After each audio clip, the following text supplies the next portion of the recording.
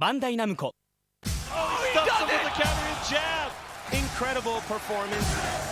Oh, I love this guy. Back to back. I see you, Negan. Oh my God! Give it up for your champion.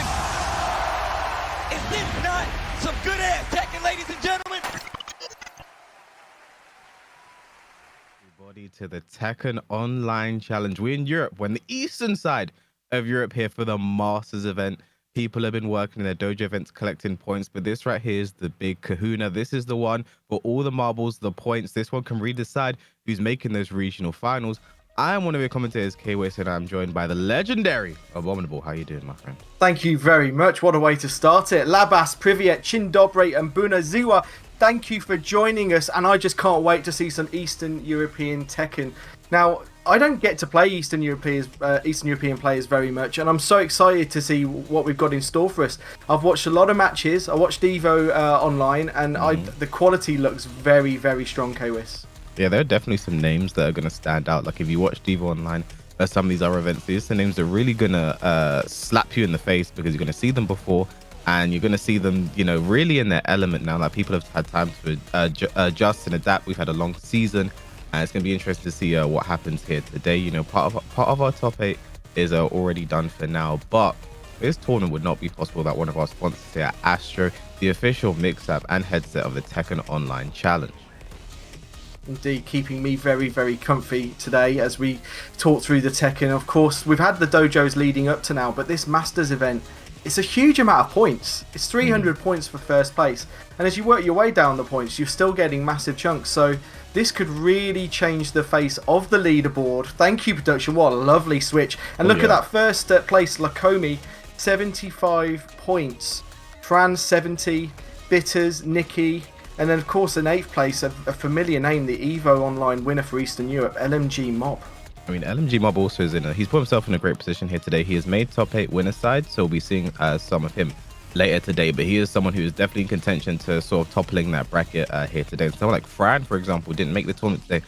Unfortunately, the Korean living in Hungary, unfortunately couldn't make it today. So, you know, he is someone whose position is going to be in danger because with people performing well today, you know, we saw it last week with the West Europe, how simply performing well in that one tournament can skyrocket you into this top 8 and put yourself in a good position for the regional finals later on this year.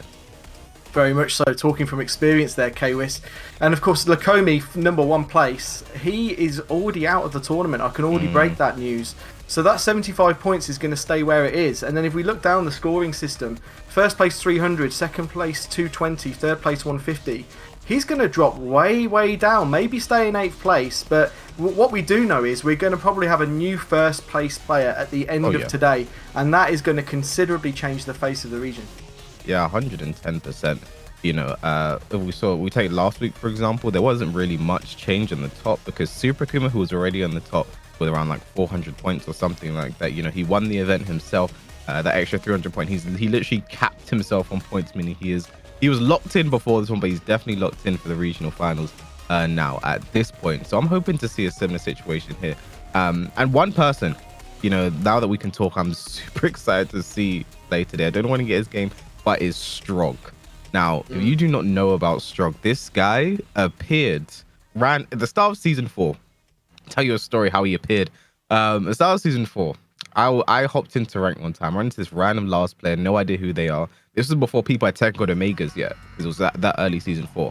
And I'm just getting absolutely destroyed by this last one. What the hell is this? I was like, that's kind of crazy.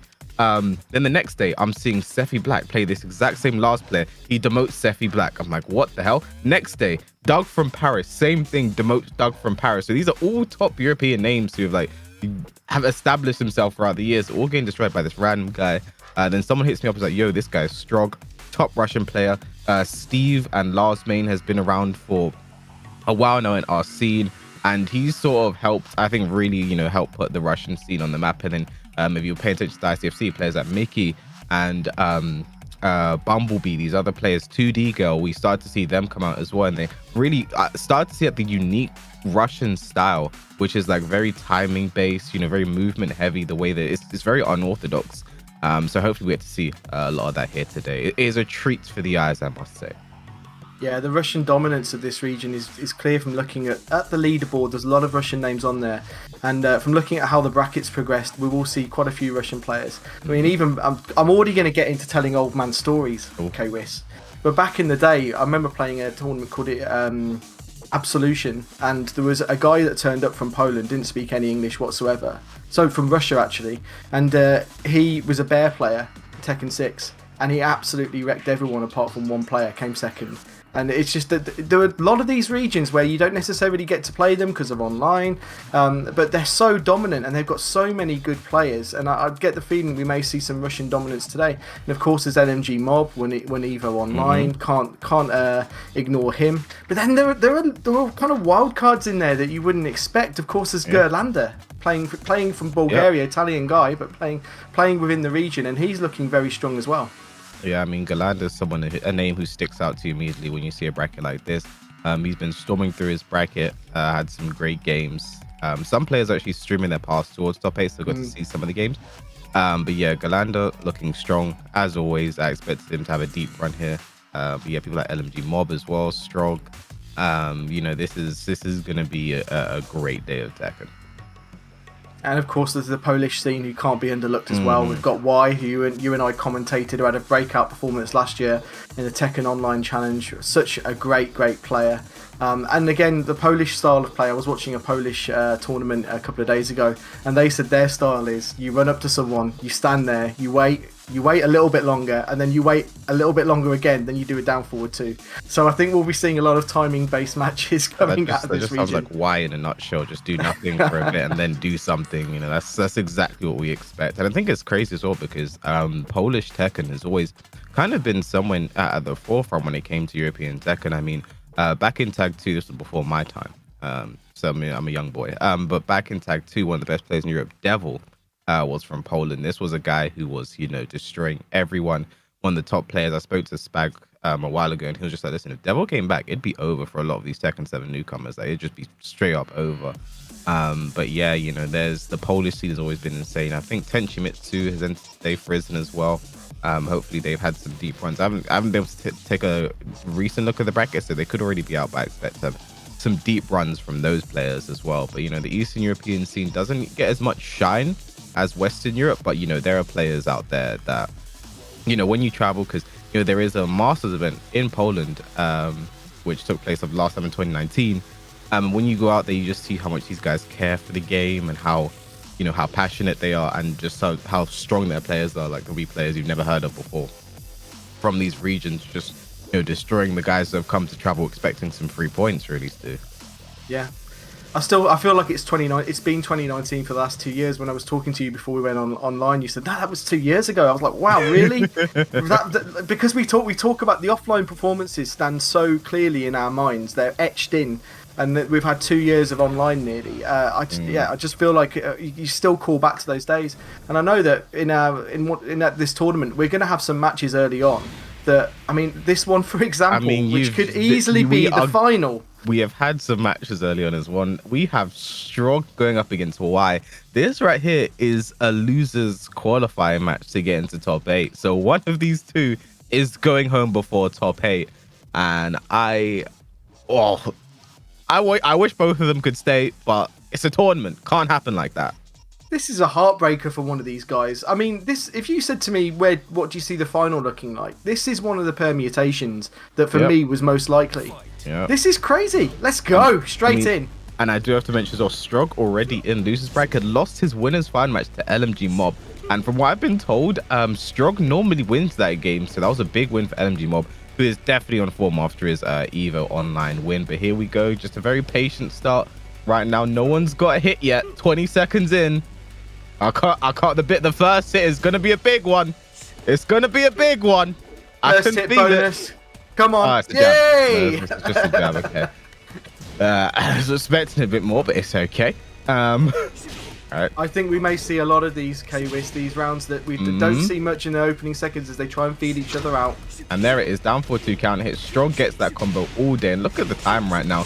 You know, what's important is he just builds a life lead right now, because it's going to be very hard to bring it back. If anyone can do it, is Akuma. But with 8 seconds, no meter, Strog is just going to stay down. Yeah, he can't lose this round. Right? Are you sure about that? Right? Are you sure? Are you sure? Okay. Oh that my was days! okay. that was a stop. What an interesting first round. Well, no punish there. Oh, what a trade there. Back one obviously going to work out there for Steve. What we have to see this matchup as well is the punish on Fireball. You know, it's -14. Steve's Sonic Fang is a very long-reaching punish that'll work most of the time, but you have to be careful because if you do misspace it, it's unsafe. And when you go unsafe against Akuma, you die. And here we go. First big combo. We might even get to the wall as well. No, it's a low wall splat. Nice step there from Strog. Very nice indeed. Going to be a nice Oki situation. Oh, no, misses the up forward one, but running 2 to take it. 2 rounds up for Strog already. I've watched some Strog games recently. I've noticed his instant running 2s. They just never miss. And his juggles normally, wow, he whiffs that one, but his normal Masagi juggles, usually you'd nail every single time. And we should be going to the wall with this combo. There it is, but no drops. The combo wasn't fast enough. Nice Regular break. throw broken by Y, down 4, and forward, forward, forward. The classic Akuma mix-up right there. Surely we'll see a lot of abuse of down 4, especially in this matchup as well. Yeah, I mean, what's important against Steve is, you know, you need those high crushing lows, and down 3 and down 4 will work a lot of the time. And there it is again, another down 4.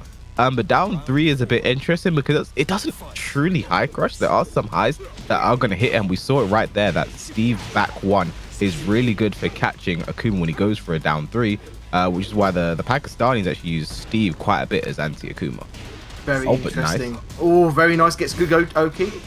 Oh, Rocket Punch Punish. instead probably had a Sonic Fang punish, but Rocket Punch works there. Nice combo. The Rocket Punch again has a life lead. Albatross down 2 and QCF 2. Strog is definitely in the driver's seat right now. That game sped up significantly. I mean, based on that first round, I thought we were going to be here for a while, but then suddenly it was a race to the face, and both of them were getting a lot of lows versus each other and trying to challenge each other to duck, and it just wasn't happening. Yeah, I mean, that's kind of... I mean, you say that game sped up. It couldn't have got any slower than the first round. I mean, it took 20 seconds before a jab landed. So that is the slowest Tekken I've seen in a while. But yeah, it's kind of what you expect.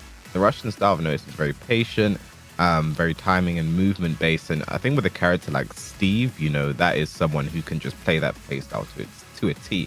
When you play against someone like Strog, you can really, you know, feel his presence when he uses the character. You know, every back one is calculated, every down forward too. That down forward, I think that was the first time I've seen him actually miss the Shiro combo with the massages into the instant while standing 1. So, you know, he's not on form today. Maybe, you know, there's a day to take out Strog. It is the day, but this is the guy I've really been waiting for European Tekken. Oh, sorry, just the world Tekken to really see, because Strog has been absolutely insane from the moment he first, you know, appeared in season 4. Don't know how long he's been playing the game.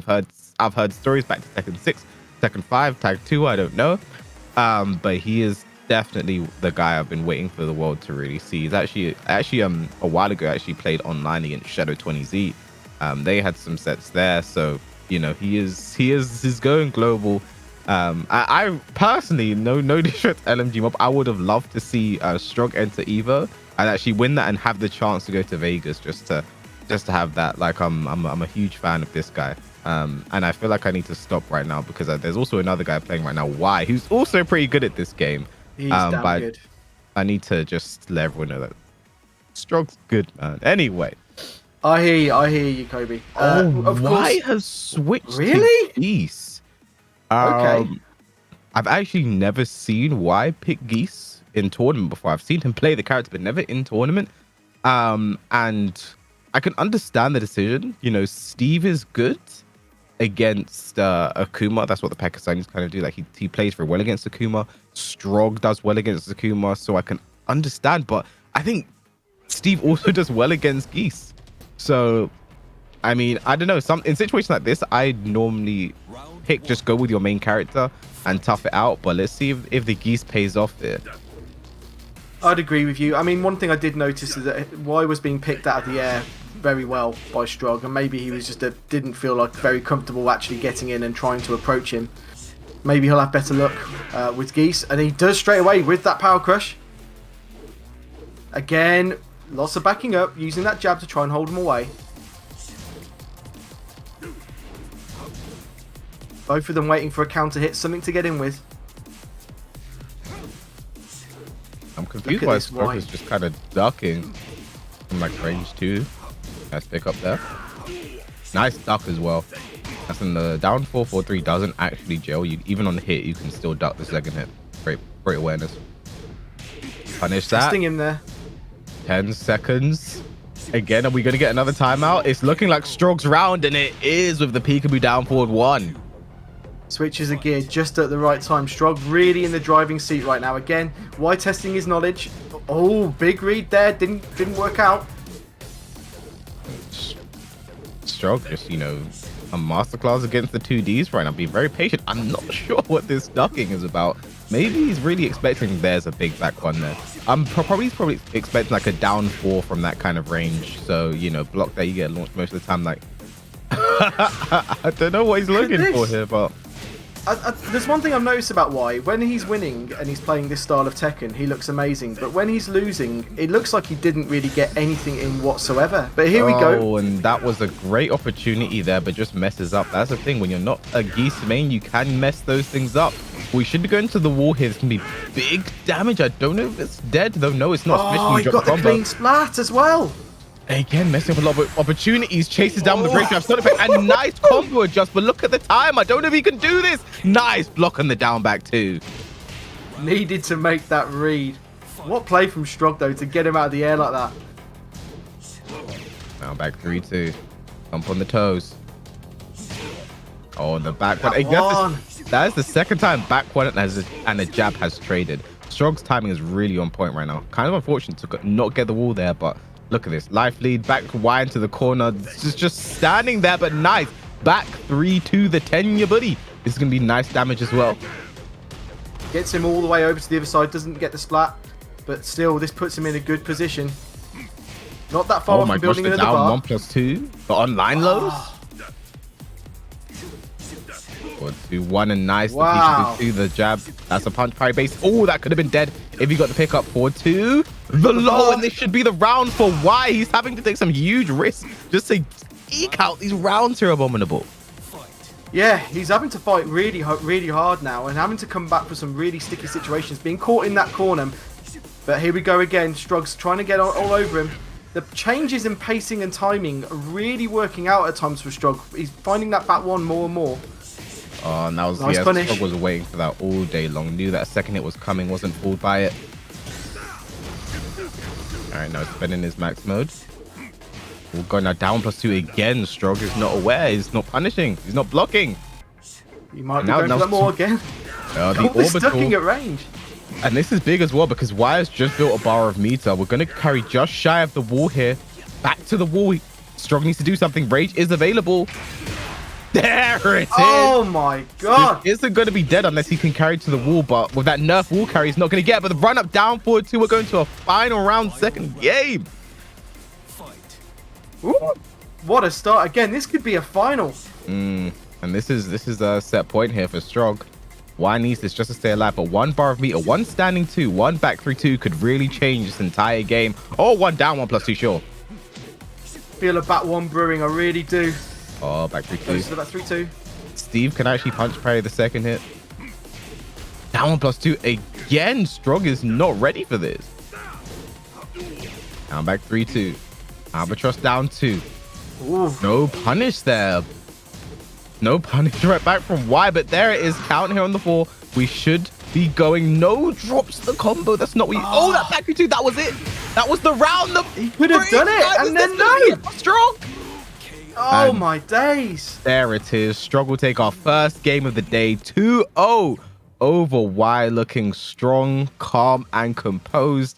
That one was interesting. I know I criticized the Geese pick at first, but maybe if we went all the way with it, we could have had the final game there. Who knows? But Strog, so strong, ready to go, and he makes it into our losers side top 8, and that means we get more Strog action for the day, which is what we love to see. Well, I'm sad to see Y go because he could have killed him twice over in that final round. Like he had that juggle which would have got him an angled wall splat. He missed that. Then he got him again.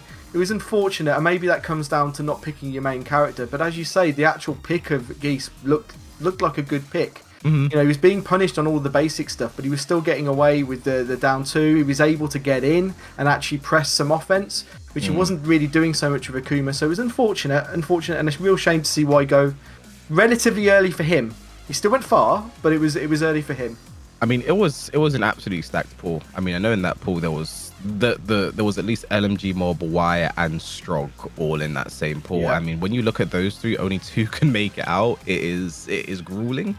It is unfortunate. Someone does have to go home, but you know, a great showing there from Strog as he moves into the top 8. Commiserations to why he will go home here or stay home at this point. Just shy of top 8 is one of the worst positions to be, but you know, this is someone who will definitely fight back against adversity and come back stronger. Honorable mentions in that pool as well. Boris Sonic, the talismanic Boris Sonic. Who knows who he used today? Probably used a different character every I actually game. saw him play Marduk earlier today. Was he? Yeah. I'll have to check that out. Just plays different character every time. You know, I think they first sort of made his name at the Wii Play event. You know, he was sort of a replacement pick, came out of nowhere. Had his first game against Arsenash. That was the first game of the event. You know, Boris Sonic versus Arsenash, that you're playing with literally top 2 players in the world on like the biggest stage you've ever played on. So it was great seeing him out there, and obviously great to see him still competing in these events as well. Someone who sort of like made a bit of a name for himself. So hopefully to see some more of him. He's out of the tournament now at this point, isn't he? Though. He is. Another player out of the tournament that I really wanted to see, Tenchimitsu. Oh, really? Big fan of Tenchimitsu. Yeah, I think Tenchimitsu and Frizen were in the same pool, and those 2 had to play at some point. So, you know, that was a bit of a nationality kill there, the Polish team kill. Speaking of Polish, we have a Polish character in Tekken now, Lydia Sobiesko. Hopefully we get to see some of her here today. But actually, right now we're getting Vaughn versus ScrabbleDestroyer. Now, Vaughn from Greece, I know as an Anna player. That's the main character, plays Anna and Ling. But I guess with the recent season 4.2 buffs to Lili, she has become a much more attractive pick to a lot of people. You know, I know Fergus has been playing a lot more Lili recently. Kalak has been committing to Lili rather than switching through other characters. So, you know, Vaughn might be enjoying the character. I know he played Lili beforehand, but let's see if the buffs have really made him ready for the character. Straight in with a big low. Yeah, I like the way you said that as well. More attractive to a lot of people. She's still a very jarring character to play against, no matter which version of Lili you're playing against. But then again, Kuni can be as well. There's a lot you have to prepare for against Kuni. I mean, Vaughn himself plays Kunimitsu, played her a lot on release. Actually, almost won an ICFC with the character, so he's going to know this matchup, and he's going to be ready for this. 1-2, no punish. You'd have to worry about that last hit. Tries to hop kick after set 3. Doesn't work out. And we just shy of the wall here. ScrabbleDestroyer can take this first round. He does with a set 2. Set 2, I mean, what a move. It's just so good, and it makes people really have to worry about it, and then you can get in more with set 3. Obviously, when you're playing Kuni, you do have to go for those big lows now and again, and actually ScrabbleDestroyer managed to get those in. That wasn't really too much of a problem. Oh, like nice. The idea there from Vaughn, but a great block there from ScrabbleDestroyer. Again, Yunli just shy of the wall. Nice run up as well, but puts his back to the wall now. That's nice. Back turn mix. No, doesn't go for it. To that, very patient. Sidestepped away from the wall. Very nice hop kick. See, that was actually a read there from Vaughn, because that 2-2-2 string, that last hit's a counter hit launcher. So that was Vaughn just expected Scrabble to not finish that last hit and take it. Very nice. While standing game from Kuni, so good. You can see ducking right up in that grill, just getting into while standing, into that full crouch, so you can implement some very dangerous mix-ups. I mean, Kunimitsu is one of the best full crouch lows in the game, with a full crouch down forward 3. It hits from so far away, guaranteed forward 2. If you tech roll into a set back turn mix-up, you know. There we go with it. Oh, 2-2. This is going to be all in the back. No, it's not. -10. Nice punish there from Vaughn. Back 1 cancel. Down forward 1. Vaughn very even alive. Round punish. Oh, a better punish there was needed. And oh my goodness, the tracking. I feel like that shouldn't have hit. I feel like that jump step should have evaded the rage drive, but unfortunately not. What I liked about that comeback, though, it was just a Tekken Fundies comeback. It was using the jab, using 1-2, applying simple pressure, and he worked his way all the way back in to get that rage drive in. But here, ScrabbleDestroyer now, again, ScrabbleDestroyer doesn't hit the brakes. It's ready to go for a mix of Ansamoki in all situations. I mean, that was an excellent whiff punish there from Vaughn. Oh, no. Oh, no. Not the punish you want there. Wild Sending 2 is what you're looking for there, Vaughn. Maybe tried a bit too much of a punish. That is minus 11. Okay, this is looking like Vaughn's round the submissive heel. Looking really good right now. Rage spent and nice movement there from Vaughn. Takes the first game. And yeah, that's why Lili is quite a good character in this game at this point as well. I mean, even when she wasn't fantastic, her movement made her still viable. She can step moves other characters can't. Or she can step moves a lot easier than other characters. She can also step things the wrong way. Like, you know, this track to the right side. You can't step to the right. Lili can. And a great movement there, getting around the rage grab and takes the first game in convincing fashion. Absolutely. As a King player, I just find Lili's movement and crushing so jarring, and it worked out really, really well. The movement in particular, as you said, I think Vaughn knew that with his back towards that wall, that it made that rage drive far more attractive an option to use. So almost said, okay, bring it on. Use that sidestep so well.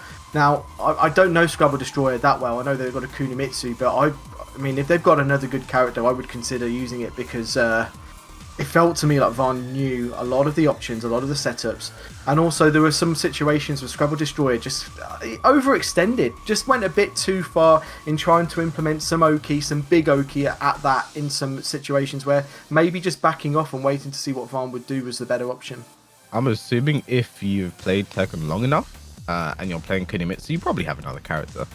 Because that meant for 4 seasons you didn't play anyone. That's a good point. I am assuming ScrabbleDestroyer will have another character, but I don't know. I just feel like rather than the character being the issue, I feel like some bad decisions were made. I mean, he did. I didn't see many set 2s. When he did go for set 2, it worked out. So what that's telling you is Vaughn is ducking a lot of the set mix up. So that's your license to just go for set mids. I myself have a philosophy of there's no real scary option in set to make you not want to duck.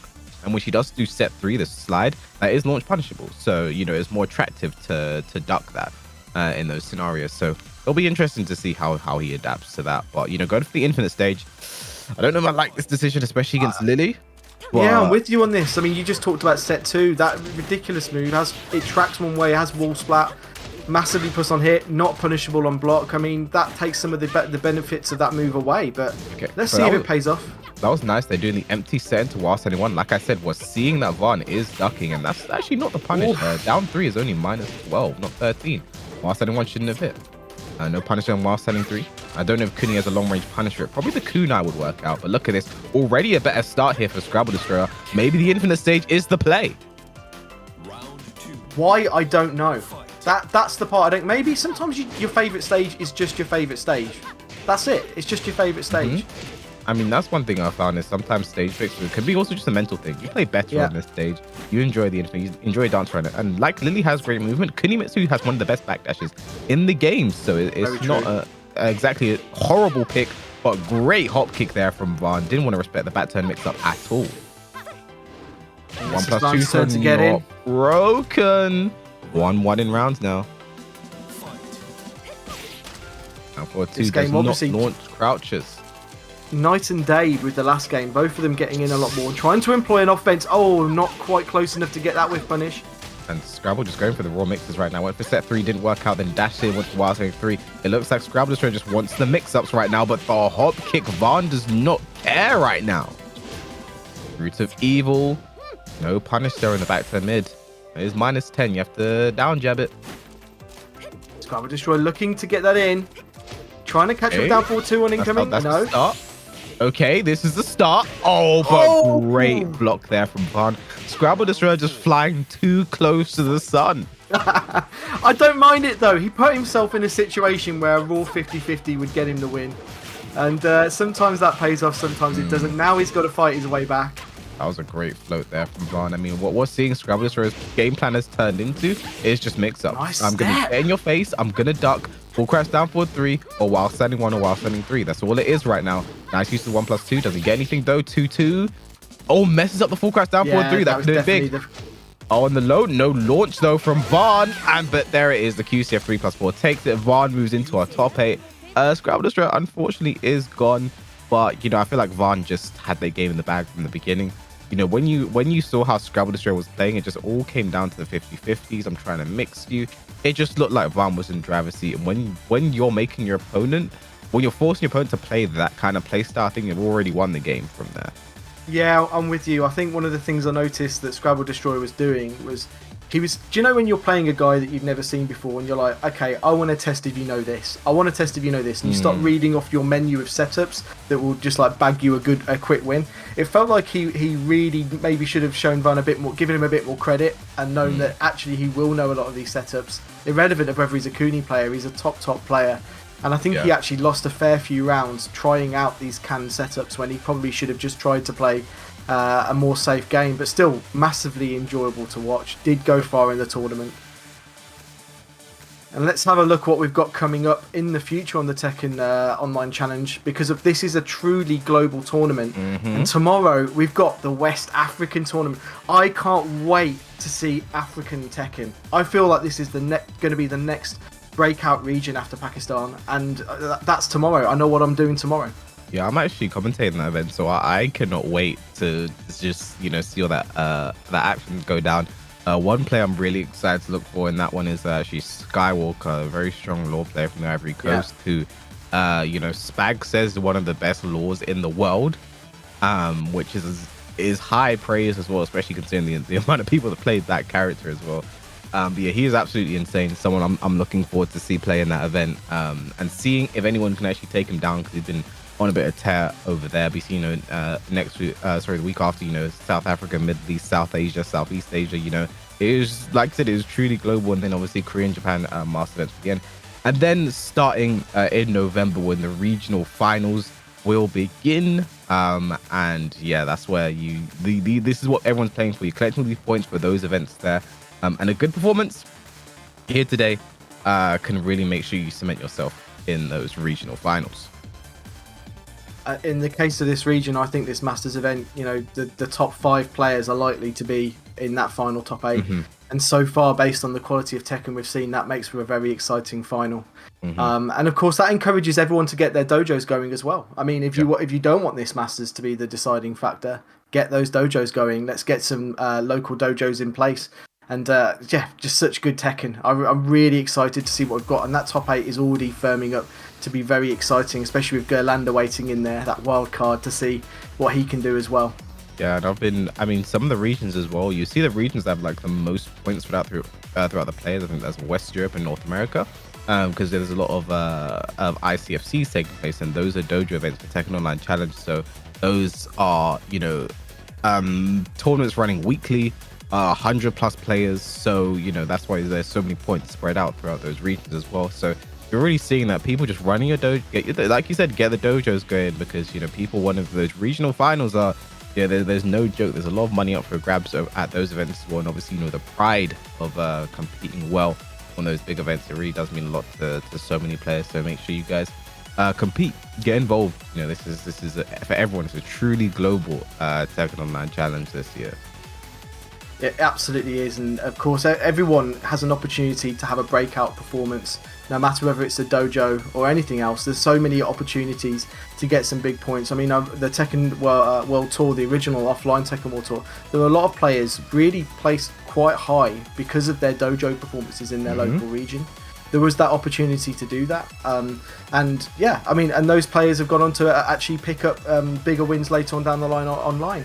And one thing I've noticed with Tekken 7 in particular compared to the other Tekkens is that there are some top players who learnt Tekken just in Tekken 7, which is actually quite different to a lot of the other Tekkens. Normally, if you found like a really great player in Tekken Tag 2 or Tekken 6, it was likely that they've been playing for the last 3 or 4 Tekkens. But this game's been really inclusive, and there's loads of new players that have come through that are showing so much talent and ability, and when they come offline from the online scene, they're going to tear things up.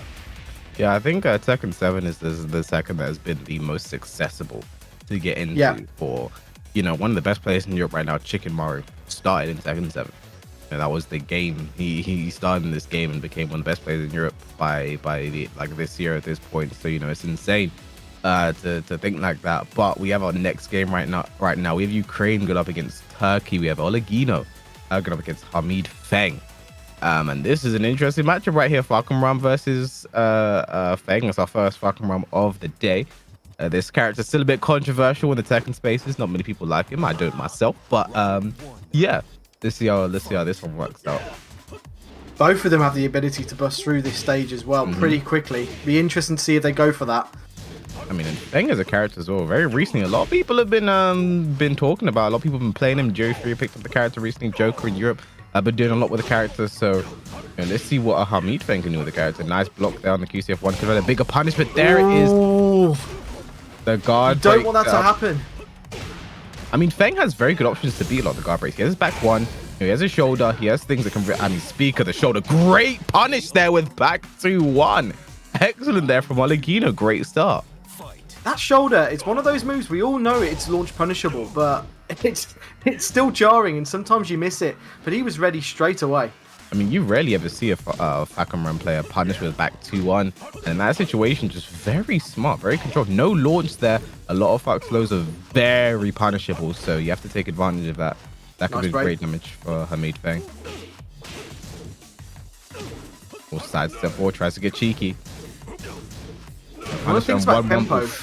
There's that punch to the back. He should. No, doesn't do the correct combo. Does down for 1-2 instead of 1-2-1. Do you think he's a bit more worried about doing tempo against Fahkumram because of the range he can operate at? Ooh. I'd be worried about that sidestep 4 because this should break it, and that's the round for Oleginho. That was... Oh boy. Great damn, that just breaks the floor like that. Okay. I like that he's still trying to control the game. He's losing 2 rounds to zip, but he is actually trying to put the offense on and control the game. A nice forward 4 there from Hamid. Can get the wall, breaks the floor. Very nice. He really needs to make something happen here. He needs this round. A nice back turn. Throw makes up. That's it. Hamid is on the board. And what a statement as well. Manages to get that perfect. For him, he's hoping that's a momentum shift. No more floors to break. Still trying to get in there. Great use of 3+4 there to track down back Kempo and Axsor. He's interrupting there after the 3-4-4. And nice. You know what? That was a great adjustment there from Oleginho. Excellent adjustment. Back to 3 this time. Oh, and catches the move, but that shouldn't happen.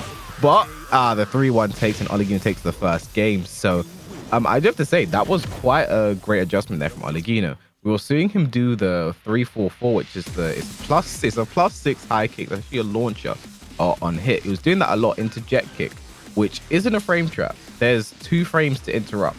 And Hamid just started, he was jabbing that every single time. So what Oleginho did, instead of just do standing 3 after it, he's +6, standing 3, complete frame trap. There's nothing you can do about it. So that was a great adjustment there. And that adjustment there also ended up winning him the game, because then he went for the guard break, which for some reason tracked him when he tried to sidewalk, which is what you're supposed to do against the guard break. But I don't know, unfortunate on this day. Yeah, unfortunate, but I do feel like the stage was in fact favored there, so maybe a stage which is in order. Yeah, well, sometimes if that move, even though that move is steppable, sometimes the wall can work against you and do some pretty odd things, and I think that might have played a part in that case. But one thing I liked about Oleginho is that I'm just so used to playing against Fahkumrams who are just like cojones deep Fahkumrams that are just trying to test your knowledge of every single situation. He wasn't always doing that. He was actually trying to play a defensive, punish-focused Fahkumram. And Hamid actually got quite a lot of offense in. And I quite enjoyed seeing someone trying to back up and focus on punishing properly with punishing. And Hamid has changed over to Paul on that Cave of Enlightenment. Interesting pick. I don't think the Feng pick was that bad. He was doing okay. He was pressuring. He was putting some damage in. It was more his own knowledge of Fahkumram that was letting him down. I think both characters as well, though, are... I feel like Paul is also a good pick against Fahkumram, though. You know, Feng, like you said, more came down to his matchup infamiliarity, which is why he lost rather than the character do. Because there are things that Feng could do really well in this matchup. Also things that Paul can do really well in this matchup. So let's see if he knows. I mean, okay, never mind, because he starts off with a classic frame trap there. And straight to the wall, and that's half of your life gone, Hamid. So... Oh, okay, nice. Nice to hit confirm, though. Doesn't work out. Again, he's still doing the same setup. 3-1 down 4. 3-1 down 4. Again, down 4. Hamid just doesn't know this matchup. He was trying to get his stuff in. There's no doubt about that. Again, starts off the round with buttons. trying to get his stuff in, but Oleginho, he's just got more complex stuff to deliver than what Hamid's offering. 1+1+2 Blake, not in we go. Oh boy. No duck on the 4-4-2-1. Nice down jump to interrupt there. Goes back into the breakable. Jet kick, but it's a trade. It's not the worst situation in the world. Back 3 goes under 2 throw, not broken. I like it. Sidestepping, trying to reverse the situation. 3-1 down 4 again. Okay, Nice. no parries this time. Gonna spend the rage out because he can cancel it. Okay, let's see what you make it count. You have to make this count. Make it count. Oh, and they're just 3-1-4 that time. Just 3-1-4. I question the cancel. I think it was decent damage. It's just his decision making on the Oki was a bit off. I mean, the problem is 3-1 down 4 is launch punishable. It's like -16, -17. So, you know, you can get launch on it every single time. But what he needs to start doing is, first off, not get hit by jet kick. And second of all, he needs to start ducking 3-1 and then punishing, because, you know, he's just getting destroyed by mix-up. Back to charge, and this is going to be the round. Yeah, there it is. Oleginho will take that 2-0 pretty fast over Hamid. Yeah, just match-up infinity all over the place. Didn't know what he was doing. And I think in that situation, back 2-1 hit, it is a very scary situation to be put in, because the only way to make that charge whiff after back 2-1 hit is to interrupt. You have to mash. And some people aren't ready to push a button after just getting hit. So it's a very annoying situation to be put in. But just like that, Oleginho takes it, moves into our top 8, and Hamid, I think, can hopefully go on the Fahkumram matchup, because that was painful to see. He's represented his region well. He went far. It's great to have a Turkish player nearly make it into the top 8. We don't see enough Turkish Tekken. Yeah. I think it's very clear Hamid went far in the tournament. I mean, he's obviously, there were a lot of matchups he did know well, and Fahkumram still is a problem to a lot of players, and he was a heavy problem for him then. I would have liked to have seen the Feng stay. He just seems so much more confident pressing on offense with Feng, and you know, he got the perfect in the first game. He also took a fair bit of damage in the rounds he lost. I think there was still some more damage to be done there. Unfortunate that he decided to go with the pull. I think, you know, we see it all the time. If you switch your character, you are going to be switching to a character you're likely less confident with, even if it's the right pick on paper. I mean, yeah, I think of the two, Feng is still a very good pick, and judging by his name, Hamid Feng is probably the main character, so I think just stick out with Feng, maybe pick a different stage that could have maybe won the game. Unfortunate, but yeah, Hamid will go home, and Oleginho moves on into our top 8. But next up, we have Frizen with the Leroy. Disappointing you, Frizen. Where's your Steve? Going up against Axsor, and this is someone I've never heard of before from Greece. I know Greece is a very strong Tekken scene. The two top players that normally always stand out are Van and Nivek. Back in 2019, when everyone was traveling, those two were doing everything all over the place. You know, came to the UK, went to Poland. Nivek even going all the way to Combo Breaker, making top 24 over there. So Axsor is a player I haven't heard of from the Greece scene, so I'm excited to see what they do. Tango Omega, so let's see. Uses it straight away in the first round. You don't see that very often. Frizen, he did pick Leroy back when we did Tekken Online Challenge on the second day with the friendlies, and he did look very strong with him. I mean, I always want to see his Steve. It's hard to look weak with Leroy, and nice. That is true. Back 1+2, the 12 frame mid count hit launcher. Great start here from Frizen. Goes for a mix up straight after. Very nice into the orbital. Nice sidestep. +1 right now, down 4-4-3. And nicely up for 1. Tries to interrupt. Doesn't work out. Axsor. Time to push your advantage. Messes up the forward 4, though. Unfortunate. Wanted the Oki. I think we're going to see more of that up forward 1. It's looking very strong. But in we go. Frizen's 2 rounds up straight away. Yeah, great start. There we go again. Nice. Hell sweet. Gonna see another one. Classic. Nice. Jab into orbital with nice sidestep. Forward 1. Yeah, he knows the combo from here. Very nice. Down 3. Doesn't finish yet, but the back 1+2. And Frizen is going to take that first round pretty fast, I have to say. That was not a slow game. He's playing like he's got a train to catch. That was unbelievable. That was quick. On a waller stage. On a waller stage as well. That is hella quick. Both of them were just looking to get their stuff in. Jab into orbital. But to be fair, there were some of those canned setups, but then there was sidestepping was absolutely beautiful. and the ability as well to parry some of the sword stuff, because not many players can do that, and it does change the matchup quite a bit. Yeah, I mean, Noctis is a character that doesn't normally have to worry about being parried very often, because he has stuff like his 2-2, which is, very easy. So 2-hit string, mid. It gets in, has mix-ups after it, has 2-2, 4-2, or 2-2 into the rest of the string. Against Leroy, you have to worry because that back 2 parry is able to parry everything, including weapons, elbows, knees, things that shouldn't traditionally be able to be parried in Tekken. So, that was a great start there from Frizen. It looks like Leroy was the good pick. I feel like Steve is also good against Noctis, so if you wanted to switch characters, you always can. But, yeah, and Axsor electing to keep the infinite stage as well. I like Noctis with walls, to be honest. I think he does quite well with them. I don't think Leroy is particularly strong with walls in play as well. I feel like it'd be a bit even, but I guess he wants the space to move around and sort of avenge his infinite loss. Look at this beautiful transition. There we go. In we go straight with Frizen with a down forward 1. Down back for counter hit.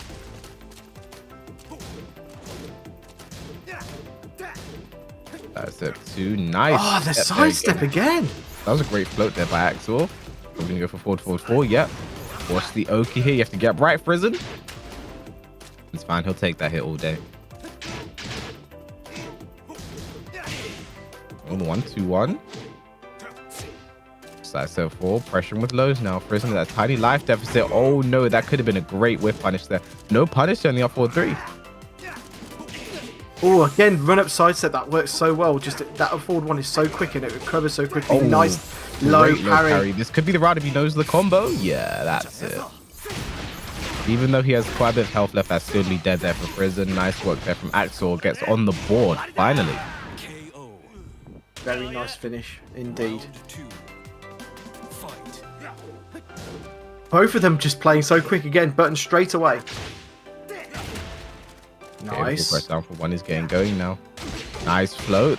Nice combo as well. Is aware. All right, the 2-2 back 2 is instead of the forward 4. Wants to go for damage instead. Ono gets the counter here. Very nice pickup there from Frizen. He's aware. Oh, but forward 1+2 counter hit. This could be the round. No, he has not the correct combo. But one more hit does it here. Down back through. Very nice. See, Frizen tried to get up and push a button there. After that ender, it is not your turn. Noctis gets to keep the pressure going. I love that from Axsor, just going for the jabs in the jungle at this stage in the tournament, at this stage in the game. Interesting choice. Oh, but there's the orbital, but Frizen going for the early Leroy combo there. He's going to do max damage. Back 1 counter hit. Now forward 1-1. Frizen isn't out of this yet. Never a bad option at this stage of the round. Down 3 or forward 1 at the same time. Both using the tools that have helped them out in this game so far. Back 1+2 counter hit. Going for the new combos as well. Forward 4-3. I like how he ends combos with forward 4-3 to go for a Hamid mix up. Oh, wait a second. Up forward 4. Did that go over a dick jab and he still got the launch? Okay. Oh, again, up forward 4. And his nice awareness to know he can still get the combo from there. That isn't consistent. What's the OP? Down to nice patience there from Frizen. Most people would try and punish and get counter hit launched. And this might kill. No, that's dead. Yeah, that's dead. 110%. I am never wrong about these things. You're done. See? Okay, Never no, you wrong. can't say C after. No, we're not doing this. I said I'm never wrong and it's going to kill, and that's exactly what I was. Up 1. Counter hit. Very nice start. I actually got buffed in season 4 to go from 14 frames to 13. Went for the back roll catch, didn't work out. Oh my gosh, down 3-2. Frizen just trying to be annoying right now. Just trying to poke his way back into this game. 4-2-3, nice. Finishes the string. Finishes it. Up. Tries to punish too early. That's what that 2-2 string is all about.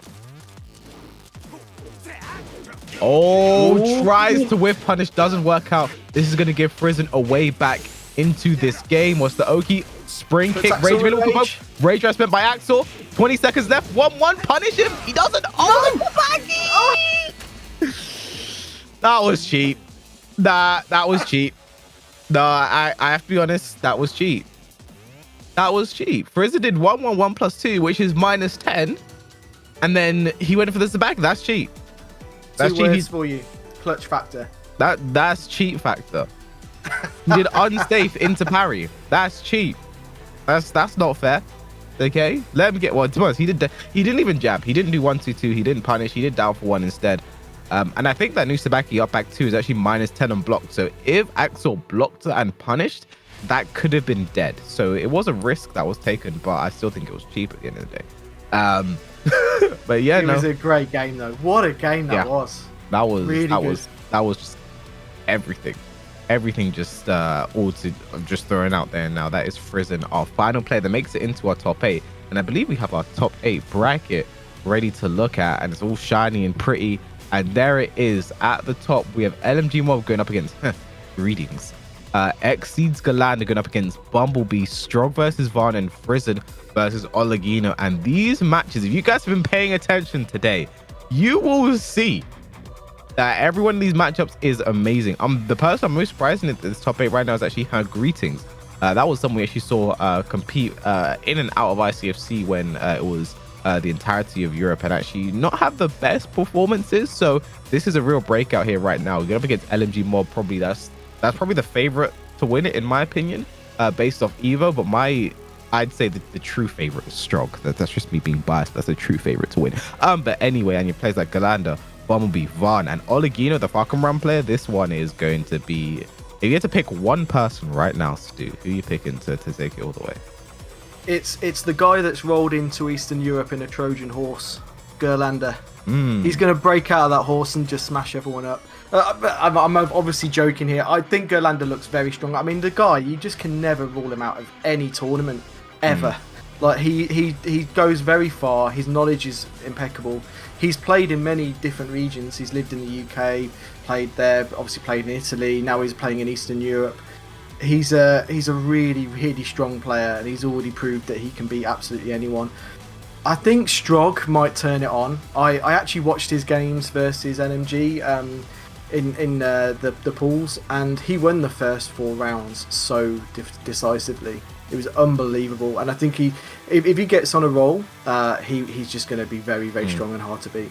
I mean, yeah, Ghirlanda's probably, I'd say, the guy, if you've been watching International Tekken for a while now, you'd say is probably going to take it. The guy who's, the 2018 LCQ winner, all the way back then. So definitely someone who knows how to win a tournament. But we also have something special for you guys to see right now.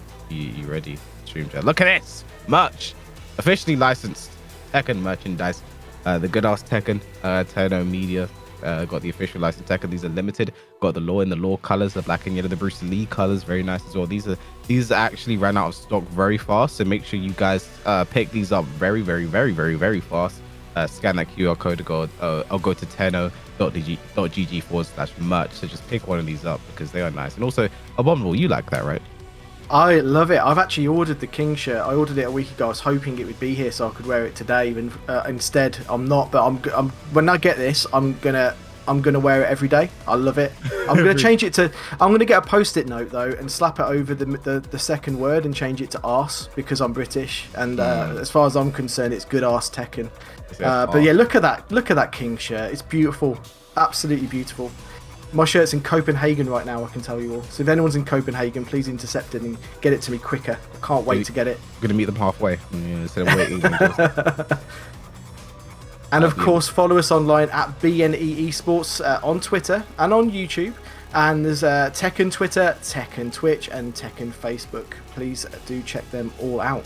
And make sure you guys consume all of the Tekken action that you can, because this is we got the Tekken Online Challenge running until the end of the year, because obviously we have the dojo events, the regional finals, the masters events. What we're seeing here will be running until the end of next month, and then the regional finals will start in November. So make sure you guys just get involved, follow all the socials to make sure you don't miss out on any of the Tekken action we've got coming for you guys.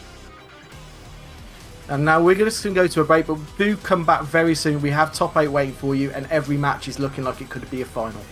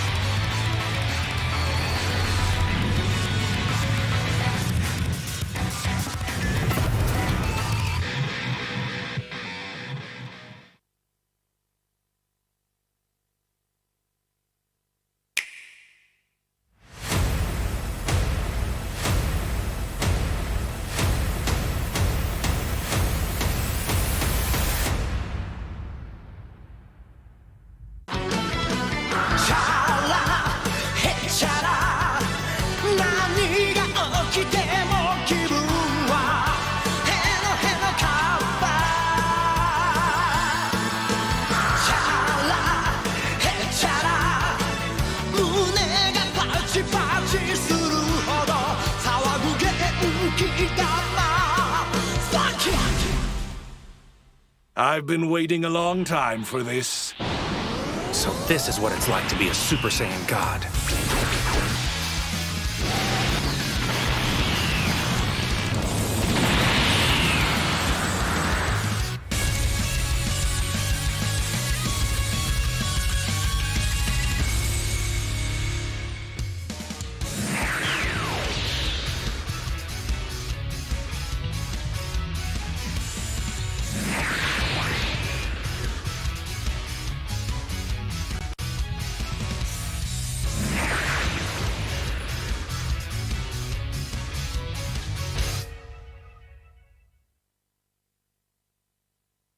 What is up, everyone? Welcome back to Tekken Online Challenge for EUs. And that is right, Goku is coming to season 5.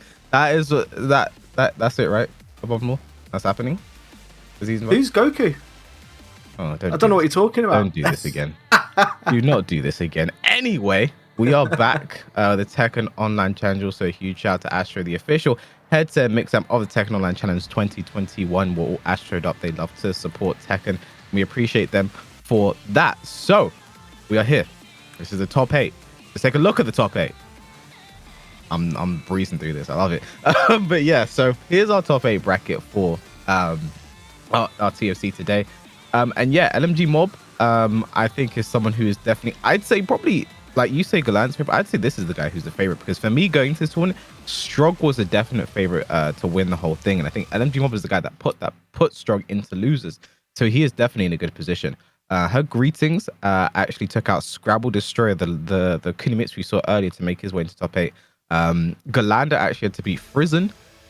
So you know, these guys, they're already in good shape. They're already beaten some top players to get to the point where they are now. And obviously Strog versus Fahkumram down there, and Frizen versus Oleginho. I think bmblb actually beat Oleginho to make his way into top 8. So that's actually a big statement as well, because we saw how strong that Fahkumram was earlier. So this is going to be an amazing top 8 abominable.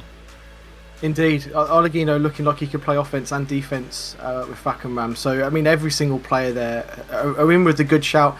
And you're right. I mean, LMG Mob must be hearing me talk about Ghirlanda and you talk about Strog, saying, "Hang on a minute, guys. I'm in winners. I just won Evo online. Surely it's got to be me." And you can't really argue with it.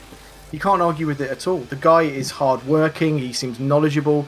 He plays a character that hasn't been at that top tier, or isn't at that top tier now, but obviously is a lot stronger in season 4. And yeah, he's looking in a very, very prime position to go all the way. I mean, Lars is a character who got, you know, a big suite of buffs in season 4, and I think the main thing it did to him was just give him absolutely insane wall carry. You know, he's able to carry from wall to wall most stages, and it's pretty good. And it's also the fact that sorry, I was gonna say Strog again. Like this is what you were talking about. LMG Mob as well has some very unique combo routes himself, some very hard technical combos, so very unique combos. So it's gonna be interesting to see how you know, how because he is someone who probably was laughing when he saw those last buffs, because his combos were already good.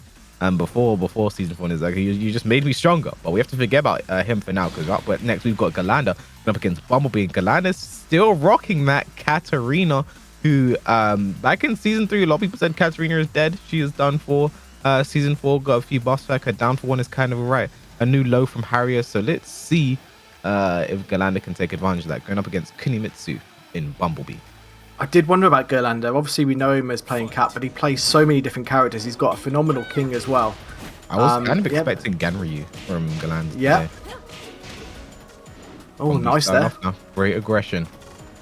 That's something I've noticed about bmblb, just very, very aggressive in your face game plan, but late on the punish there and down forward too.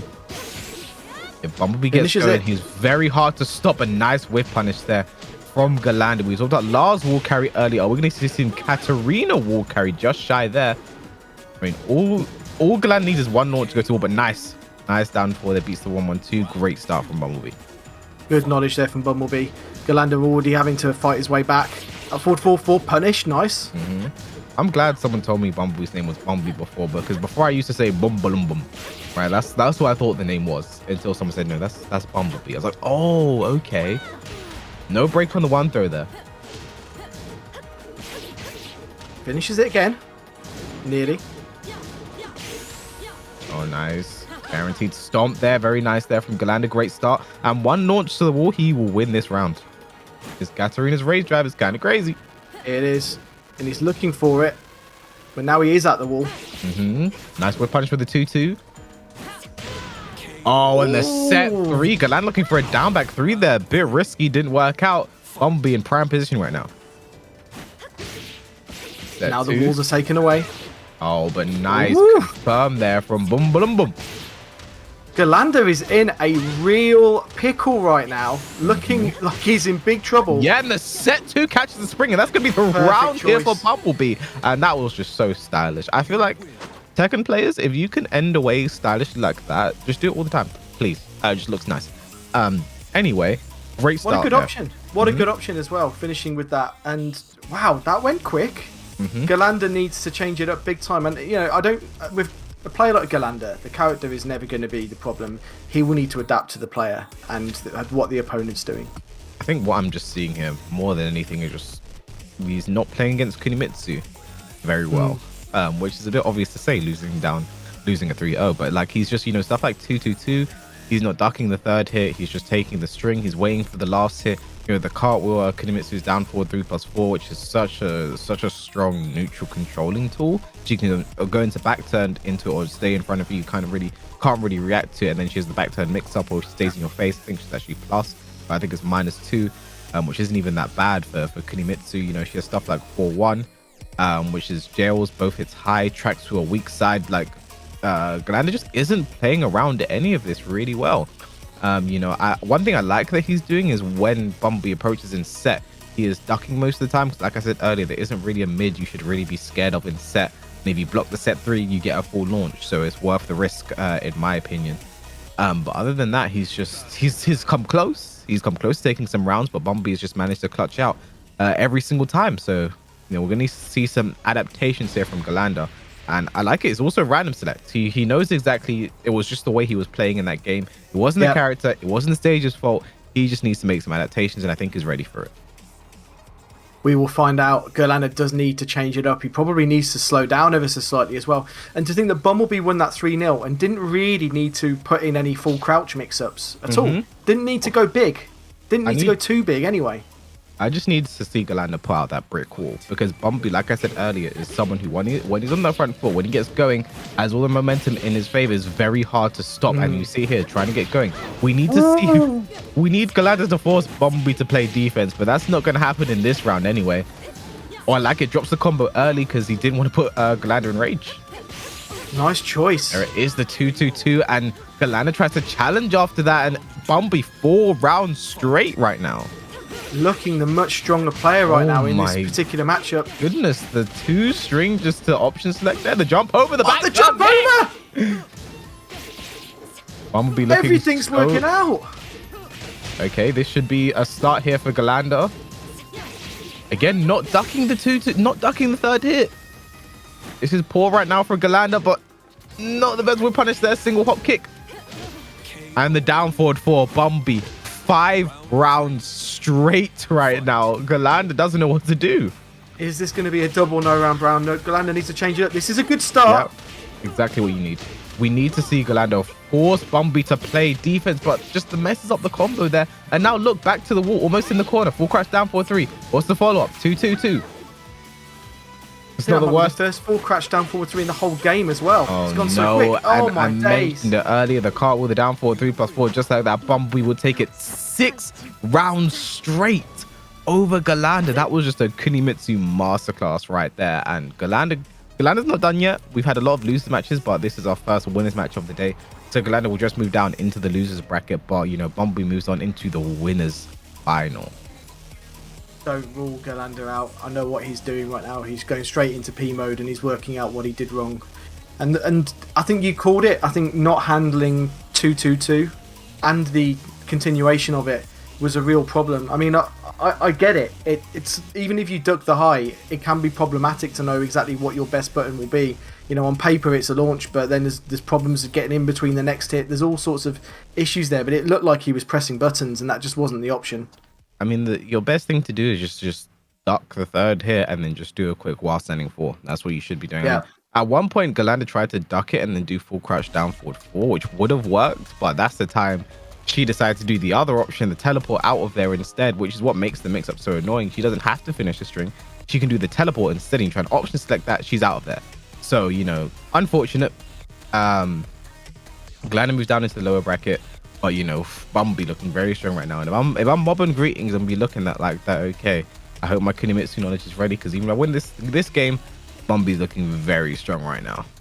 Yeah, I mean, how good is Kunimitsu as well? Like, I've looked down the character quite a few times now, and I've just been baffled by the various different layers and levels that she can be played at. Like that down forward 3-2 cancel into a while standing move that is very, very hard to react to. The mental frame she can play with all of her long strings. There is so much that she can do, and her throw game, which shouldn't be overlooked either. The throw that she walks up you, like I always press 2 because I'm thinking of lore. Yeah, I mean, I get it wrong. Kunimisu's throw game cannot be overstated. Even the one throw, if you break it, the one where she puts her leg up, she can kind of get a back turn mix up on you, because you're both back turn. She can do like a down 4. If she expects a down 4, she can do like the flip, the back turn flip over. Like, she has a lot going for her. So you've got, you know, also the back turn throw mix up. She has 1+2 or regular throw. So yeah, like the throw mix up, she's a pretty good character to come in this game so late. And I think she's going to continue to give people issues, especially if you're not ready for the matchup, which it just looked like Ghirlanda wasn't. She can just run over you like that. You have to, the one of those characters you have to prepare for going into, especially with someone like Bumblebee, who just, when that aggression gets going, impossible to stop. It's very hard to deal with, and we are straight into our next game. We are rocking through this tournament, and it's been a feast for the eyes so far. Really, really strong players, and get in. Got a king player. I've wanted this so bad. I love king players in top 8. Really just excited to see king. I mean, I'm excited to see LMG Mob. This is the guy, the Evo Online EU East champion. You know, the person who everyone else in that top 4, he was the guy to put them into losers. He defeated every single one to move forward. So I said before, I was the person I want to see in Evo Online EU East. I want to see compete with Strog, and we didn't see Strog compete in that. So for me, that was me saying, okay, if Strog entered, he could have won. But LMG Mob beat Strog today, put Strog into the losers bracket. So, you know, let's see. But greetings, you know, rocking that king. I know you're excited for that. Wave dashing with king straight away. Instant shiny wizard. I'm liking what I'm seeing straight away. Bat 2-4. Yeah, this is looking like a strong king already. Nice bat 1-2. A nice duck and punish there from Mob. Will not be able to break the wall. Oh, he's going for the fancy stuff. Oh, yay. Oh, but the hop knee. This could be the round. No comp. No. The balcony. That was on. Oh, wait. Will this work? He's going to be airborne. Oh, it did what? Oh, that was a punish. That was absolutely crazy. I was going to say he was unfortunate not to get that wall break, but then it all worked out pretty well for him. Yeah, and that kill out 3 was actually a punish on the Rage Art. Giant's been great block, great throw break there from LMG Mob. He needed that. Nice 4-4 neutral too. Ooh, what a duck. Oh, bad punish there as well. The forward 4 to options to that. Very nice. Tried to go for Fahkumram. It doesn't work out. Always go for the mix up there. That's what I like about Mob. Doesn't always go for the max damage, but catches Mob ducking. What's the follow-up? The alley kicks. Greetings with a great start right now. Look at the way. I love it. Did a back 2 in the previous round, then went for a 2 throw after he got ducked and launched for it. That time he mixed it up. The Lars music has started. The final round Lars music has started when you pick this outfit. Here we go. Down back 4 counter hit is powering up. This is it. He needs the music. Gonna do some fancy stuff here whilst anyone. Nice block and punish. Nice. Cancelled it. New stuff. Clash. Very nice there from Mob. We should be going to the wall. Yes, we are. Shoulder. Can he take this round with the music power up? Oh no, down 4-2 counter hit. Unfortunate. Rage drive. Ooh, needs to sidestep. Yeah, this isn't dead. This isn't dead. This isn't dead. It is now. Dead. What a start there from Greetings, Stu. I know you love that. Talk to people what you saw there. I'm really happy with what I saw. Like there were a bunch of things in there that I loved. Good punishment on the -13 move, and a memory of what the opponent did straight after some previous moves. So when he did that bat 1-2, went into the 2 break, got launched with a while standing 1, he said, okay, I remember what he did last time.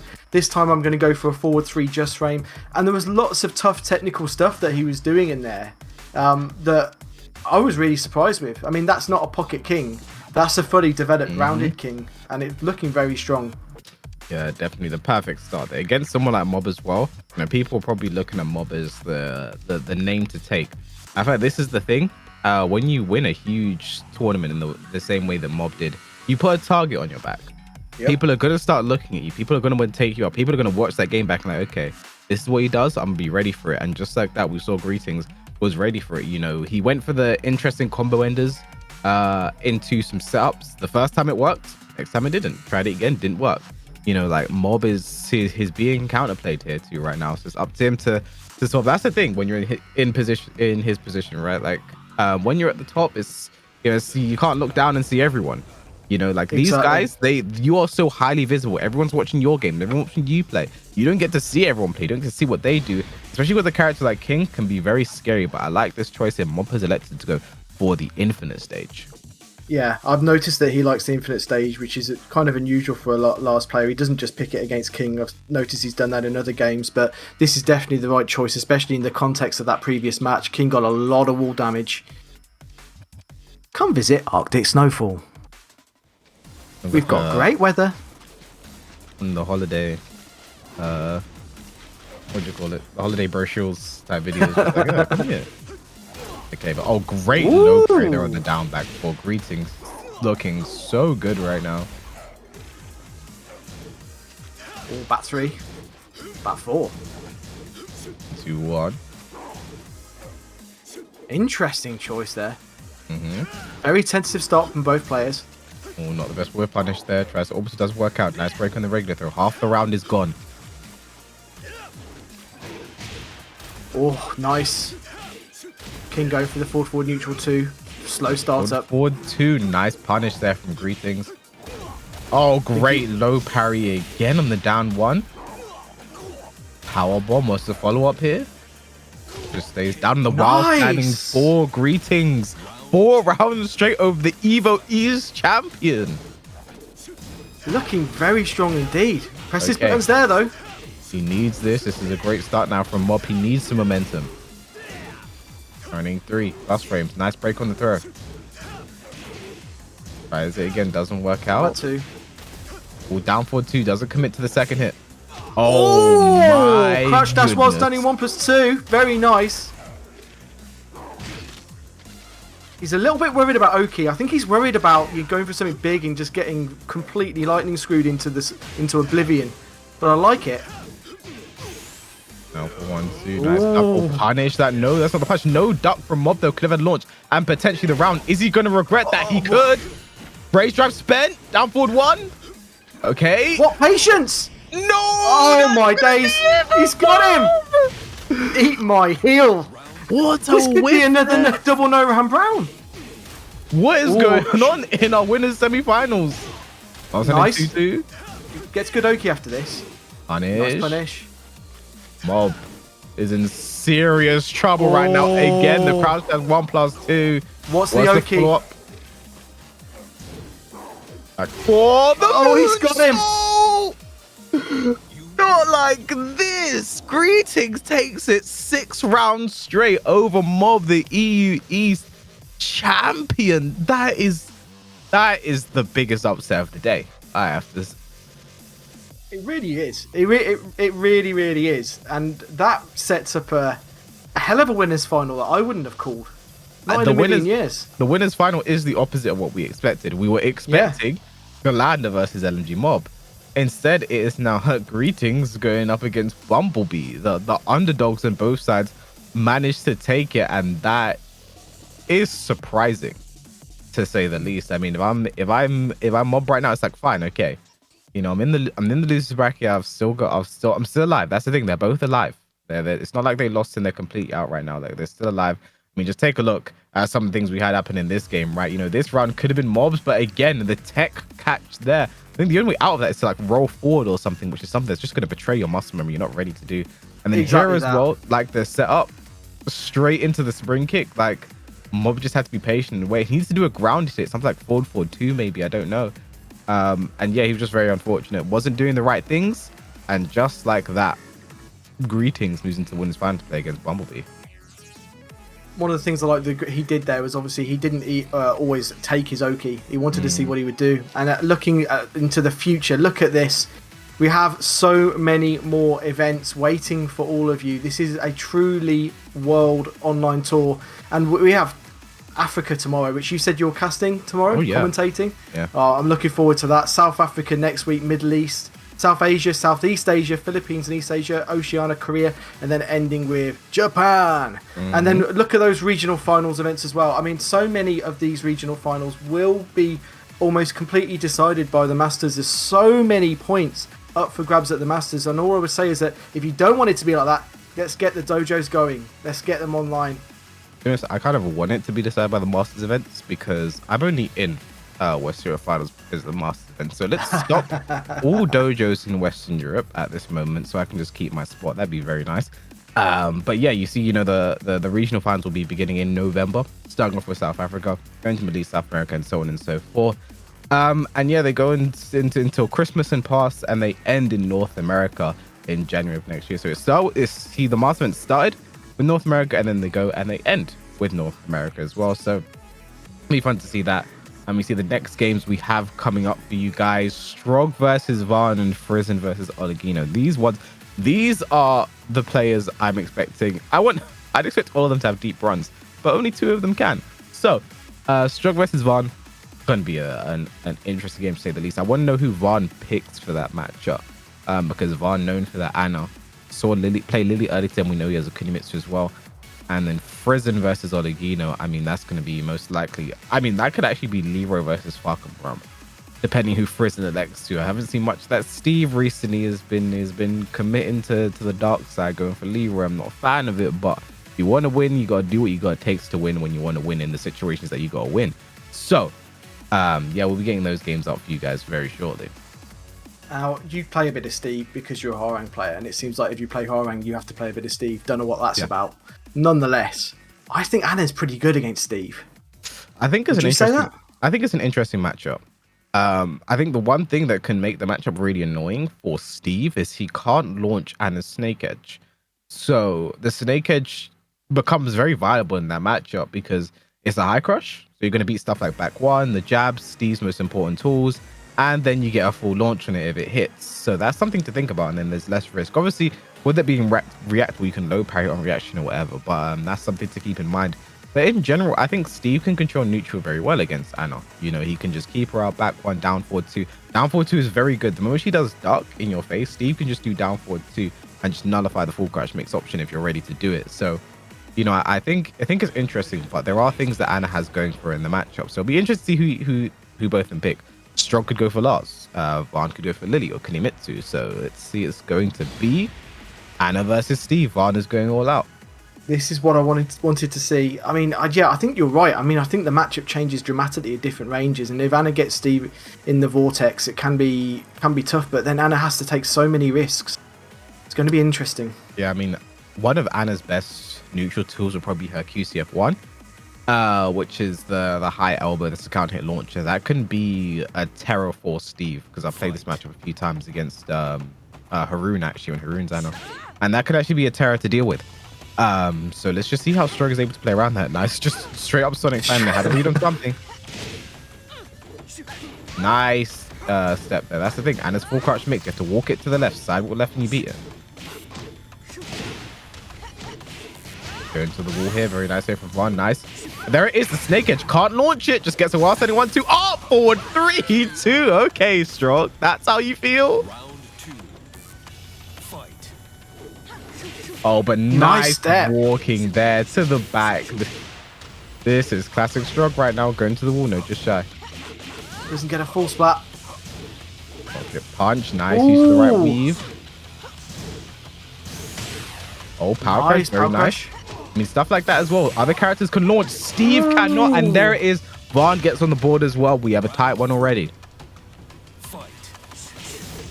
Down 2-1. Okay, though. Peekaboo down 1. Onto the lows right now. I like that from Van. Played very patient there. Ooh, while standing 2. Yeah, just a unfortunate whiff there. Oh my gosh, big sweep there from Van. He's taking a lot of risks right now. All right, down back 3-2, stomps on the toes. Down 1+2. Vaughn needs to get up. Down 1+2 again. Nice Running patience. 2. Nice patience there from Vaughn, but the Sonic Fang from out of nowhere. What is Strog seeing that we on? He's seeing that Vaughn's pressing a lot of buttons, I guess. That must be it. All right, down 2-1-2. Finishes the string. Nice. Gets the float on the spring kick. We're going to the wall. Sonic Fang, no, messes it up. But up forward 1. This is looking like Strog's round right now. Vaughn needs to do something big if he wants to get back into it. Interesting. This is the start. Can he carry to the next wall? Almost. Oh, threatening the full crash mix. Just again, the Sonic Fang from out of nowhere. That was clutch. Vaughn's got rage. What's he going to do with it? Backing himself into the wall. Rage drive spent. No movement there from Strog. Oh, gets the counter hit. Nice sidestep there from Vaughn to get more damage on the combo. It's not going to be dead, though. It's not been. He gets to the back. Get on full Steve with the kicks. Oh, this is dead. He's dead. He's dead. What a choice. Oh, I have to. Vaughn could have won that. I think it was good from there from Strog to stay down. But if Vaughn did sidestep 3, which is a ground hitting mid, that might have killed. I don't know, but would have put him in a situation to get the kill there. That get up 4 really changed the round. In the moment Strog got up, he just sidewalked, put Anna's back to the wall, and then rage drive, and then that was going to be it. And the worst part about that is like the whole time you're blocking the punches, you just know you're dead. Yeah, very true. Like, oh, your fate is dead. sealed. Yeah, they both played so well. Both of them were just getting their stuff in. I actually thought that the way Vaughn was using Anna at close range was quite clever. He wasn't getting pulled into any silly fights. He wanted to get into the offense his way and not try and get into a wall of fire with Steve. And it was really interesting. And the way he was using the wall as well, like using the stance to really employ some good mind games and then peel him off the wall for more damage and good Oki. He was looking good. Yeah, despite the loss. I think one thing as well, I think maybe why we're seeing Strog use Sonic Fang is because one thing when Anna first came out that most people sort of picked up on her was her punishment isn't fantastic. You know, when we have fantastic punishment, it improves over time, but something like Sonic Fang is only -12. Anna doesn't really get a great punish if it hits, and I think Strog is making some reads on Vaughn's movement and timing, so it's every time he's doing it, it hits. So be interesting to see how if he continues up or Vaughn just plays a bit more patient. And I do want to see Vaughn force the mix up a bit more. I want to see the full crash down forward 2s, the wild center. I want to see more of that. He needs to start forcing he's like Strog is just dominating too much. You need to put the fear of the mix up in his heart and try and get your own stuff going. He's doing it well at the wall, but maybe not so much in neutral, and that's what we need to see some changes on. Here we go now. We're at the Howard Estate, the party stage. Oh, what a read. Already starts off with the launch, going to the wall.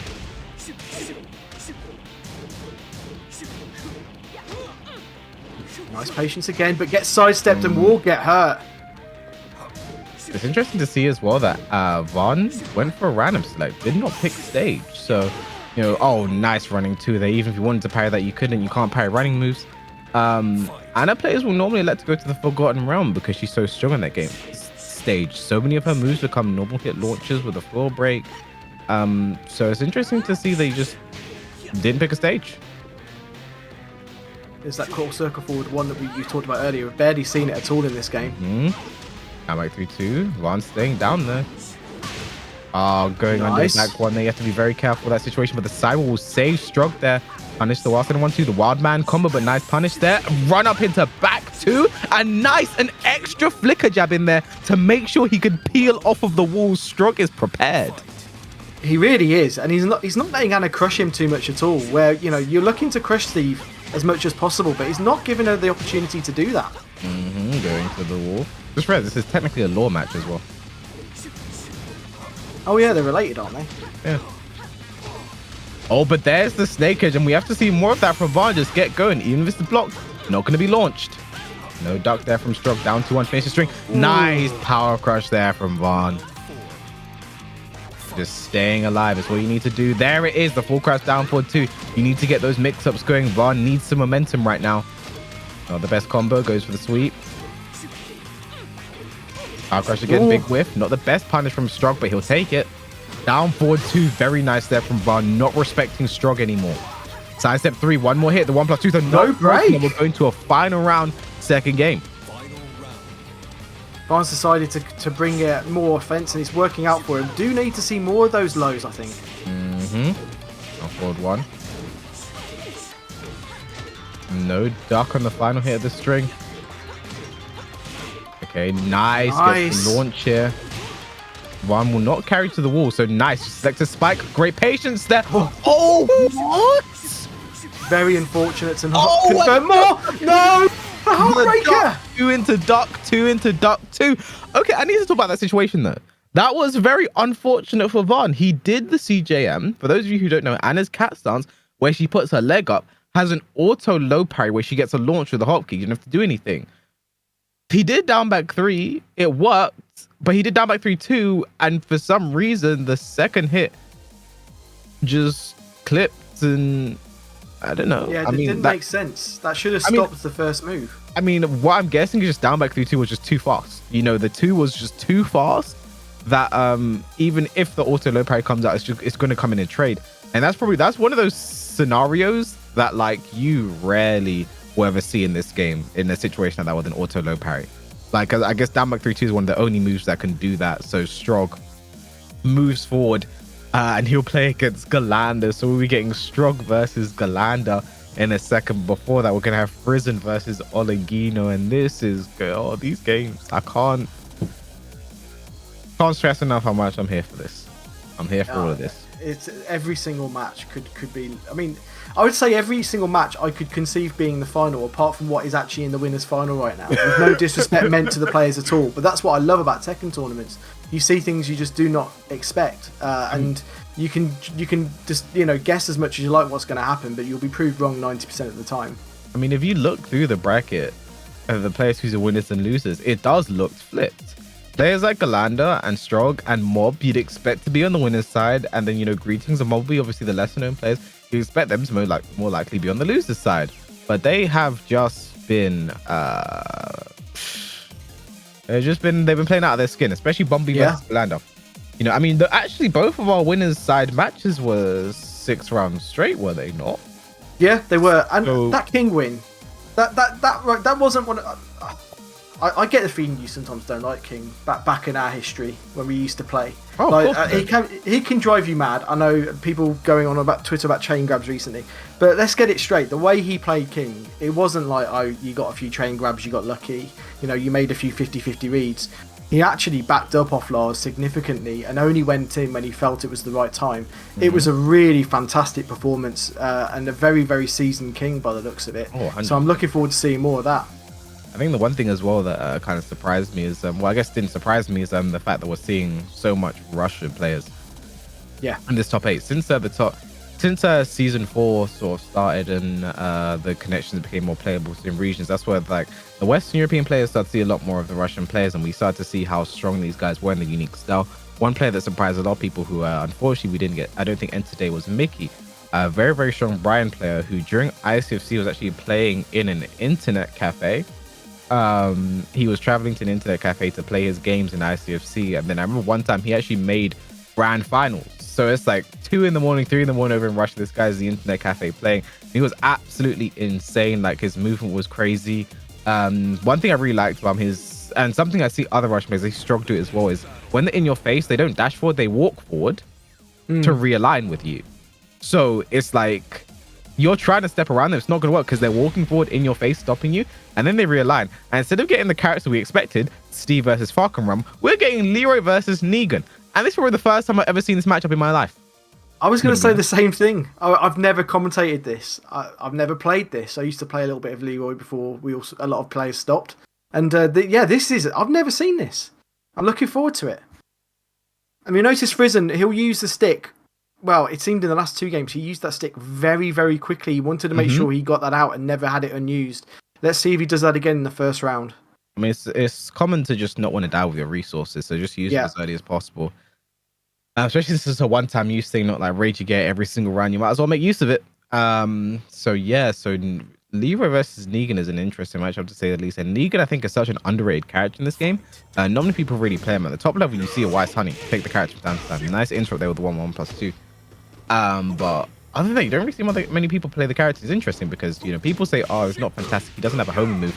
But with Negan, he doesn't really need one because stepping him is a mix-up. His jabs will track one way and his down for one tracks the other way, which makes him a nightmare to step if he's just playing a simple poking game. But as I speak, Frizen takes the first round very fast. Very fast indeed. Oh, forward 2-2 from out of nowhere. We're going to the wall as well. This is a great start here from Frizen. The Leroy has really been working out for him today. Oh, you need to get up, Oleginho. I think we may see some more of that. I mean, what just took my breath away was the fact that he baited a big whiff punish and he just absolutely smacked him for even going for it. Oh, nice. Oh, unfortunate. Combo there, down back 4. Great start here from Frizen. Very, very quick play again. Oof. There's the cane. I think he wanted a whiff punish there. Didn't work out, but nice step though in the back 1+2. Off axis. Does he know the combo? Yes, he does. Okay, get out 4 though. Beats the Hermit stance. Back 1+2, the plus frames. Oh, nice parry there. Orbital. Back 1 to interrupt. Frizen looking really good right now. Can he do a no round brown? Okay, the spring kick can get up down 3-2, and just like that, Frizen takes the first round. 3 rounds straight. What a start. What is going on today? This is crazy. I like the way Frizen, he didn't let him really get into any rhythm with his Oki at all.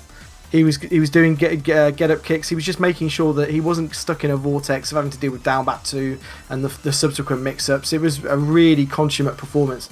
I mean, that's got to say that, look, I'm sure he's got to go back to his Fahkumram. That was insane. He even parried the shove. Like, that can be quite jarring when someone parries your shove. I mean, the thing is they sort of, when Fahkumram was a huge problem, people sort of picked, especially in Pakistan, people would pick Leroy as a counter pick for the character. Main reason being, if he goes for his charge setups, you can just no brain back to you parry a lot of things if he tries to go for the guard break. And also his punishment was pretty good on Fahkumram, so it made him he couldn't really play his game fantastic. The matchup is pretty much in Leroy's favor.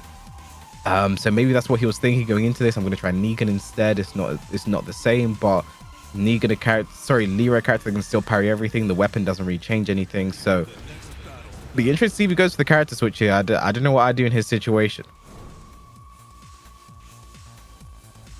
I think it's so difficult versus Frizen. Even if you win your first game, he may switch to Steve, which is well known to be one of the best Steves in Europe, or has been over recent years. It's a real battle. I'd say this is massively uphill now for Oleginho. Let's see what he does. Steve as well, also good pick against Fahkumram because that back down for 2 control the neutral space. It'll be interesting to see how he plays this. Yeah, it's interesting now. Leroy versus Fahkumram. These are the characters that terrorized Tekken 7 throughout the years when they first came out. Made people quit the game. My heart breaks to see these guys beat the crap out of each other. It really does. Yeah. The thing is, though, no matter who wins here, we're all losers. Nice duck. Frizen, but no punish is away. I mean, Oleginho's been doing that a lot. The 3-4-4. That high has been doing that a lot. It's pre-telegraph now. No punish on 3-4, but gets the count hit. Nash runs up to his down back 2. The Xiaoyu punches. 3-4. Power back. No punish. Oh, run up into back 1+2, and just like that, Frizen going to take another round. Is this 4 rounds straight? It is. And I think, just to add to the weight of various things on Oleginho's shoulders, Poland has some pretty good Fahkumrams. Tokis, for example, we've seen him before. Very, very strong Fahkumram. Frizen would have seen all of this before. We've already seen it with some of his ducks, but he gets caught by that. Doesn't get converted easy. It wasn't a good wall splat, but then he just carries on. He plows right through him. On the board for Oleginho. I mean, one thing I don't like he's doing a lot of 3-1 down 4. That is launch punishable in the stringing, and you can duck the 3-1. And you see more people ducking that. He shouldn't be able to get away with that for free. Oh, but the up for 1 orbital, the trade though works out for Frizen. Down back 4, jet kick. 3-4-4, 3-4, no punish there from Frizen. -13, back 2-3, no duck on the string. This stage not necessarily helping Frizen, wasn't allowing him to move on defense very easily. That's a combo that Leroy can only get on the big boys. Very nice here, great start, 3-3. Oh my god, the dick jab string twice in a row. Frizen 1 round away from moving forward in our losers bracket right now. Nice block, nice punish. Oh, great step there from Frizen. 3-4. No punish again. Minus 13. Oh, big whiff on the jet kick. No punish. Goes for the cane instead. Being quite unfortunate with that. 1+2. Nice punish with the 1-4, but back. Nice. 1+2 is the move of the day. Down 3-2. What is the Oki? And that's going to be the game. Oh, that will be it. The Hermit 4-4. Great start there from Frizen, and he moves forward in our loser bracket. Commiserations to Oleginho, but it just looked like Frizen was... I feel like the difference between Oleginho's earlier match against Hamid was, he was playing against someone who doesn't really know how to deal with Fahkumram. Like, everything's working on my strings, but, playing against Frizen, he knew what to do. And speaking of Steve players, Strog, that extra flicker jab there to pick up off the wall was just super impressive. The great presence of mind and awareness to do that there.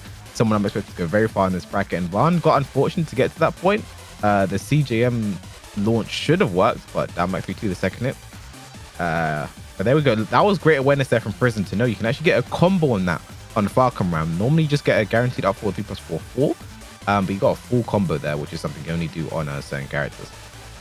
Frizen just wouldn't let him go as well. Whenever Frizen, I mean, just in that replay we just saw, there was a period of about 10-15 seconds where Fahkumram was trying everything to get Frizen, but Frizen just wouldn't let it happen. And then when Frizen got in, he just steamrolled him. It felt like one of those games where if Frizen could get fully in, he was just going to run right over him. And great Oki, great reads, great wall game, and Frizen continues on. So let's have a look at some of the merch we've got available to you wonderful people. Look at this. What are you going for there, K-Wiss? Yellow or black? I'd probably get both. I feel like, it's hard to choose. So I'd get both and wear them at the same time. I like it. That's what I would do. Because it's the fact that the Bruce Lee colors, but like they don't exist without each other. You know what I mean? Like if you just have the black one, you just have the black one. You just have the yellow one, you just have the yellow one. So it's like I feel like you need to have both. Production's telling me I'm gonna look like a bumblebee, and I'm prepared for that. I never got the Game of Thrones reference. Very good point indeed. And then we have a look at the next one. What Game of Thrones reference? Game of Thrones? Or did I say Game of Thrones? I meant Game of Death. Good ass Tekken. I love the shit. I went for the black one. I just thought the black one looked very clean. I'm looking forward to getting this King shirt. Beautiful. More versatile. I can even see what move he's doing. What do you think he's doing? Because I think he's doing it in Enziguri. I thought he was doing forward 3. Back 3 just frame. He's finishing that. I thought he was doing Enziguri, and then Anakin said he's doing a Shining Wizard. So it seems I do see that too.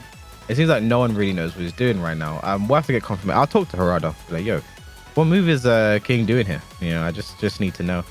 Make sure you guys also check out all of the social media as well for Bandai Namco and Tekken. You see the Twitter there, BNE Esports. The YouTube as well, BNE Esports as well. And the Tekken Twitter, Twitch, and Facebook. Make sure you follow all of these. We have so much action coming for you guys in the future, so you're going to make sure you don't want to miss any of it. You don't want to miss the rest of our tournament when we cut back from this short break. No, there isn't. I lied to you. I'm sorry. There's no break, guys. We're going to look at the bracket first. Okay, so winners final.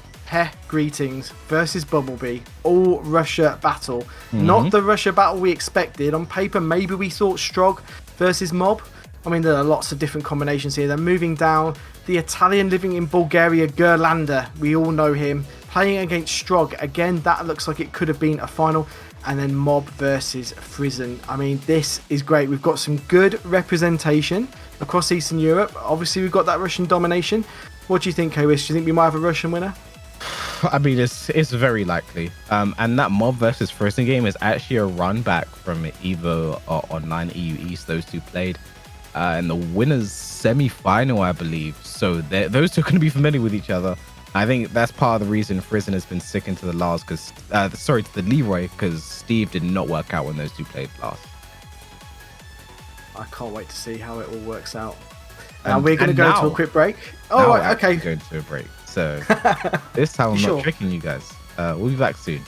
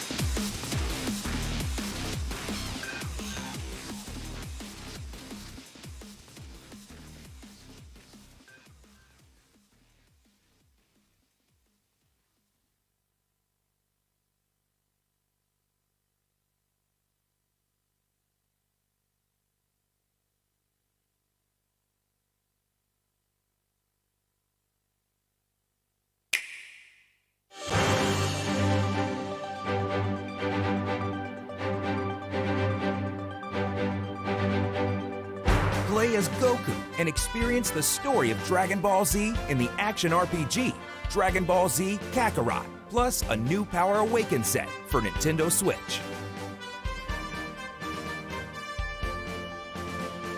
In this game, the magnificent original story you will play will include the most famous scenes and even completely new ones, never before seen in previous games. This is the real Goku experience. From spectacular battles, free flight, and sharing meals with many dishes, to developing relationships with many characters. In addition, exclusive Nintendo Switch features add much more to your Dragon Ball adventure.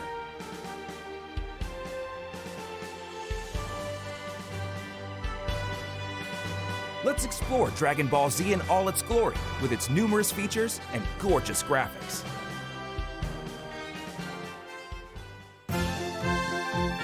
In the power level system, every action you take with Goku leads to his growth. Increase his power level through all actions, including fighting, meeting people, and eating.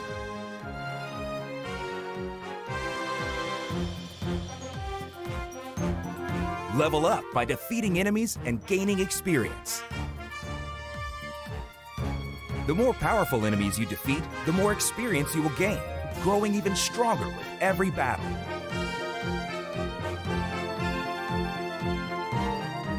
You can also gain experience by fishing, hunting animals, and fighting dinosaurs. After, cook up and eat all the ingredients you gather from around the Dragon Ball world. With every meal, your strength and power will increase, and you can even get temporary buff effects. The more you eat, the stronger you become, so don't forget about cooking. In particular, the courses prepared by Goku's wife, Chi-Chi, are excellent and will have an even better effect.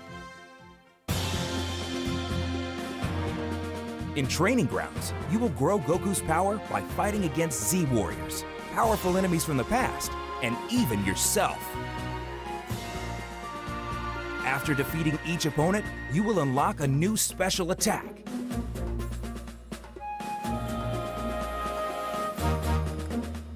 Z-Orbs are essential items that can be collected on the field or obtained by defeating enemies. By using these Z-Orbs in your super attack skill tree, you can enhance the special attack you have learned through training or learn know-how passive skills that will always remain effective.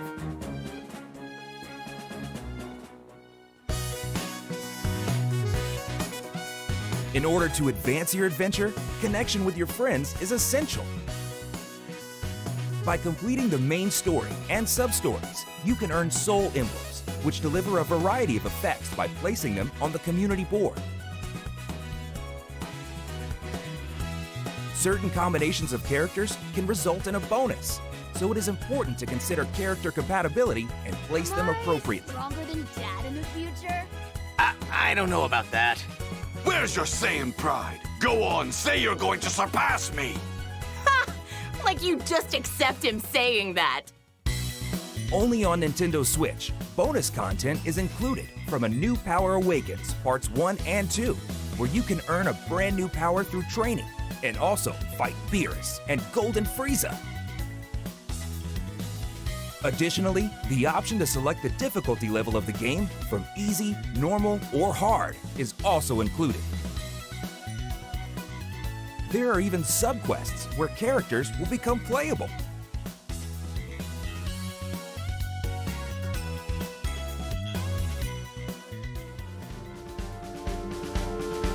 A story for all Dragon Ball fans. The real Goku experience with incredible depth and beautiful graphics. Pre-order today to secure even more bonus content. Only available when you pre-order and only at participating retailers.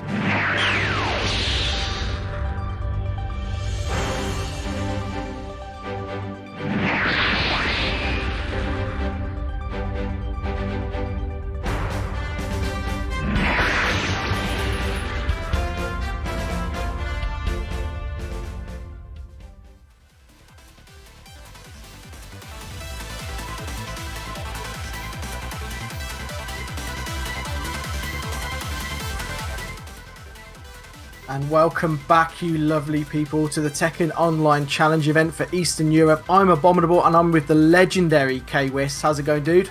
You just return. I called you legendary early. You just return that back to me. Just did it. Back to you. All right. Thank you. Appreciate that. But yeah, here we are back. TOC, EU East. Big thanks to everyone competing. Also, a big thank you to Axsor, the official mix-up and headset of the Tekken Online Challenge for 2021. Always supporting Tekken. You really do love to see it, don't you, Abominable? I love it. I'm wearing them, and they're comfy as heck, and they're seeing me through very well with this tournament. First, there were 77 from all over Eastern Europe, and now there are 6. And what a 6 we've got for you. These guys are, any one of them could take it, and I've been so excited with the matches we've seen. We've seen some unexpected blowouts, we've seen some incredibly close games, we've seen some characters you don't always see. So yeah, we're looking very, very good today, and look at that, in the winners final, greetings, versus bmblb, and then the losers quarterfinal, Ghirlanda, the Italian playing out of Bulgaria, versus Strog, one of the favourites, Mob, again one of the favourites, playing against one of the top Polish players, Frizen. It couldn't be set up better. Honestly, it does look like the losers and the winners side is swapped. You know, it looks like there was some changing going on there, and they just swapped the other sides or in the upside down. But yeah, you know, bmblb and Greetings played so well to get to this point and put those guys into the losers bracket, so it's gonna be interesting. One thing that really excites me though is it does look like Strog and Mob are on a collision course, and I'd love to see those two play. But I feel like I don't know if you can call any game in those loser brackets either win an upset. Mob versus Frizen, those two going either way, two top European players. Frizen, who's proven himself over years of Tekken World Tour experience, playing very well in Poland, and when he travels out to other events as well, always doing amazing. And Mob, the Evo Online EU East champion, someone who, you know, has really come out of nowhere for some people who haven't been paying attention and really made a name for himself. And then Ghirlanda versus Strog, I mean, I've spoken a lot about Strog going into this day, mainly because I haven't felt like I've needed to speak about someone like Ghirlanda. Like his name speaks for himself. He needs no introduction. The 2018 LCQ champion. That is, I feel like the Tekken World Tour LCQ is probably the hardest tournament on the planet for Tekken. You know, everyone who hasn't made into that top 19 is looking to compete, and you know, it is a bloodbath.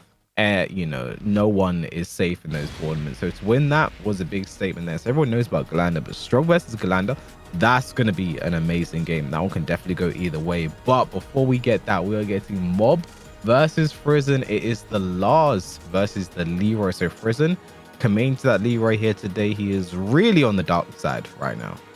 Come to Forgotten Realm, where the structural integrity is top class. All it takes is one little tap and that floor goes in. Available for voiceovers. A nice back four. That's a great option select there from Mob. Going to be a lot of options that they go for. That back four is going to be huge. Whenever you see Frizen go into Hermit stance, we're going to see Mob do that a lot, because the classic Sabaki that Leroy players will do there doesn't work on knees. I can see Mob, he wants to get in and enforce a full crouch game. He does like doing it, but Frizen was ready for it.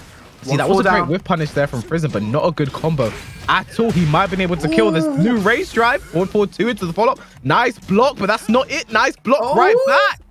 One more hit does it. Could have done more though. No! He didn't touch. Oh my goodness. I thought for sure that was going to hit. I thought for sure. Great low parry there from Mob. Breaks the floor immediately. He just showed good awareness just to carry on nonetheless and not get phased by it. Oh, back four counter hit. Cool, pressing buttons. No punish there on while standing one. Frizen not looking good right now. Doesn't duck the second hit of down 3-2. You have to duck it if you want to get the full launch. Budget hell sweep hits him. Oh, but the while standing one, the challenge. Mob does not care right now. Great start here for Mob. You have to think, unfortunately for Frizen though, he should have had that first round. Is it going to be 10,939 wins for LMG Mob? I know that's the question you're all asking. Too many wins. That's a lot of Tekken. Oh, goes low regular throw broken by Frizen. Needed that. Nice sidestep. No punish. That down 1+ used to be one of the best moves Best moves in the game, but the back four count it again. Things looking so good right now for Mob. The backwards doesn't work out, but again, not a good combo by Frizen. He might be able to kill him. He did that correctly. Nice patience by Mob. Down 2. Oh my goodness, Frizen isn't done yet, but he needs to get his combo sorted out. Not at all. Mob getting so much juice out of back 4 as well. It does 5 more damage this season, and he's really using it well. What's the Oki? Oh, great nice. use of the Hermit parry. He's going to go for a mix-up here. Doesn't work out. Nice patience there from Mob, but again, just the dick jab string twice, and Frizen stays alive, final round first game. Down 4-1, backing up, slowing it down a little bit now. Oh, the forward 2-2 from out of nowhere. This was looking like it was going to be Mob's game, but maybe not right now. Mob does duck up in your grill quite a lot, so if you're going to make the read, it's going to pay off. Nice. Wall bounce. He's going for a setup. Nice patience there from Frizen. The swipey swipe. Down 1. He went for the cane, didn't work out, and just like that, Mob will take the first game, and that was one of the closest games we've had this top 8, let's be honest. Yeah, I mean, I'm confused. Wasn't Frizen just winning that round? Like, didn't he just spend nearly all that round winning, and then Mob just spent 5 seconds taking all that lead away? That was crazy. Well, apparently not, you know. But yeah, one thing I like about back 4 technically didn't get buffed when you think about it this season, because like you said, it gives the extra 5, does the extra 5 damage. But in season 4, they actually added extra 5 health to the game, so technically it's not even a buff. It just does what it should have done. It's just more inflation. Damage inflation. I like it. Literally just inflation right there. But yeah, great start there for Mob. But Frizen, he is looking in this. This is definitely a lot closer than when they played in EVO Online. Frizen could have taken that game. The first run, you have to say, should have been his, but he just messed up. I want to see Frizen needs to do better combos. You can't you can't leave so much damage on the table, especially against someone like Mob. He's always ready to come back at you, so you need to end this game as fast as possible. I agree. I think one of the things Mob does from watching the way he plays is that he's looking to get up in your grill and do full crouch mix-ups and really make you make some reads. And he doesn't just sit there in full crouch waiting for you to duck like, you know, maybe a Lee player might do. He's very quick, and he makes you make lots of micro decisions all the time. So it'll be interesting to see how Frizen reacts to that. He's chosen Arena. I mean, for me, it's just like an equalizing stage. I mean, I don't think this is necessarily is going to change things significantly for him, other than take away some of the BS. I mean, with the Wolves in play, it is anyone's game here, but Mob takes the first hit. Very nice start, nice patience. Again, using that back 4 to beat Sabaki, he chooses to go for it. Nice punish. Frizen just swinging right now. Needs to get something started. Yeah, lots of whiffs. And again, it's very hard to whiff punish that though. Great counter hit there by Mob. Great start as well. Goes for the wall bounce just shy. Oh no, that's it. Ooh. Yeah. Great patience there from Mob, and it's just all the time in the audience to sit there, and there it was. It's rare you see someone so effectively whiff punish the cane from range as well. Very good. Going to the wall. Whoa, what was that combo? That was silent. Oh my days. Goodness, Mob. Oh, you do not see this every single day, and just like that, one more one. But this is the thing, Frizen made the 2-round comeback before. Can he do it again? He's gonna have to do it the hard way. This is looking tough. Okay, this is Becky. Orbital. Nice sidestep. Could have got more maybe. Okay, down 3-2, not done yet. Punish that. Yeah, that's minus 14. Perfect punish there from Mob, and he is going to take the game over Frizen 2-0. And the stomp, you see the stomp just standing there? I saw the pride. You see that? His shoulders back, looking good. Good posture and everything. You like to see that. Pride is one word for it, K-Wiz. That was dominant. Mob looked very strong. Very strong. I mean, Frizen that first game, it could have gone either way, but that was just Mob in his element, ready to go, and he takes out Frizen. When you look at the bracket, one of the favorites to go through, but again, just a phenomenal player. Absolutely phenomenal player, and he moves on to the losers semi-final to play the winner of Ghirlanda and Strog. And oh my goodness, this is that game is looking really exciting for me. You know, I think also matchup wise as well. because if Strog goes for the Steve here, traditionally one of Steve's worst matchups throughout Tekken has been Katarina. Katarina's been very good against the character. Against Steve. You know, her full crouch down forward 3 goes under like his back 1 and his down forward 2, and the full crouch down forward 4. Actually, I have to say, so when they nerfed Steve, the big nerf they did to him, the down forward 2 not being homing, they actually buffed down forward 2 as well. They buffed its lower hitbox, and that's actually helped him in matchups against characters like Katarina, because that full crouch down forward 3 and the down forward 3+4, that's not going to go under anymore. That gives Steve the neutral control that he normally has. And it'll be interesting to see if that comes out in this matchup. So we could see him stick to the Steve here and Ghirlanda go for the count. It's a noticeable change to the hitbox. I can even see it, and I'm old. I've noticed that. I get the feeling that Ghirlanda's going to play it out of his skin here, because he won't want that last game to be in people's memory, whether he goes out here or not. Like he's definitely going to play out of his skin. He's familiar with Steve. If Strog goes with Steve. I mean, I think it could be a very, very close game. I'm interested what Mob is thinking right now. And I don't speak Russian, funny enough, but really? I was watching. Yeah, no, it's yeah. I was watching Mob's stream, and I could tell that he must be friends with Strog, or he knows him very well. Yeah. Because it didn't sound like a tournament game. He was chuckling to himself. He was 4 rounds down, and he sounded super relaxed, and he was just like laughing it off. Like, I get the feeling that they are probably friends, but at the same time, does that mean you want your friend to win? Because, as you say, Strog usually beats Mob. Those two, from what I've known, from what I've heard as well, those two are like at the top of the Russian scene at the minute.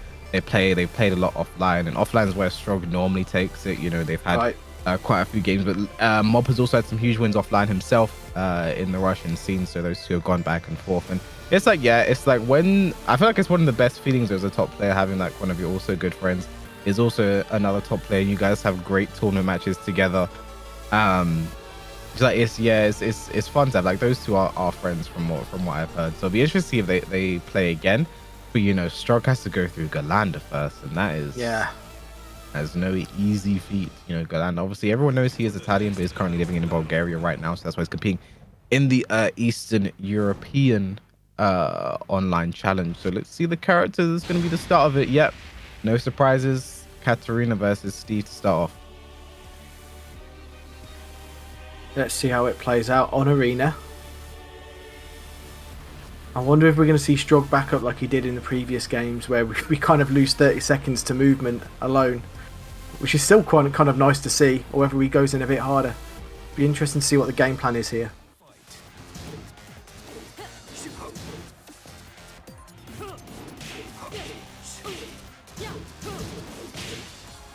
Alright, he's trying to do the OS for Harrier stance. Sidestep right duck does beat all options, but he didn't duck there. Oh, okay, I mentioned it earlier. It was a lie. The down forward 2 got beaten by the low. I lied. I'm sorry. I thought it was just a bit too slow, but maybe you're right. 1-1-2, the plus frames. Nice option select there from Ghirlanda. Just goes for the dick jab. 1-1-2 again. He's trying to get the plus frames going. Good defense from Strog. Eats the odd hit, but he's out of the wall. Now he's in rage. Oh, and yeah, nice use of the 3-3-3. Ghirlanda takes the first round here right now. Oh, single hop kick doesn't commit. That would have been a nice launch there. That full crash down forward 3 is really going to work out for Ghirlanda. Even if Steve blocks it, he cannot launch. Gets the flow, but not ready for the combo. Crash, down forward 3+4 there. Using those lows. Going into the jabs. Oof. Okay. I don't know what the truth is anymore, not gonna lie, but nice magic 4 and gets no conversion. No. It's very hard to do that off a single magic 4 there. And is that gonna be a whiff punish? It is. I think that was actually his throw break there. I don't think he meant to do that rage. I think he meant to do a throw break. That's very classic for characters with 1+2 throw breaks. Oh, the albatross spin twice. Nice interrupt there. Great low parry there from Strog. That is something I'd like to see change, is that rage arts and rage drives initiated by what would be a throw break. It's really challenging at times. Lars has that same problem, of course, 1+2. Oh, that is the hard pickup there off a flicker back 2. Strog is definitely ready today. Full massage combo. Down back 3-2. Down back 2 to follow up. Look at this start here by Strog. New Harrier low. Ghirlanda's not that far off from taking it back though. Yep, but nice Kicked him side outside step of right. rage. The Sonic Fangs again by Strog. It wasn't just a thing early. He just has a read on it all the time. It wasn't just for Anna. Gonna go to the wall. Yep. Need the 4-4-3 combo. Very nice into the stomp. And back 3-2. Nice.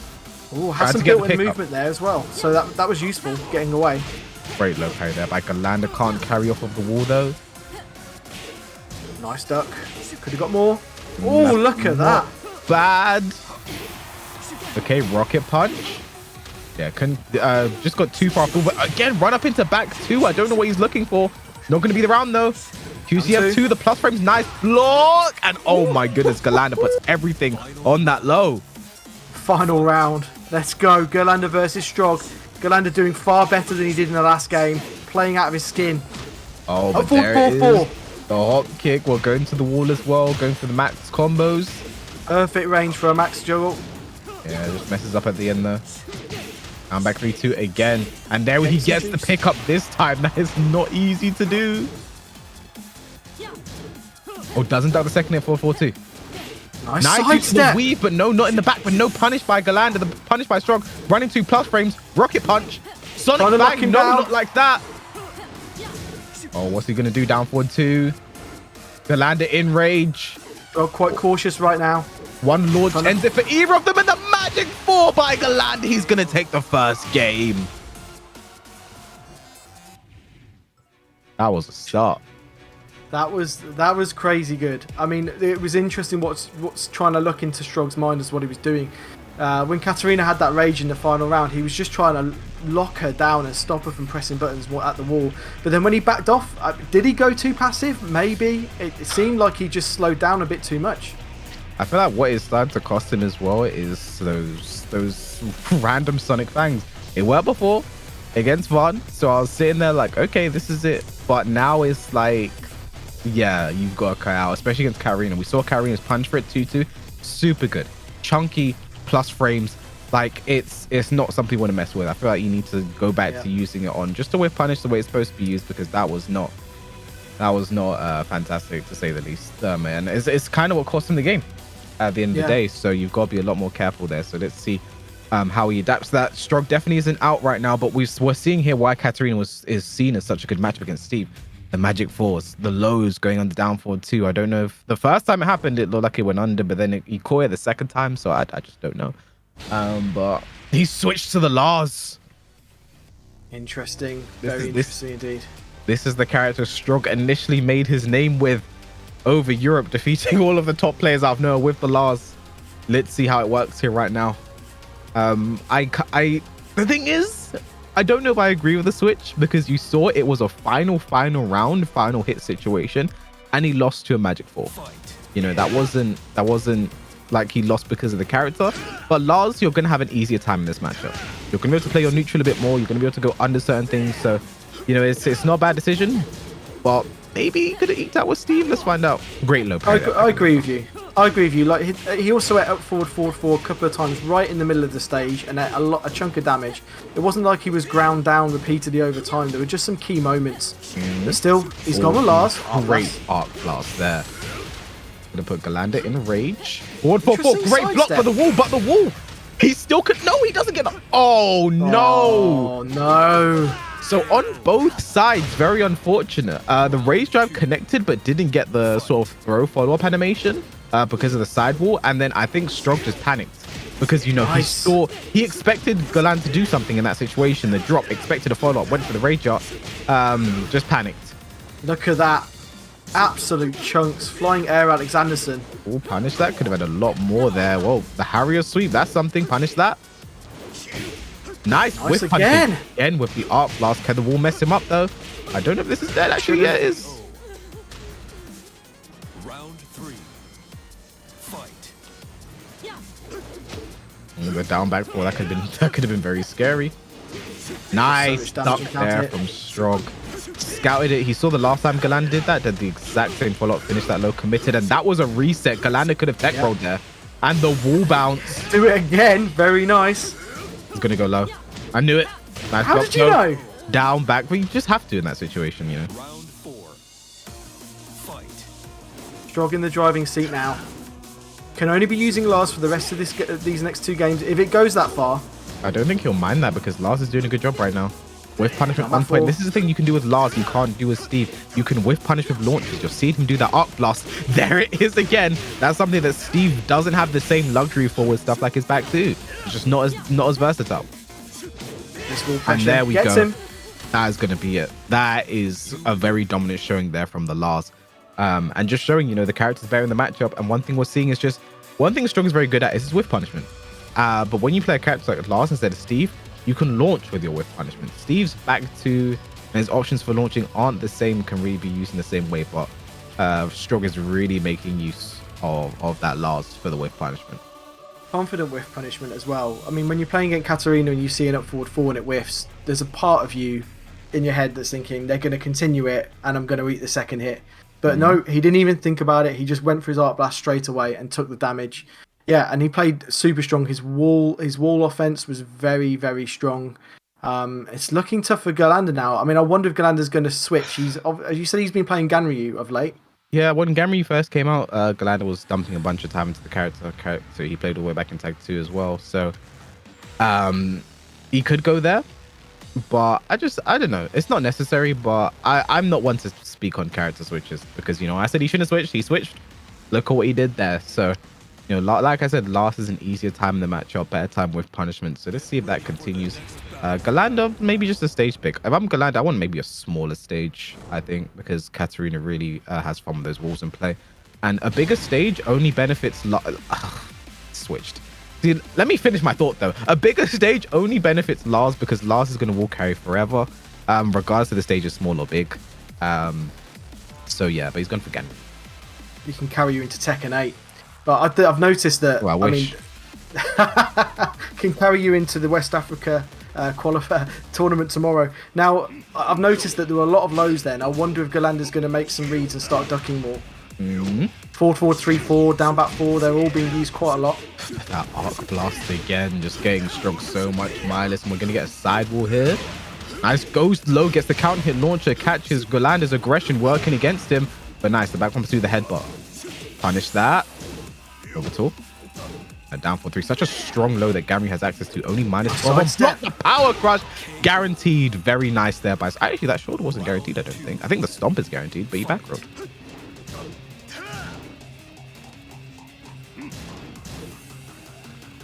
Look at the movement here by Strog. And that's the thing. I mentioned it earlier, that Russian style so good with the timing. That's why characters like Steve and Lars, you know, they really have fun with that character over there. Nice duck there. And I like the option. It's very hard to punish. The back ones are working out. Look at this start here by Strog. The running three. It's looking like Strog and LMG Mob are on a collision course towards each other right now. All he needs is one more round, and it's looking likely. Let's see what Ghirlanda has to say about that. He hasn't really been able to get anything in yet, and he needs to. Nice headbutt. Gonna come with Moroki. Clef. Now 4-3. Forward 4-2. Oh, if he peeled off the wall, that could have been it. The land he's been given lifeline. Can't use it. The running threes. Oh, it looked like he went for another as well, but that is it. Yeah, that takes him out. Bro, I feel like he should have stuck to the cap. I can say that in hindsight because it didn't work out. It just looked like Ganryu wasn't ready, but Strog is just on point right now. I mean, I feel like one thing people are... Yes, Strog says Strog's like a green rank right now, but Strog was actually the... third person to get Tekken God Omega in Europe, I believe. He was the third or fourth person to do it in Europe, but then he uses a different account and saved file corruption or whatever. So that's why he has that rank, people. Even though rank means nothing, I just need people to understand this guy was one of the first to do it on the biggest stage that we see. It all came down to that in the first game, you know, just messing up his timing there. I didn't think he had to switch there, but you know, the Lars just came in really strong right now. This is the character he made his name with at the start. I do think at the end, I think the last pick was good. I feel like the Ganryu pick wasn't. I feel like Ghirlanda should have stuck to the cat there, almost got it done. But either way, we have the game that I wanted to see. Strog used a lot of pressure. He knew how to play against Ganryu as well. You know, the repeated running threes, which were starting to go into troll territory. But to be fair, it's hard with Ganryu. If you're getting locked down with pressure and movement, it can make your game plan very, very hard to put out there. Yeah, but also we have more events coming. You know, this isn't the last one. I mean, tomorrow is going to be the West Africa event, then 2 weeks South Africa, Middle East, South Asia, South. It's a truly global online challenge, guys. Like, make sure you guys do not miss out. And then obviously you see the regional finals will be starting in November, going all the way until January, ending with North America. So make sure you guys don't miss any of the action. I mean, this, like you said earlier, Bumble, a lot of the people that are performing well here today are making a claim for themselves to appear in those regional finals and could actually be what decides it. 300 points for the taking, which completely blows the current points for this region alone out of the water. If you get first, second or third, you're going to be first, second or third in the rankings right now. I like that. I like that. If you get first, second or third, you're gonna be first, second or third. I like that. It's quick math. It's easy. It's straightforward.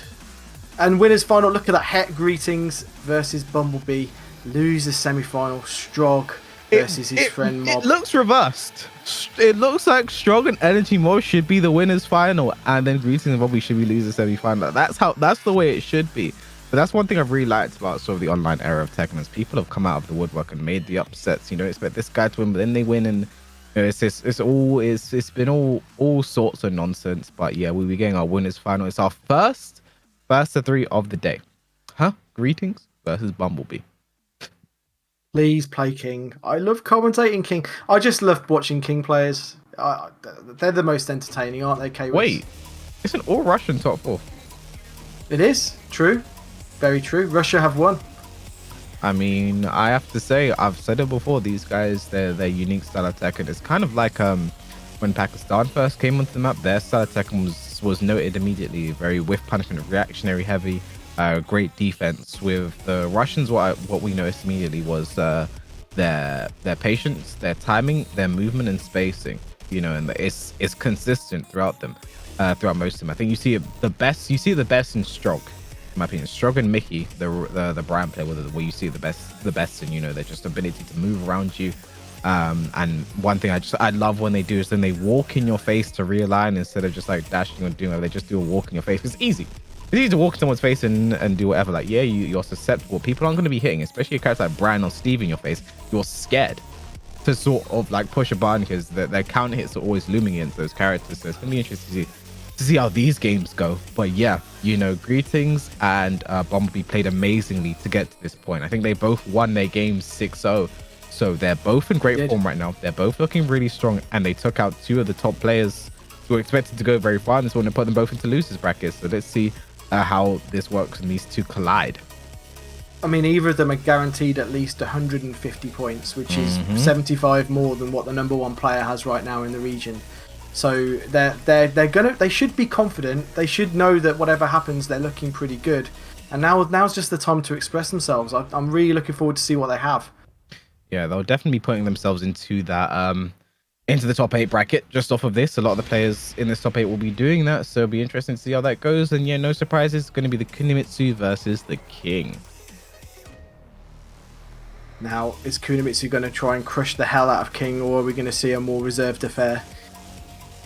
Let's find out.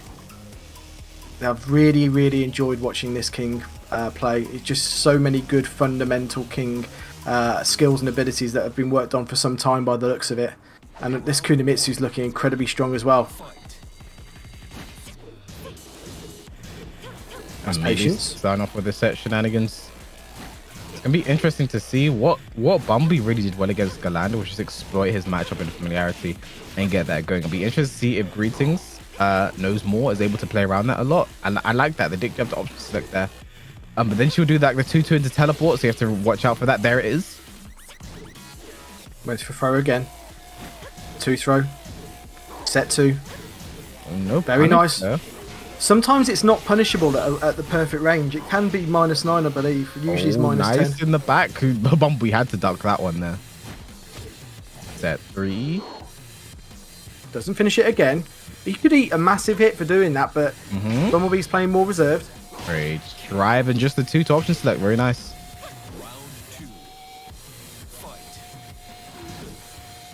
No punish there. Should be.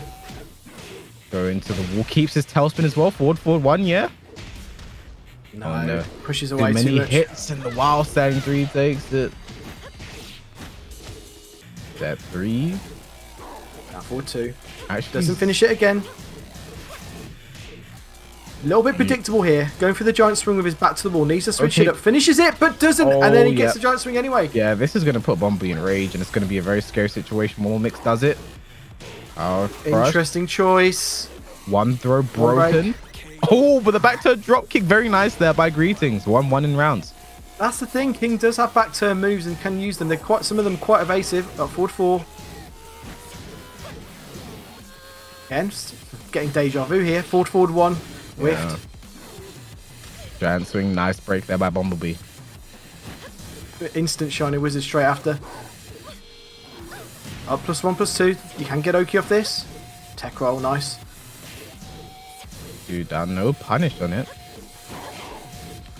Ooh, wow, doesn't convert. 1 rip there.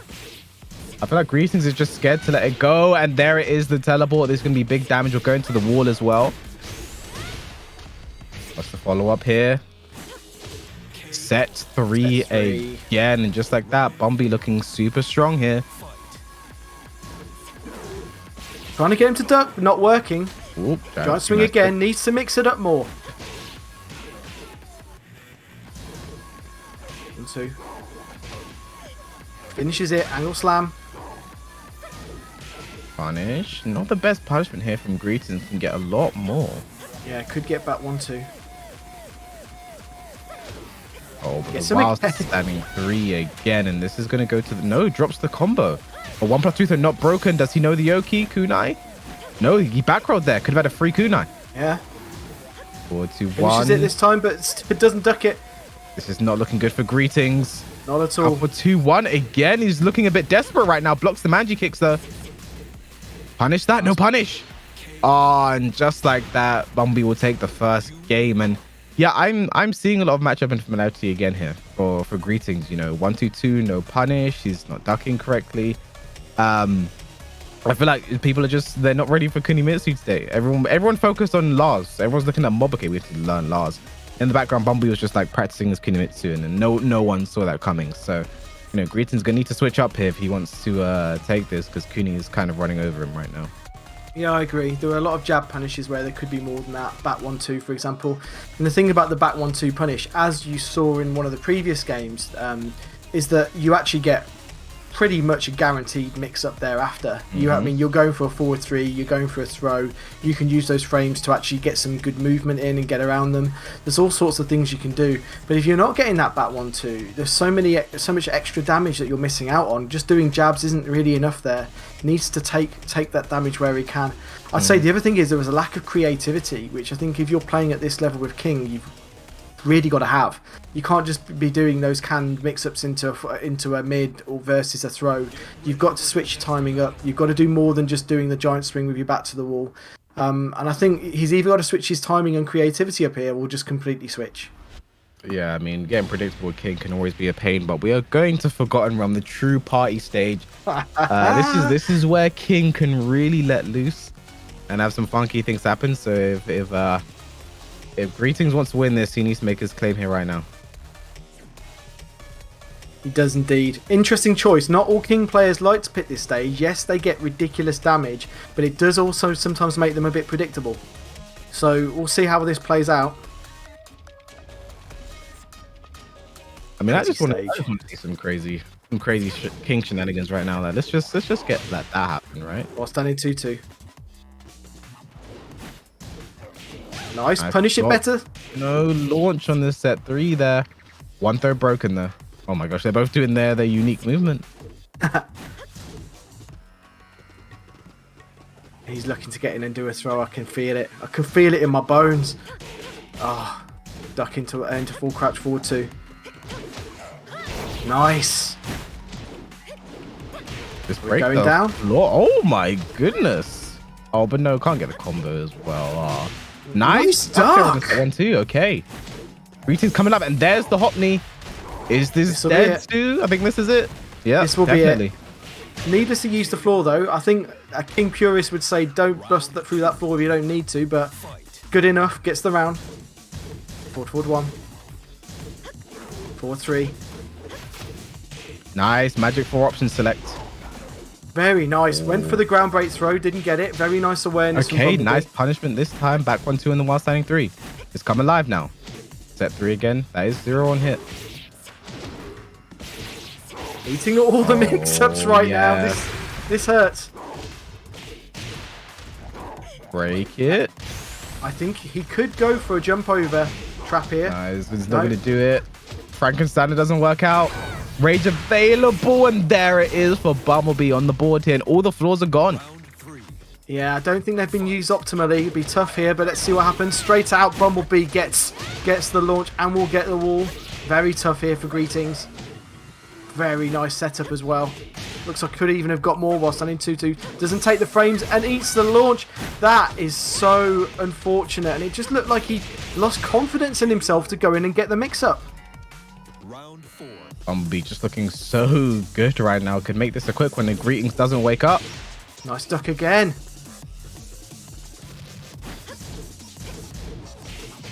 Nice punishment down for 1-2. There is -10, but there is the last hit of the string you have to worry about. Nice with punish. Forward 3. Oh, late on the went punish for the right time. punish, but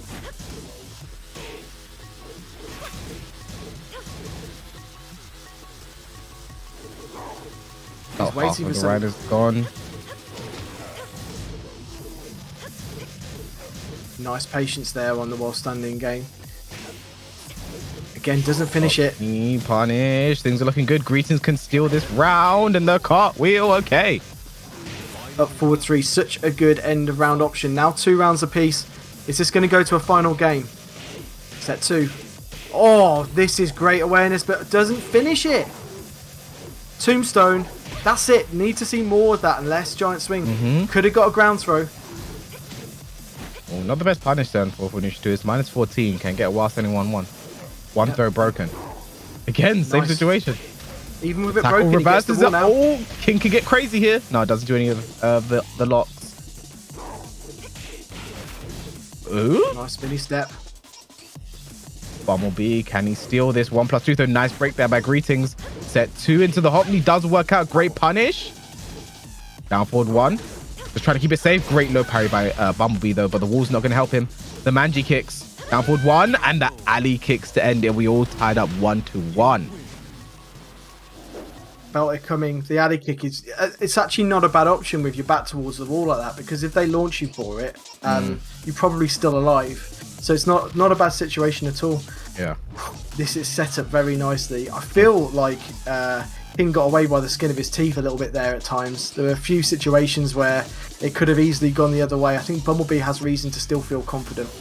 Yeah, I agree. I mean, and that was his stage pick as well, and that was still a very, very close game. You know, the Forgotten Realms still working out very nice there for Bumblebee. You know, he'll be happy about that. Probably going to go for the Infinite stage now as well. You nullify a lot of King's game, and Kunimitsu's movement is also really good for it. So it'll be interesting to see how that plays out. Definitely. Still, I think Head Greetings is still very much in this. There were situations where they looked super confident, and they did start to get more creativity in play. Were going for other throws other than the giant swing, and maybe an Infinite stage will actually make him think more and not, you know, think, okay, I've got my back to the wall, I'll do a giant swing, I'll do back 1-2 into forward 3. Sometimes that can loosen a player up when it's Infinite, because they know that there isn't a reason for them to gravitate towards one certain option. Exactly. But we saw him do a lot. It was very well with the walls in place, so it'll be interesting to see how Greetings plays without them. Now, like you saw him do some crazy things in his earlier game, you know, against Mob with the walls in play. But now they're most like I was speaking like we see the stage already. I feel like Bumblebee's gonna throw like some kind of curveball and pick like Arena or something. But if that is the case, it's gonna be insane. Because Bumblebee's, you know, aggression. I feel like this is the first time today we've seen someone finally counter Bumblebee's aggression. Force him to play defense, force him onto the back foot, and that's where it just looks like he isn't comfortable. So, you know, it'll be interesting to see how that plays out moving forward. Yeah, I just feel like there's some moves that Kuni has against King. I think it's while standing 3, the the somersault kick that looks like it probably should be more punishable than it is. I just think those moves actually, the amount of risk versus reward versus a king player are so much in Kunimitsu's favour. And we saw him chuck it out quite a few times. Sometimes it was blocked, it wasn't fully punished. Sometimes it was punished, but a bit late. But that all stacks up against the king player. In the meantime, you're getting a move where it crushes heavily. It isn't launch punishable, and you can kind of speculatively throw it out here and there. And I think that can go in Kunimitsu's favour. There's a lot of crushing there. A great backdash away from throws. It can be quite tough for King. Yeah. And the way Bumblebee's playing as well is like really, I feel like he hasn't let the aggression fully go yet. I want to see more full crouch down forward threes and sweeps like that. Just sort of test him, because once that low hits, and it hits from like range 2, very far away, it can be really scary. Once that move starts hitting you, you're already mixed up. You're already scared because, you know, you see the range of, you're like, I shouldn't normally have to duck from this kind of range, but Kunimitsu forces you to do that. The follow up with forward 2, then it's the dash forward, you know, then it's a back turn mix up, you know, it really gets the party started. Just one of those is really important. It's kind of, I kind of liken it to like Kazuya's hell sweep. You know, the moment Kazuya's hell sweep, the party begins. Because you can't stay down to his forward 4, which is safe now. Can't hit launchers while we try and mash. Then you get up, you take another mix. Is it going to be the hell sweep again? Is it going to be one of the mids? Going to be down forward 1, 2? You know, or the down back 2 is quite scary to deal with. So that's kind of how I like Kunimitsu's full crush down forward 3, just with a lot more range as well, and it truly high crushes. So Bumblebee has switched to the Ling. I don't like this. Part of me likes it because of this matchup. I know this is a terrible matchup for King. Yeah, true. However, you only lost a close final round on Forgotten Realm. I don't think there was a need for you to switch character, to be honest. But Bumblebee was the character that Ling was the character that Bumblebee played before Kunimitsu came out. So let's see if that old school knowledge that he has helps him out here. Now, yeah, fully agree. Obviously, Ling is really, really good against King. Phoenix can do so much against him. There's so much of the stuff that she does that just completely evades and gets out of situations King likes to enforce. All that being said and done, the reason why I don't like it is that you had proof, you had visual evidence that your opponent did not know your character and could not handle your offense. That was enough to take into the next stage. Get the stage pick. But either way, look, hindsight is a great thing. Bumblebee is looking like it was a good pick so far. 1 round up. 1, 2, punish that, man. It's 10, nice. Forward 1. It's the AOP stance. Already threatening with it. There it is again. Yeah, this does force the Kings to go for forward 1+2. Try and lock down that movement, put it into crouch and force some mix-ups, but you just have to be so careful. No punish on while sending 2-2 there. Down that 2. Anti-Ling tech here. Oh, but nice. DD 1+2 will go into the wall as well. Back turn. Nice. Very, very nice roll aside. Oh, the forward 4 again. Crushes the low Frankenstein, and there we go. Greetings is on the board. Round 3. 1 round apiece. Forward 1 catches back turn. Doesn't get anything off that. Oh, nice stuff there. The moonsault as well. Great back row catch. Shining Wizard instantly not broken. That was beautiful, that Shining Wizard. Looked like it had to be a giant swing.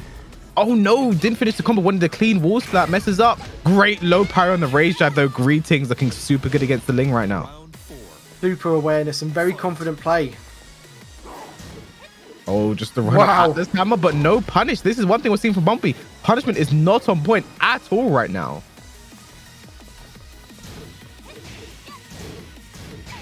Now for 1-2.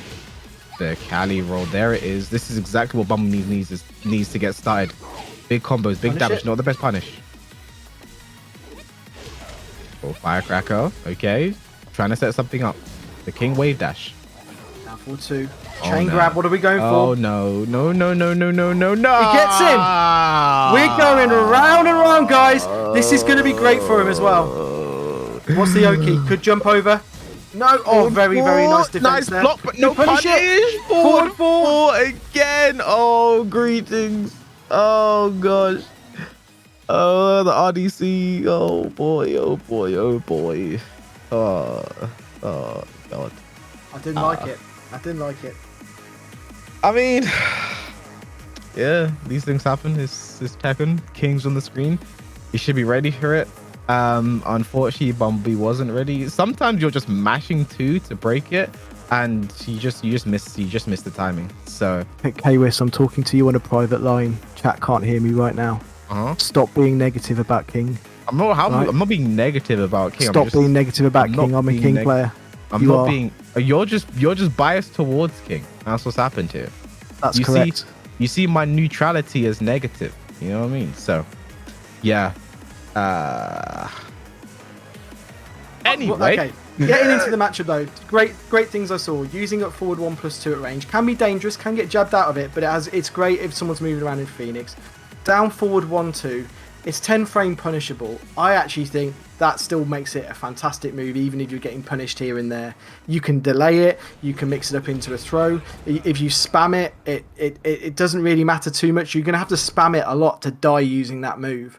And I feel like he actually used some really good anti-link strats. Yeah, he went straight back to Kunimitsu. You just realized, yep, that wasn't the play at all. That wasn't the thing you should be doing. Going to the Kunimitsu, I understand the decision. It was a weird. I think it was just a weird decision to switch. You only lost a close game on Forgotten Realm against King, and you saw that Greetings is still struggling with some Kunimitsu things. So I just don't think you should have switched so early. So let's see if Bumblebee. Alright, this time he text rolls, knows about the Kunai. 2-1 as well, getting the frame traps going. Nice block and punish there from Bumblebee. Tries to throw his way out there. All this pressure working out very well for him so far. Nice. No break on the Shining Wizard. You can't stay down, but he had to break that throw there. That could have been the beginning of the end. Oh, he gets a jump by accident, and just like that, Bumblebee stays alive. Like this, Greetings just needs one more game here to move into Grand Finals, win his side. Nice option to select, but can't get a follow-up. Nice punish. 1-2. Nice punish, definitely. Nice duck as well. Shining Wizard again. His instant Shining Wizards are very strong. Should be going for that more. They're not getting broken. Yeah, we're not seeing great throw breaks here from Bumblebee. For 1-2, nice punish. I think he had counter hit there as well. That could have been big. Punish that. Nice. One more hit. Nice. Down forward 1. Greetings looking super strong right now. I get the feeling Bumblebee's breaking 1 by default. And I think if Greetings abuses that, then it could work out pretty nasty. Goes to the back turn 3. Doesn't matter. Into the launch again. Very nice there. And gets a clean wall splat. I didn't expect that. Bumblebee can't get away from the moonsault. Oh, the whole set 1-1-2 string hits for some reason.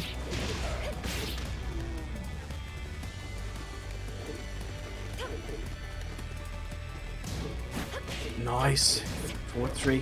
Nice stuff. Again. 1+3, so not broken by Greetings. Both of their throw breaks not the best right now. And the back roll catch. Greetings. He didn't back roll last time. I'm surprised he went for the Kunai again, and so was Greetings. Definitely. Oh no, not the 10 hit. 4-3 doesn't convert it. Look, he's catching Bumblebee ducking now. The mids are coming online. You've got to use them. Forward 1. Oh, the set nice 2 counter hit. We're going to the wall as well. Nice block. I think that was a giant swing there. Punish that. Forward 4. Set 3. Nice. He knows it's not +1 hit. Oh, he's side rolling again. He's madman. Wait, yes, he needs to get back away from the wall, and he can't do it. And just like that, Bumblebee ties it all up at 2-2. We're going to a final game. We are going to a final game, and I just can't. Like, it worked out for Bumblebee, but that side roll whilst King had rage. Like in that situation, I was thinking to myself, do not do that. You've already eaten some of this before. But it worked out for him nonetheless, and we are going to that final game. I can't call this. It's very close. Was I the only one who saw that in slow motion, where I saw Greetings back to the wall, like Bumblebee starts shuffling a bit, has rage available, just knew exactly what was going to come out there. Yeah, unfortunate there for Greetings, gets hit by the rage jab. We're going to a final game, but it's not the worst case scenario for Greetings, because he's probably just going to pick Forgotten Realm again. So we're going to have the party stage for the final game. I'd guess so. And actually, as a King player, playing around that Kuni rage drive is really difficult. You can't step it like other characters might be able to. Well, walk around it. I wouldn't trust in King's movement that way. He's a wide guy and his movement sideways isn't too great, so you kind of have to wait it out and try and get yourself away from the wall and not eat too much of a mix-up. Didn't work out for him then, and we are going to this final game, and as you say, is it going to be Forgotten Realm? It is. Yep. Yeah, it's his stage pick for the final game. It's going to be really important. Really going to decide how this goes.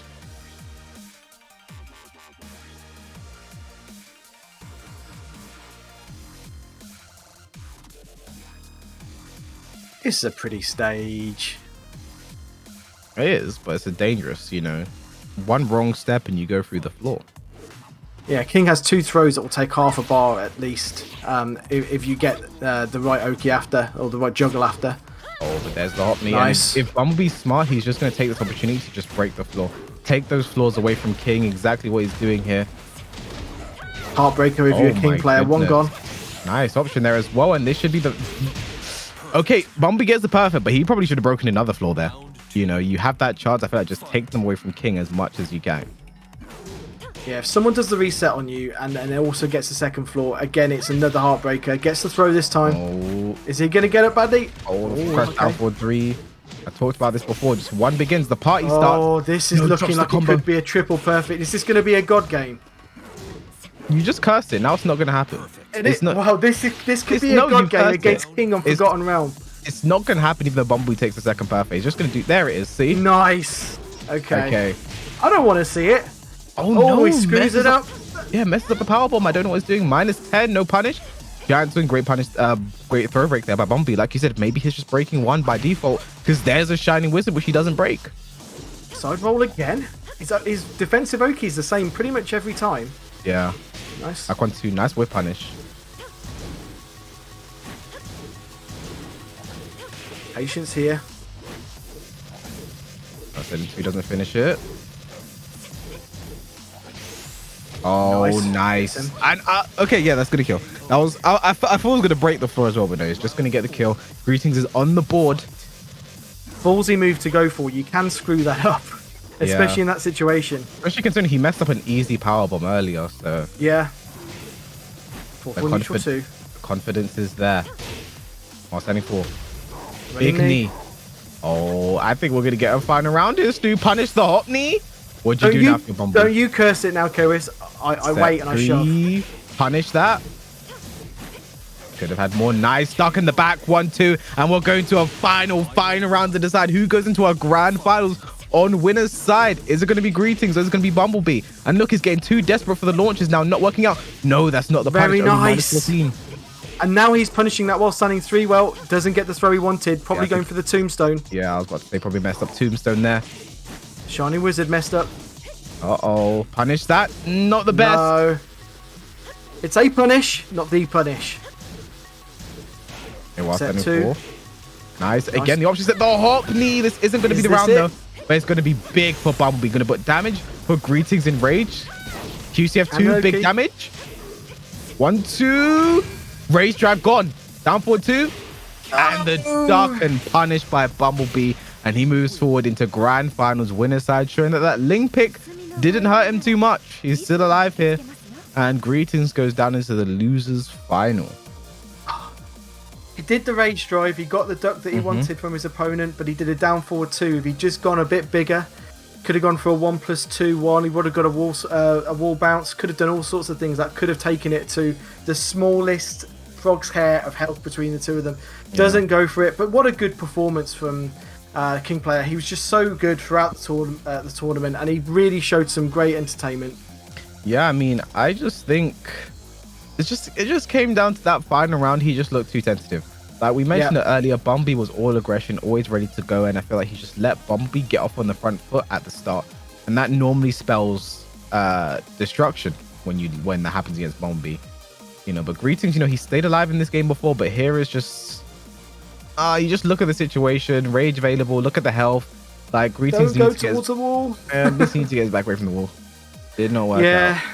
I mean, it's a shame as well, because I would say from Greetings' perspective, he grew into the set. He was actually punishing moves better as we went along through the games. And And if you're doing that, normally that aligns with a win. So unfortunate, but what a close match. We've had some not very close games, and that final game looked like it was going to be at one point potentially a triple perfect. So he did himself proud, and he picks up a ton of points, 100 points. That's more than what the number one player has currently in the region. Yeah, so he's looking very strong. And that was our first final round of the day. But next up is this is the game. Like going into it, I was looking forward to this is a potential grand finals, but no, this game is actually a battle for fourth place. The loser here goes home in fourth place. It's going to be Strog versus LMG Mob. Now, I've spoken about Strog enough at this point. I'm going to try my best to not speak about Strog too much. I'm hungry now. What Stroganoff? You never had a Stroganoff? I've never had a Stroganoff. You're commentating an Eastern European Tekken tournament, and you've never eaten a Stroganoff. It sounds like a euphemism for something. And I want no part of it. Yeah, are we gonna see the Lars mirror? We are gonna see the Lars mirror between these two. Okay. This is it. This is why people watch Tekken. This is it. I grit my teeth at these types of games because if someone's gonna get really upset. When you're mirroring against a guy playing your character, it just gets stressful, but I can't wait to see it. I'm sure we're going to see lots of shenanigans. I mean, so this is... the thing is, Strog isn't... It's not like he is a Steve and Lars main. He plays them both equally, but probably goes to Steve more often. So it's not exactly like this is just a throwaway. I'm just doing this for Bants type thing. Like, he knows how to play this character. We saw it early with his dominant game over Ghirlanda. Oh, late on the whiff punish there with the Outlast. But he gets it this time. That's something we saw him do so well against Ghirlanda. It was that whiff punishment. We're going to see more of that here. Forward 4-3. Nice. The plus frames. +4. At 4. Mob, he has rage. So one launch could be really big for him here. Especially with that new rage drive that Lars has access to in Season 4. Oh, and you can tell they've got each other's timing a little bit. And as a result, it's making them back off a little bit when they would normally go in. Now, honestly, nice punisher in the Outlast. I don't disagree with Strog's decision here to switch to Lars. It was Steve versus Lars the first time these two played, and Mob did take that. So let's just see how the Lars goes. That's his philosophy here. Nice combos and the setup. Mob, look all that damage he took away, and this is looking like it is going to be his round, unless this counter hit changes everything. Mob drops the combo and down one. There we go. Nice finish, one apiece. Two of the best players in Russia right now. Evo Online champion. Look at Strog, the guy who took out everyone when he first appeared on the scene. Many called this to be the last two players in the tournament. They're not far off being that. They've gone very far. One of them will be going. Running 3. Nice interrupt there from Mob.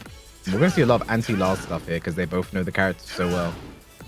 4-2s are coming out from both of them. Now, nice whiff punish there by Strog. And he gets the combo. No, too many down forward ones.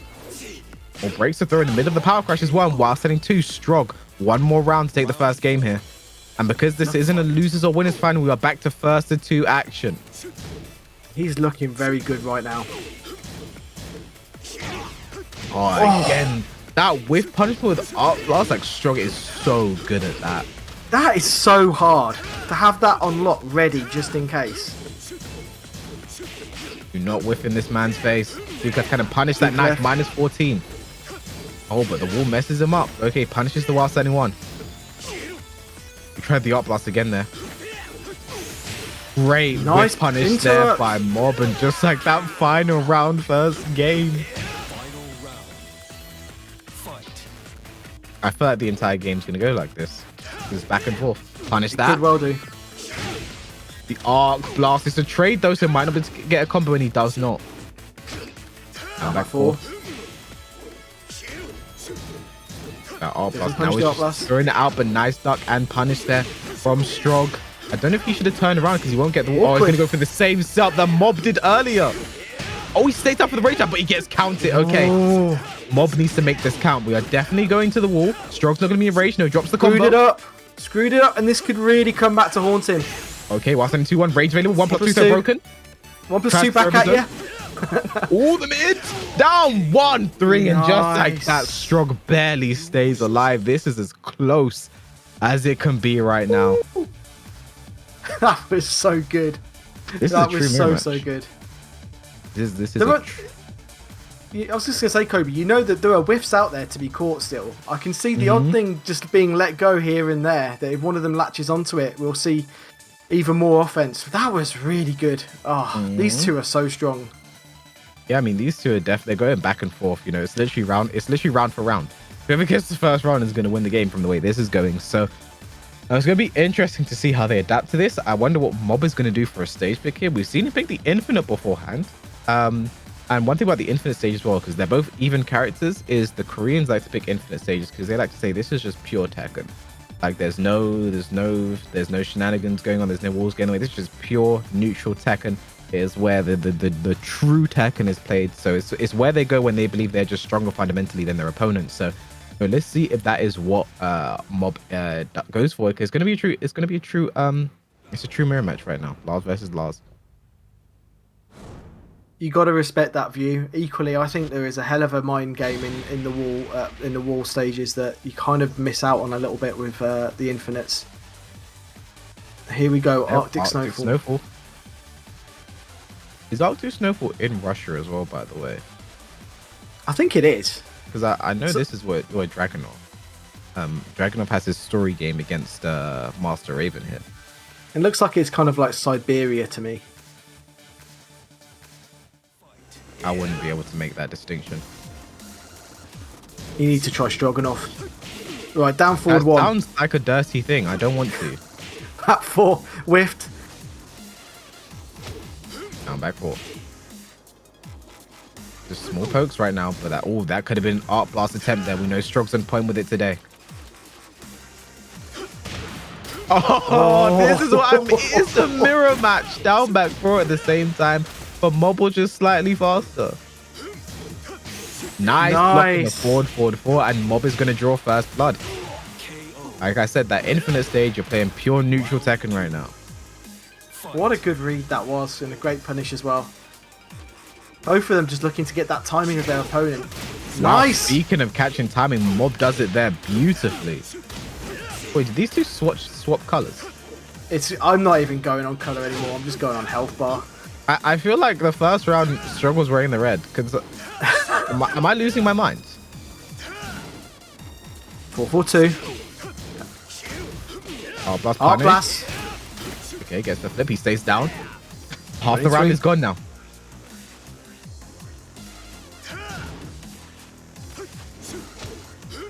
Could have got more, maybe. With down back four. Alright, down 1-3. Punish that. Nice. Oh, nice interrupt there from Mob. Excellent. Knows the matchup like the back of his hand, and he is one round away from tying this up. So when they played earlier in this tournament, it kind of went a bit like this, by the way. Strog did win the first game. Mob then won it decisively back, and then won the final game. I wonder if it's going to go like that again. I wonder if you have to think about characters as well. As Strog loses, maybe go straight to the Steve. He did use Steve previously. Punish. What's the punish? The Texas showdown right there. Mexican standoff time. The best part about it is it did look like that Art Blast hit, so Strog's spacing and awareness to know that it'd whiff, go for that whiff punish. He is on point right now as he gets a round on the board.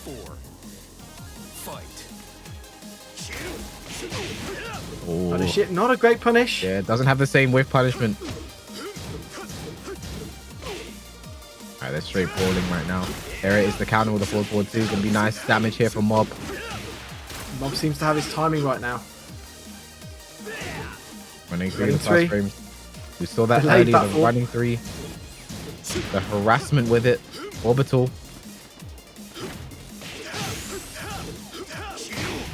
Nice whiff punish again by Strog though. Going for the fancy stuff. No, doesn't work out. He just misses it. That's something Mob will do consistently. Rage drive spent. Maybe not the best use of rage. Especially with the time left back. Very nice. And just like that, we are all tied up 1-1 in the Lars mirror match. Oof.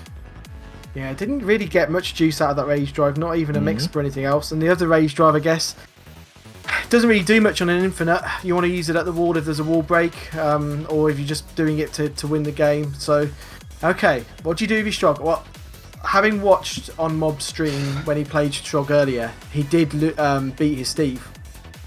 Did come back though, and there were moments when his Strog Steve looked really dominant. So it's not a foregone conclusion. It's another Lars mirror. He could go to Steve and just have faith in his main. I think he could go to Steve, like you said, but he could also just bring the walls back in play. You saw Mob played well. Like Mob's use of timing and his movement and his whiff punishment is amazing on the Infinite stage. I feel like just bringing the walls back in play to give him less place to move, harass him down. I feel like Strog was playing a lot better with the walls in play, but Steve is always a choice. You know, it just depends what he finds he is more comfortable with in the situation. If I was him, I'd just bring the walls back. You know, it wasn't like it just looked like the Infinite stage is just Mob infinitely more, the most confident I've ever seen a Last player on the Infinite. Yeah, I think he just picks Infinites by default no matter his opponent. He seems to really like that stage. Let's see what he does.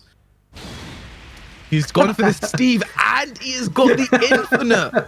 Oh boy. Okay. That's unfortunate.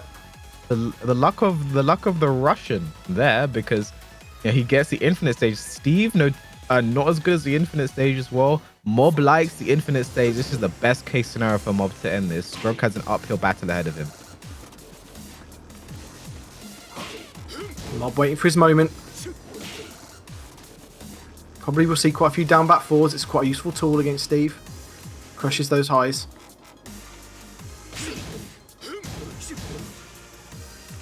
There we go.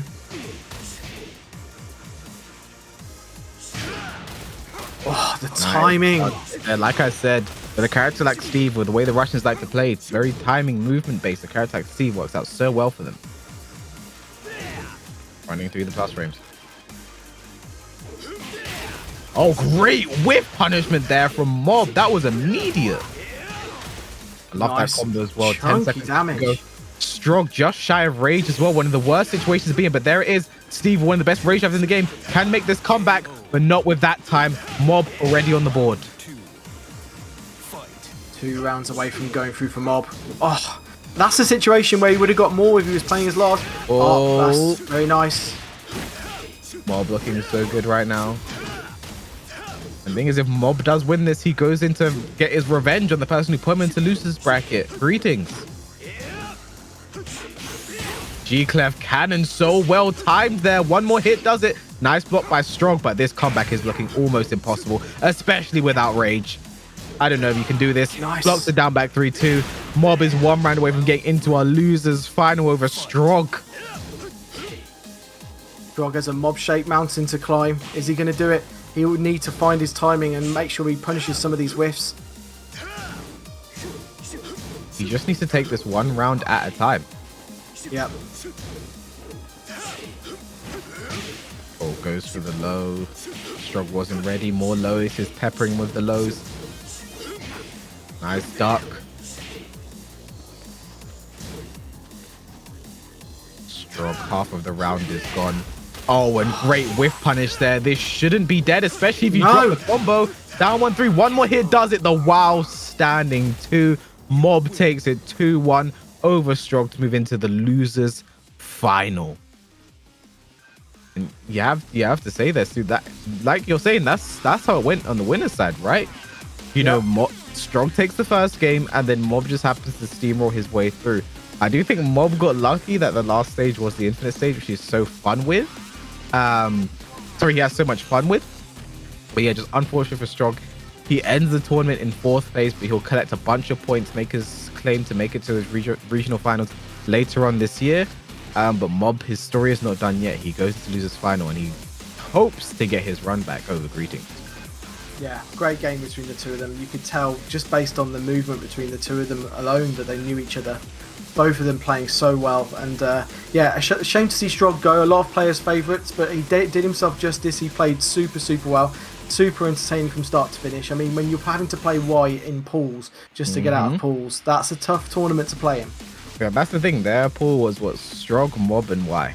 You know, only 2 of those guys can make out, and 2 of those guys, both of them have made it into the top 4 here today. So let's take a look at the leaderboard as it stands.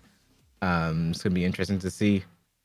So yeah, Strog. So this is with their finished points right now. because Mob, Greetings, and Bumblebee are still in the tournament. Their points have not yet been added, but Strog has now put himself in first place with his performance. They Ghirlanda in fourth. I think Strog will then end today with third place, most likely. Third place, because the only people left actually no, fourth, because Greetings, Bumblebee, and Mob are still in, and those three will probably end up making it into the top three, especially because I think Mob started today in 8th place, so he already have some points moving forward. So very good showing, for Strog. Picks up 100 points and will end today most likely in 4th place and looking to make those regional finals later on this year. Given that before this tournament started, the most points someone had was 75, that should be enough to go in. Gives him time to prepare and think. He'll be upset. There was money to be won here, and decent money as well. But no, he's done himself very proud, and it's been a pleasure to watch him play because I've heard so much about him. Yeah, he did so well here today. I was really pulling for Strog here today. I spoke about him enough, but now that he's out of the tournament, I can sharp about him. So chat, you'll be happy with that. But what else you guys will also be happy with is some merchandise.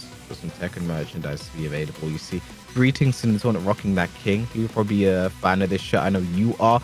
Stu, this shirt, it means a lot to you. Good arse Tekken is the way I like to say it. And look at that shirt. It's beautiful. It's a really nice shirt. Please do check them out. Scan the code or visit tenno.gg /merch. There's really nice shirts. There's also a law shirt as well. And there we go. Production on review. Yellow and black, good as Tekken, and just really clean shirts, lovely art, and they can deliver anywhere. I've ordered from the UK, and mine is currently in Scandinavia on its way over. So you're saying that like someone is going to be able to help you and be like, yeah, I've got your shirt. I'm tracking it.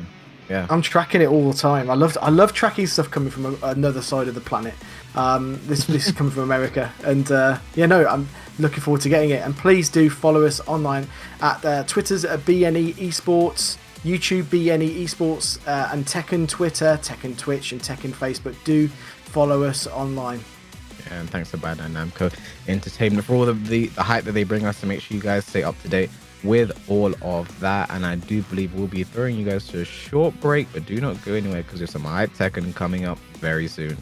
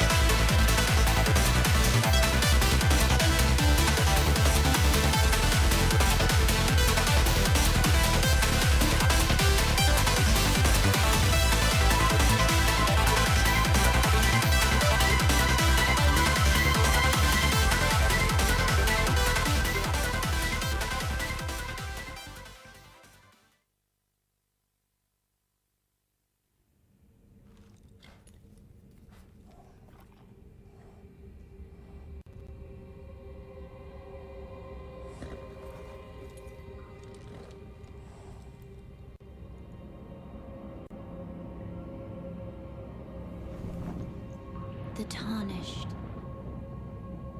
will soon return, guided by grace once lost.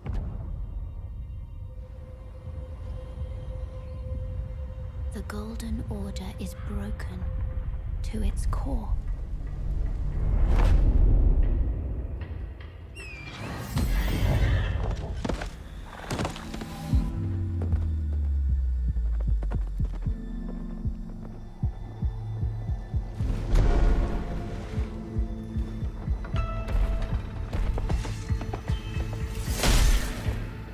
Foul tarnished. In search of the Elden Ring. Emboldened by the flame of ambition. Someone must extinguish thy flame.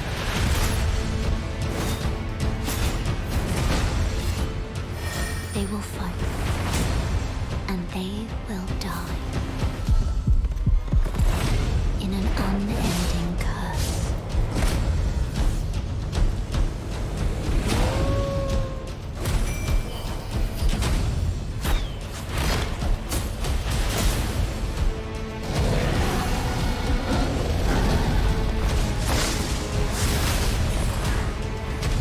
For how else is a champion or a lord to be born? Well, a lowly tarnished, playing as a lord. I command thee now!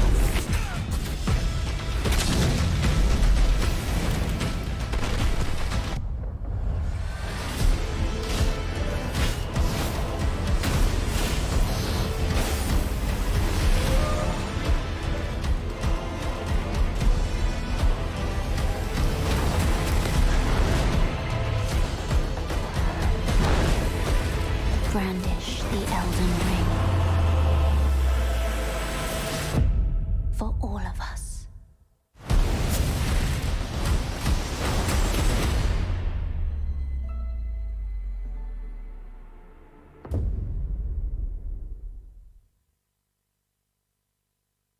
It's not just our power.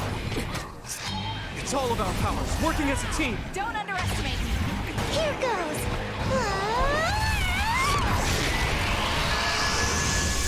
Be prepared for anything.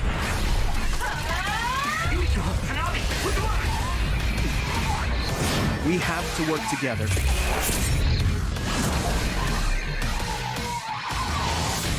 Focus.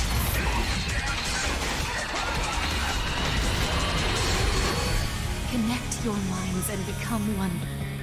Use the red strings to save the world. You two handle the front while I take the back. Don't bother resisting. I will obtain the red strings.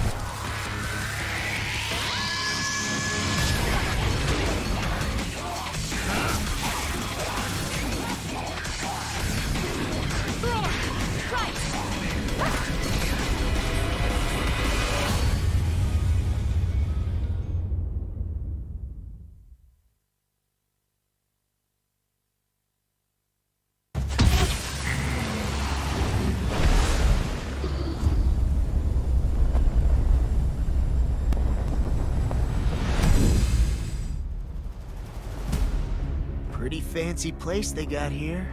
Harmony and coexistence between the Renans and the Danans. I'm Dohilim Ilkaris. Should you need my skills on the battlefield, all I care for is maintaining peace. I'm Captain Kisara of the Eldermenencia Guard. Flare the Malisa! From now on, when I fight to protect my dream. Well, this crew just gets bigger and bigger. The Renans. Seems the rumors you were running with them were true. Get toasty! Bird strike!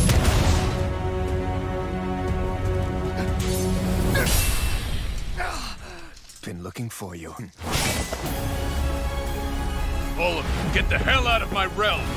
This is Tannin's realm and it's ours, understand?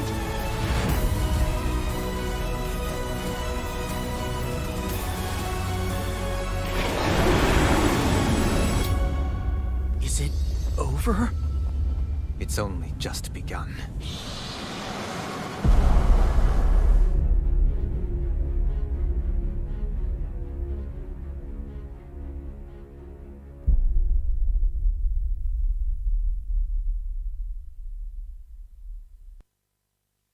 Welcome back to the TOC. It is the EU East, but before we get back into it, Sue, what do you think about all of that? I mean, Tales of Arise coming out, what's that, in less than a week now? What September 10th, looking really good. I mean, for me, of those 3 games, Elden Ring, George R.R. Martin's got involved. It looks beautiful. Like I can't wait for that game to come out. I'm definitely getting that. Yeah, I'm really excited for Elden Ring. I can't wait for that one. It's coming top of next year, I believe. And Scarlet Nexus, I still need to pick up. I was going to pick up like a month ago, then I completely forgot about. So I will eventually do that, and you guys better do that as well. And what you guys can also do is have a big support shout out for our Astro, the official mix-up and head to the Tekken Online Challenge. Always supporting Tekken and all Tekken events. So we do appreciate all the support they give towards us. And also a huge shout out as well to Bandai Namco Entertainment for providing us, you know, with those quality games, and obviously the Tekken we have here in front of you right now.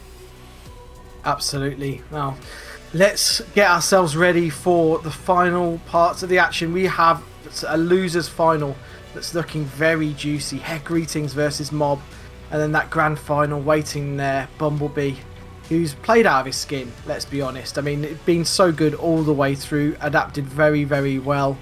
It's looking like a very strong final 3. I mean, this is a run back for Mob. This is the person who put him into the losers bracket in convincing fashion, 6 rounds straight, couldn't get going at all, so he's definitely going to want to avenge that loss. And for Greetings as well, you know, he's going to have another shot at Bumblebee because he could have done it. It did go to a final game, final round. He just fell at the final hurdle. And he could have taken it, but he didn't. So be interested to see that. I do want to see, I probably want to see Mob win just to get Mob versus Bumblebee because we haven't seen that yet. And as someone told me once, I think Bumblebee once won a huge Russian tournament pretty recently, and he won it over both Mob and Strog. Someone will be able to correct me if I'm wrong, but he was able to do that offline. So this will be just another notch on the Bumblebee's belt. We can do it again. But before that, we do have Greetings versus Mob. We're starting off on the Island Paradise. What's about the music on this stage? Dude, when because upstairs, then they go downstairs. Dude, I absolutely love it. This for me is, this stage is like an ode to Tekken 4. The wondrous days of Tekken Zaibatsu combo videos with Daru playing all over it. Like, this is just a beautiful stage. I'd love to see more stages like this. There's some, you know, this versus G Corp Helipad at night. I mean, really, is there even a comparison? Really? Shove straight away. Oh, shove into back one too, though. Very interesting. Not many King players do the new back 3, the Hulk Hogan leg drop off of it now. It's so good because you get back turn Oki as well if you go for it, and the just frame isn't really much of a just frame. It's worth going for it. Board 4. Again, Greetings starting off on the front foot against Mob. Maybe he has his number. Nice whip punish. Punish that. Oh, okay. Goes for the unblockable. Greetings is having none of it with that down forward 1. Nah, cracking him in the skull for even trying it. I like it. Down forward 2. Regular throw broken. And for a huge DDT, but nice block, but no launch by Greetings. The curse of the King player is to do a wall standing 2-2 when you should launch. Needs to stop that. That was a great step on the dynamic entry, and we're going to the wall as well. Shining Wizard. Whoa! Nice. Didn't finish it. Wall splats if he finishes it. All right, this is Mob's chance. Should be able to go to the wall, but doesn't want to. New rage up. He can break the balcony here. I think does that use his tailspin? Yes, it did though. Oh, the raw unblockable, but he catches him floated. Mob is angry right now, but it's not enough to win him the round. That's the great thing about Kings at forward 3. If you go for it and you get jabbed out of it, you're at a weird angle. There's not much they can do. It's such a good round ender. Okay, well, Mob should be able to carry to the no. Again, goes for the spike. Regular throw not broken. That's huge for Mob. What's the follow-up here? Nice patience by Greetings. Down for 2-1, okay. Crouch dash roll standing 2-2, yep. Okay, doesn't get the wall. Regular throw broken. Oh, big whip, not the best punish, but yeah, while setting 2-1, Season 4 buff, the second hit is now a counter hit launcher. Can I just say I hate that, by the way? So many strings, the second hit just has to become a counter hit launcher. Or the second hit's a mid where it used to be a high. That's challenging. Yeah, that Lars is down for 2-1. Yeah. Speak of the devil, there it is. There it is. Oh, Again, regular throw not scuff broken. Throw. Even when you scuff it, it goes for the good Oki. Doesn't quite work out. Okay. It's looking like it could go to final round. I'm back 4. Regular throw broken this time. Rage available for greetings. Nice. Interrupts. Doesn't want to take the throw. 2-1. Down forward 1. Nice. Nice Stop there by Mob. He's alive. Final round.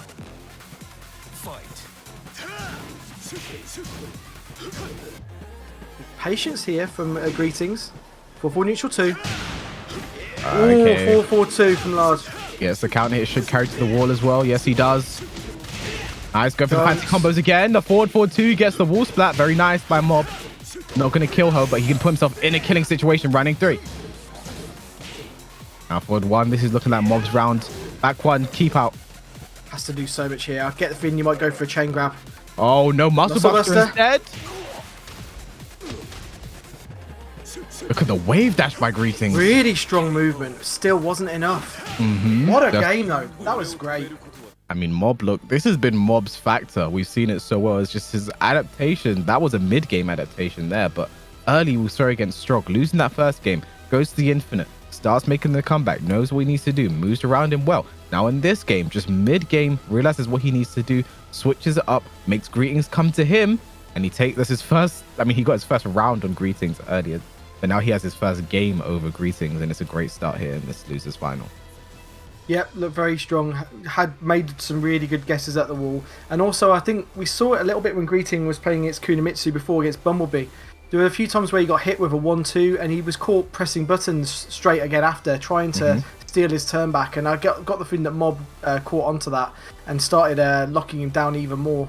I don't think Greetings needs to change much, though. He played pretty damn well.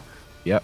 It just came down to Mob in the end, just, you know, getting going. Whoever gets started first, that's been the tail of the tape for today in general. Yep. Whoever gets started going first is the one who normally takes the round. So be interested to see the adaptation here. We're probably going to see the Forgotten Realm again, because, you know, we've seen how much Greetings like that, and there it is. There it is.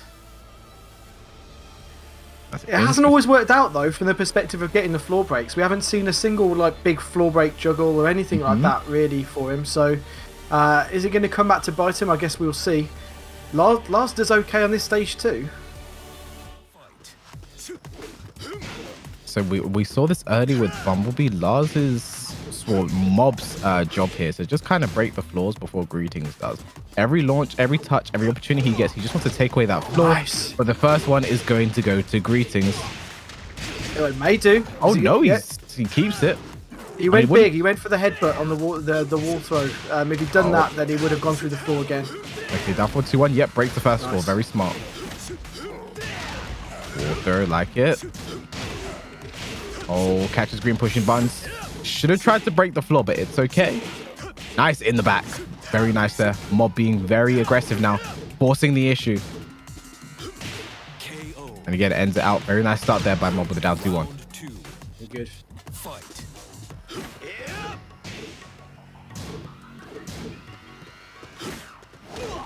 Great low parry there by Greetings.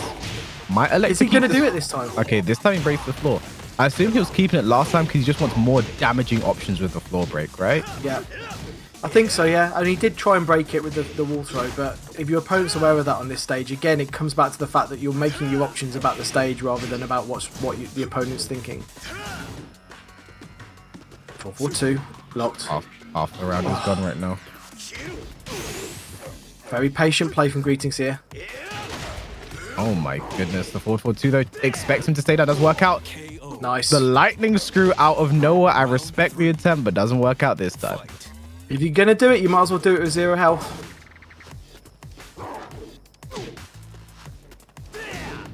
Running 3 in the plus frames.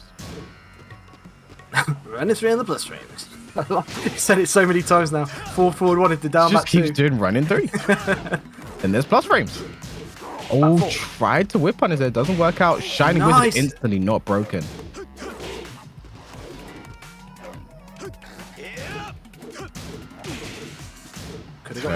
Yeah. Forward 2 needs something. Shining Wizard, great break there by great. Mob. Wow, that was classic. Yeah, broken Shining Wizard into Giant Swing. Mob was aware of it, walking back now. Are we seeing a desync? Something funky is going on right now. I don't know. This feels like it could be a desync. I don't know. Something funky is happening. Maybe Mob's playing the mind games right now. As the life deficit. This is risky though with the life deficit not doing anything. I think it's an odd decision to just stand there and do nothing, and just like that, Greetings will take the round. Let's see what happens this round. Looked like it was a desync to me. I don't know. Mob's just walking back. Maybe I think we might have some kind of hardware issues between the two. I believe Mob plays on stick. Could be some stick issues from what was going on there. Like he was just holding back. I don't know. We'll be getting something concrete for you guys soon, and we'll find out what happens. But yeah, I mean, we're seeing already. I like what Greetings is trying to do. You know, when he's getting low parries on that stage, he's electing to go for as much damage as possible to make the floor breaks count. I did want to see Mob sort of put more emphasis into the breaking the floors rather than just like getting the damage, because King is so good.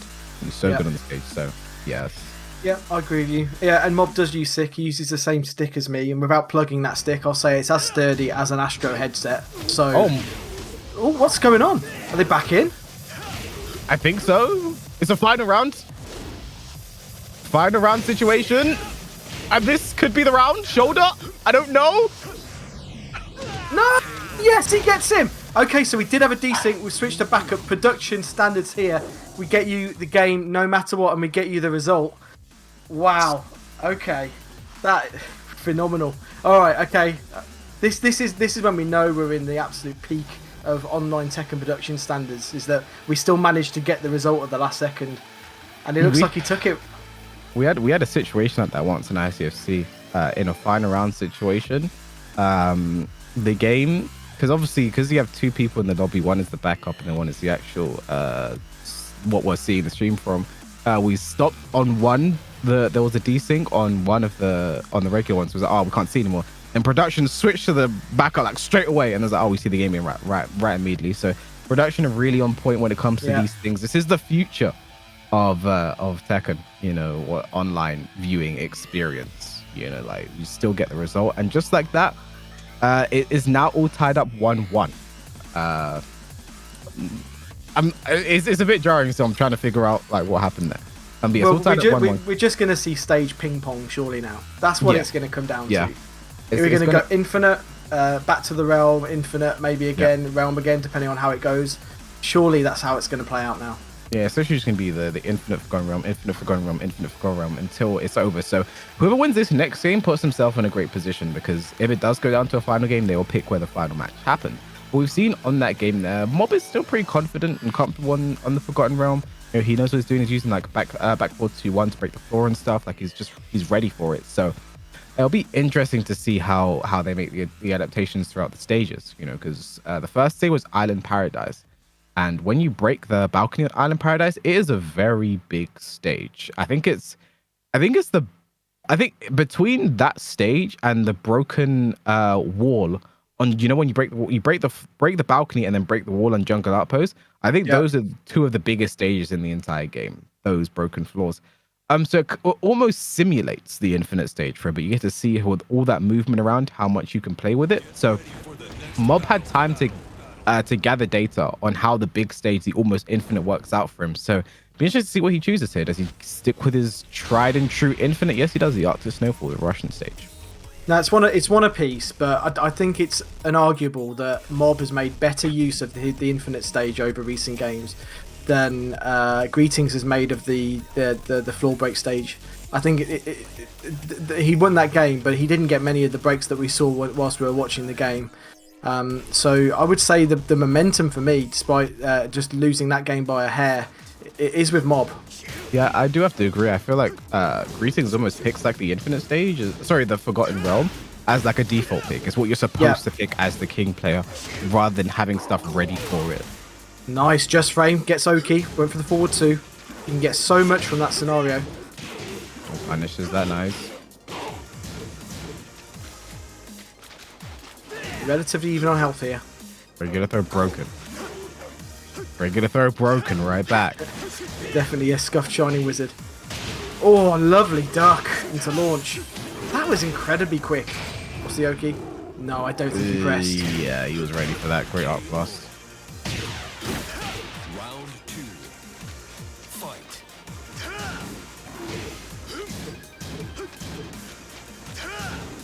Just trading a little bit here.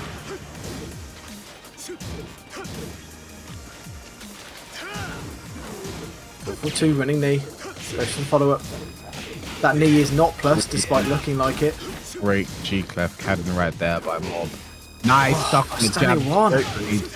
This should be the round for LMG Mob. Very nice. Look at this. He just plays so well on that infinite stage. He does. He's speed running it right now. Oh, doesn't break the giant swing. No walls though. Yes, he is. We tech this. Down for 1. Nice punish. He's taking a page out of Strog's book with those arc blasts. Locking him down with the jabs. Nice punish. Great low parry there by Greetings, and this could be the round if he plays this right. Should be. Okay. Gets on the board. Was looking very one-sided up till then.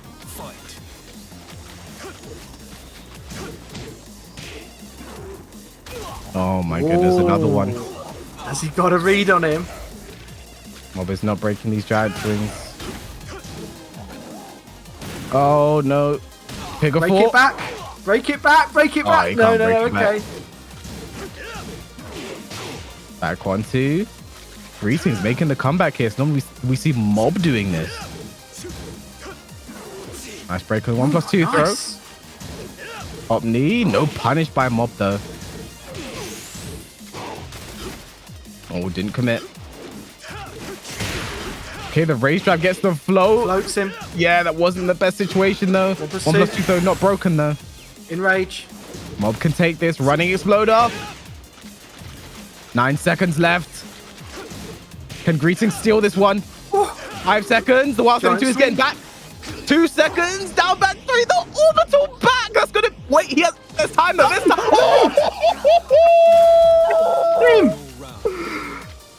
Oh, that was still time. Johnny Wizard, we still have to commentate this. 1/3 broken. Break. That 1-2 punish that. It's very important to duck that second hit and get a launch. Oh, break giant swing this time. Started breaking 1.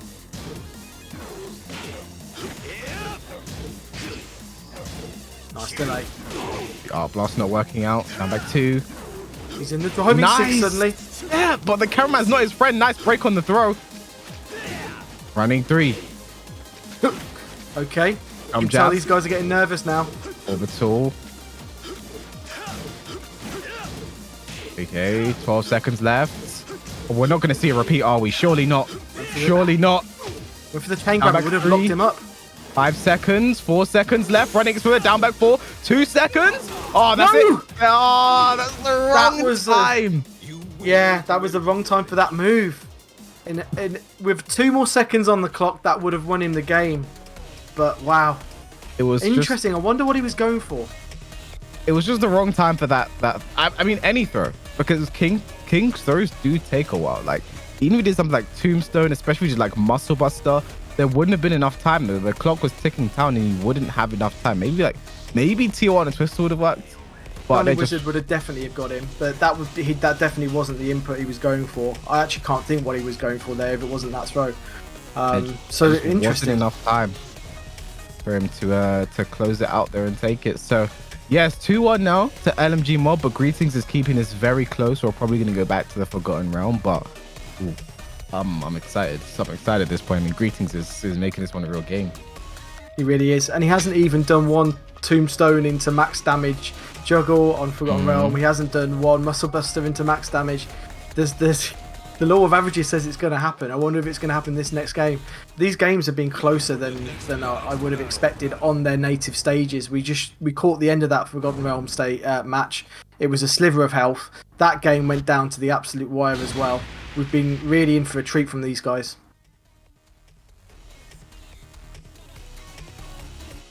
Now here is the Forgotten Realm.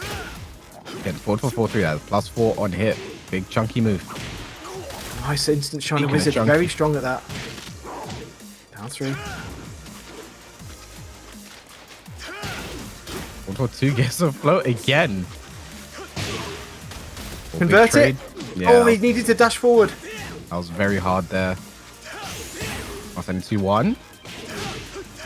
One more hit. Does it here for Mob? A rage available for Greetings. Just one touch, and that could have been it. He'll be frustrated there. Unfortunate. Down 4-2 into Giant Swing. Broken again. Needs to mix these things up, and does. Oh, but the full crash down 4-2. The first time that has counted all day, but no, drops the combo. Nice block on the full crash low. What should you do now if you're Mob? 3. Down back 4-4-4-3 again. Got the plus frames going. 4+2. Nice break. Down 4-2, but doesn't finish.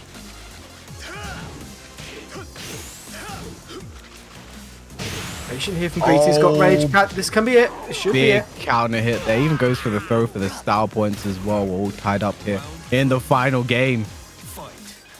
This is it. The winner of this game. Whoever gets 2 more rounds moves into grand finals on the loser's side.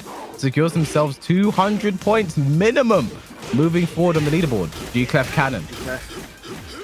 Oh, look at this now. Mob is feeling himself. The Shadow Step is coming in. Punish it. Oh, the step into the Star Orbital. Very nice. I think this is the round as well for Mob. This is it. Set point right now for Mob to move to grand finals, loser side. Carried him into Tekken Tag 3. Unbelievable. Now he's got 2 rounds to win this, or he's going to be going out. Punish that. 4-4-4-3 again. Greetings is not blocking that at all while sending 2-1. Back 4 counter hit, but it's a trade. No throw This is animation. life bar gone. That will be it, surely. Ends it. Mob all aggression while sending 2-1. Ends it out, and Mob moves into grand finals, loser's side. What a game. What a treat those guys gave us as well. What an unbelievable game. Some really clever play from both of them. They didn't let either of them run away with it with their own stage. What a great performance. And Greetings will be going out with 150 points. That's a big chunk. Yeah. A big old chunk. That's also came down to Mob. Just what you saw those final 2 rounds. He just got his aggression going. Everything was going. He just made Greetings second guess himself. And closing out with a wild sending 2-1 counter hit, he was just completely ready for everything. Great showing there from Mob, and you know he has a job in front of him now. You know, he was the EVO Online champion. That was one thing. Now he has to win the TOC as well. This is the Masters event. This is huge. This is the big one. And this right here, is that natural? Ali kick into the mid. I don't think it is. Yeah, I don't think that's natural. I actually think Mob could have blocked there. So Yeah, very, very surprising finish. And you could tell, like, if a player is doing that, they're literally just slamming the buttons with Deal Life. They're getting palaces on their hands, hitting the buttons. When a King player is doing that, they're nervous. He probably expected more alley kicks, I'm thinking, rather than anything.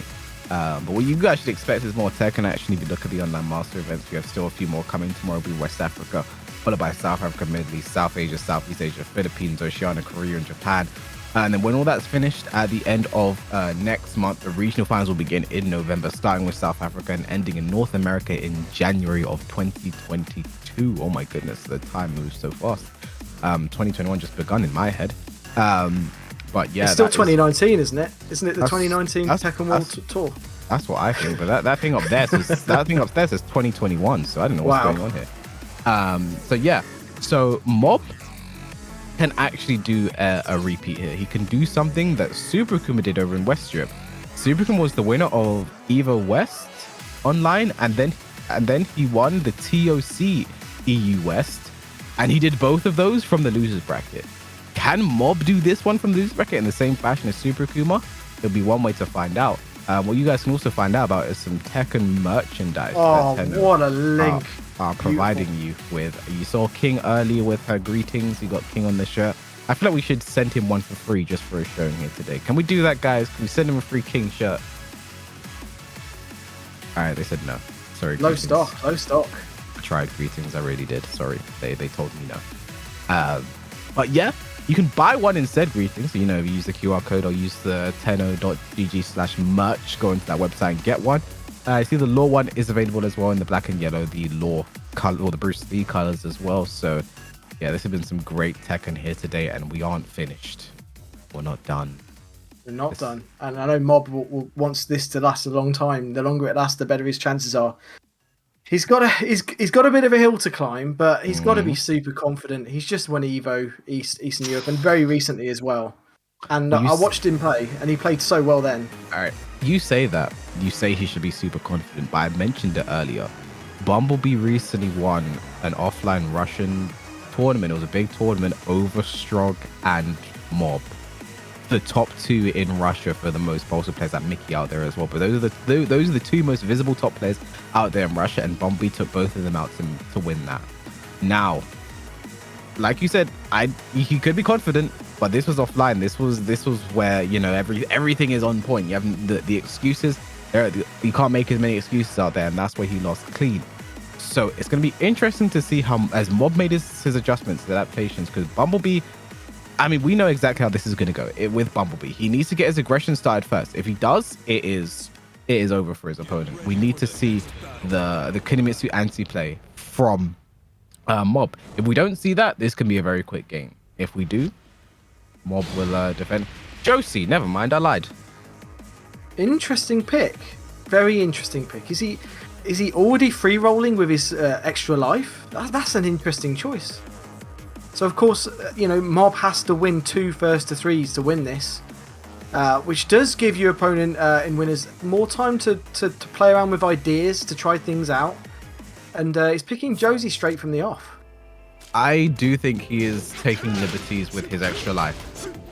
We saw Kunimitsu the whole way except for that one time he picked Ling. It didn't work out.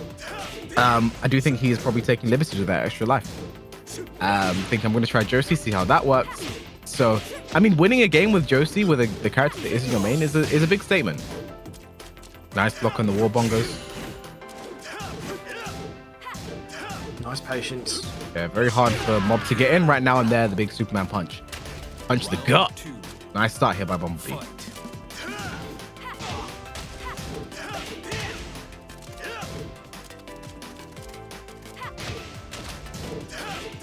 Wall bongos, nice punish. I think you have up to 14 or 15 frames to punish the wall bongos before switch 1 will punish you for the counter hit. Nice G-clef cannon, very nice. Finishes it, gets caught counter hit though. This will hurt a lot. Yeah. Just mix up, raise drive spent. CD2, not the best punish, but down forward 1. He could have killed with a punish, but it's okay. Still alive.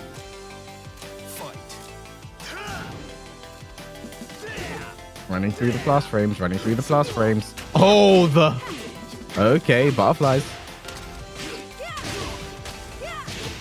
Oh, CD3s are coming out. Half a bar already. Yeah, just harassing the legs. 1, 2, 2, nice punish. Raise drive spent and nice. Nice, Bumblebee. You could have got more. Oh. Are we seeing it again? It looks like we could have another desync. Oh, but we switched immediately to the backup. Do you guys see this level of production? You didn't miss anything. I feel like production need their own set of commentators talking about how good they are. That's absolutely crazy. Thank you, guys. I stuck there on the switch 1. Oh, down forward 2.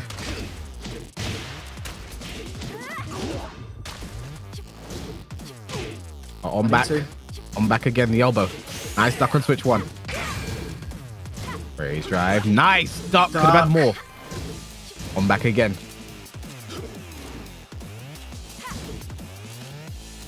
Oh, Bumpy, a huge life deficit. Need something sweaty big. Palms, sweaty palms. Oh, this is one way to bring it back. This won't be dead, but this is a nice start. What's the mix-up? He'll go in surely. Wow, big forward 4-2 there by Mob.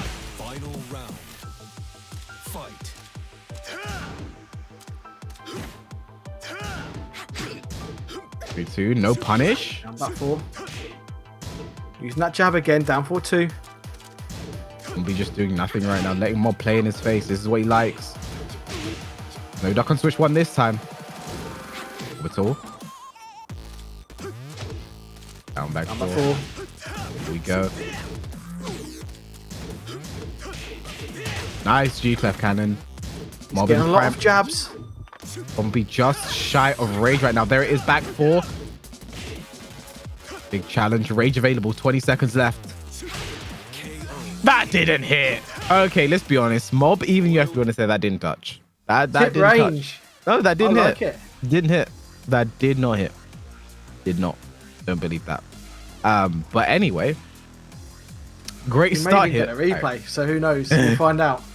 I think they both pressed buttons at the same time. And Yeah, that's why it hit.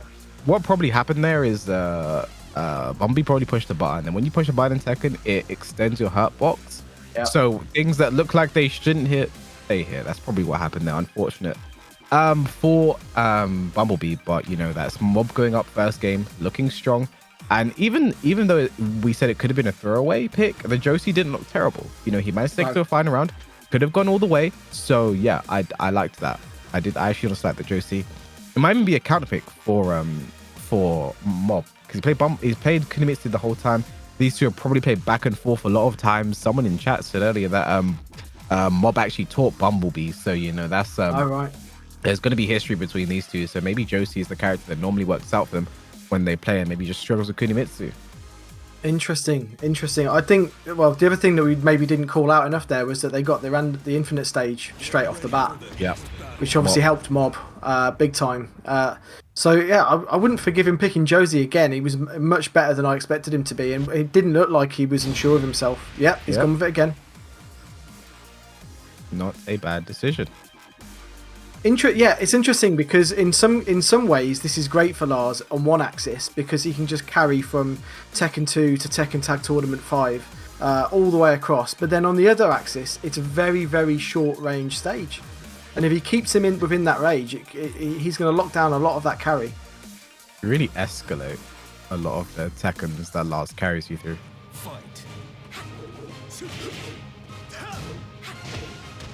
Back 4. Oh, nice. CD3 gets the counter hit. Great start here by Bumblebee. War Bongo's nice. He stays ducking, but no launch. Nice, finishes the string. This should be the round. Nice. Waits for the scaling. Round 2.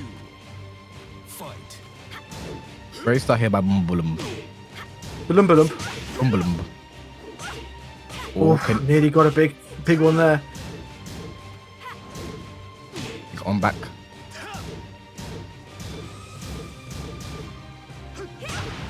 Down back 4 gets the count here. Very nice. This does so much. We going all the way? No, Sidewall gets in the way, and looks like Mob knew that was coming as well. Nice start here, Mob. This is definitely his round. No way in hell that he loses this round. Absolutely impossible for Mob to lose this round of Tekken in front of him right now. All he needs is one more hit, and Mob is going to win this completely unlosable round, and there it is with the down forward 1. You are trying so hard to curse yourself, aren't you? I'm not. 4.2. Staying the obvious, right? Forward. Nice, the pullover kick.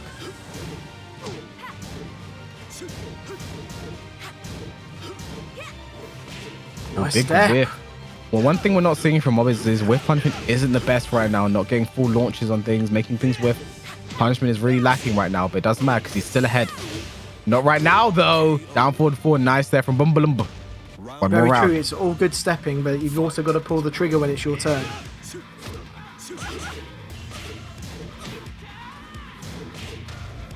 Oh. Ooh. Wasn't confident that was going to be the punish there.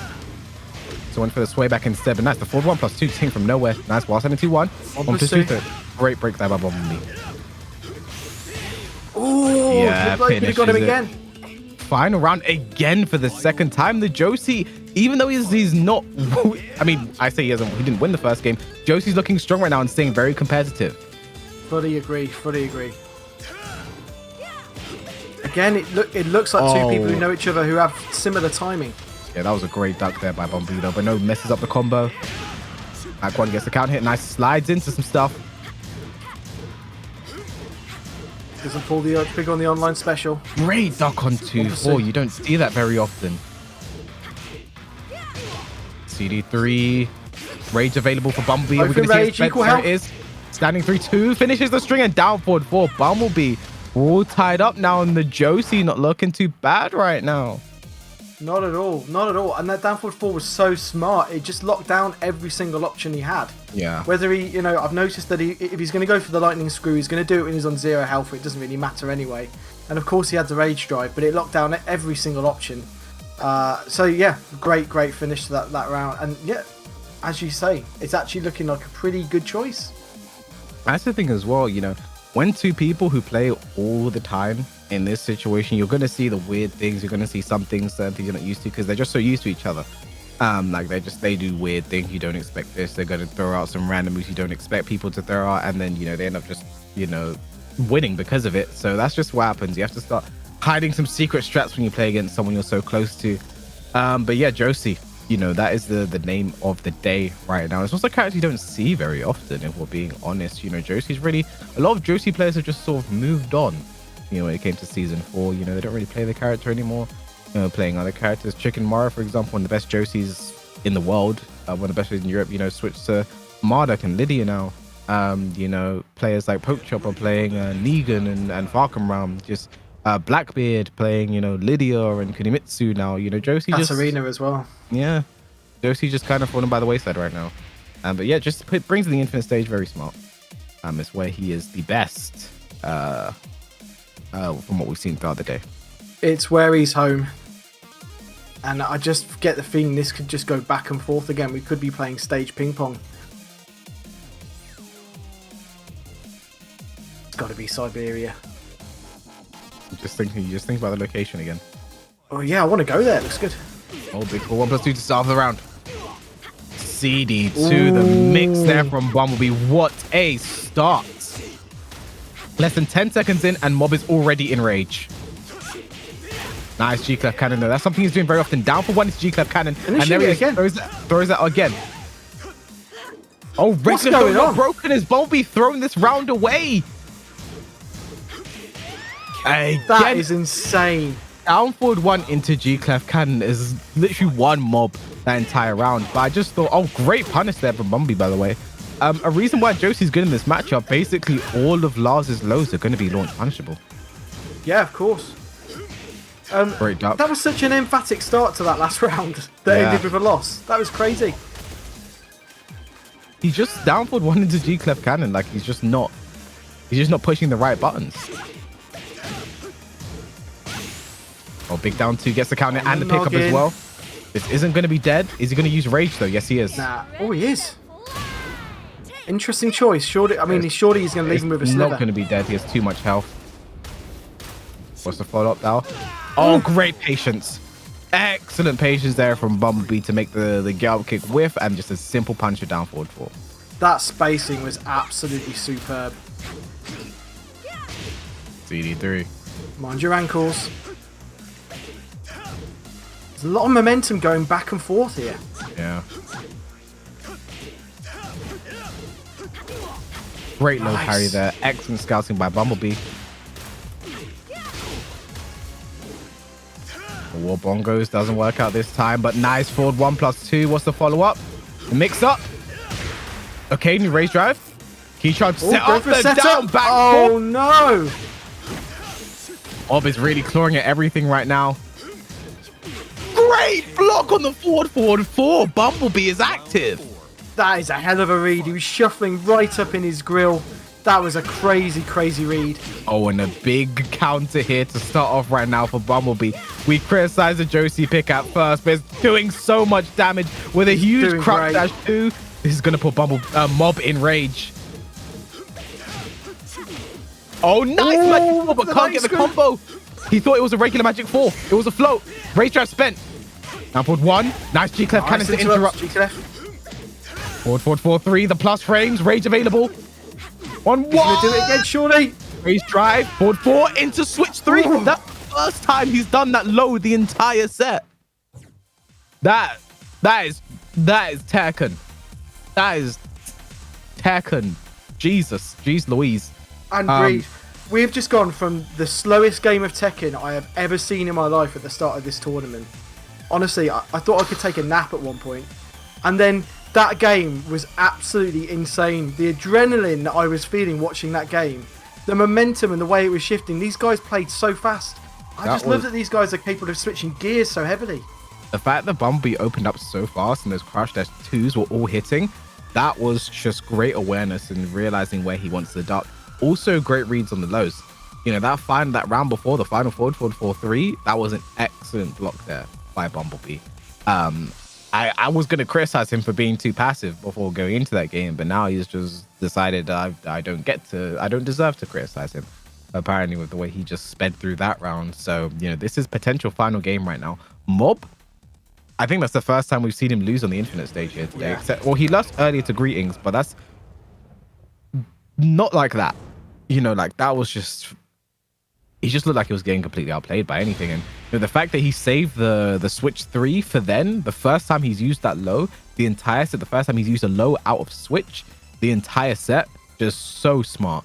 And then we move into Bumblebee's potential final game, tournament game here for Bumblebee. If he wins this, he'll be the TOC EU East champion. But Mob definitely has something to say about that.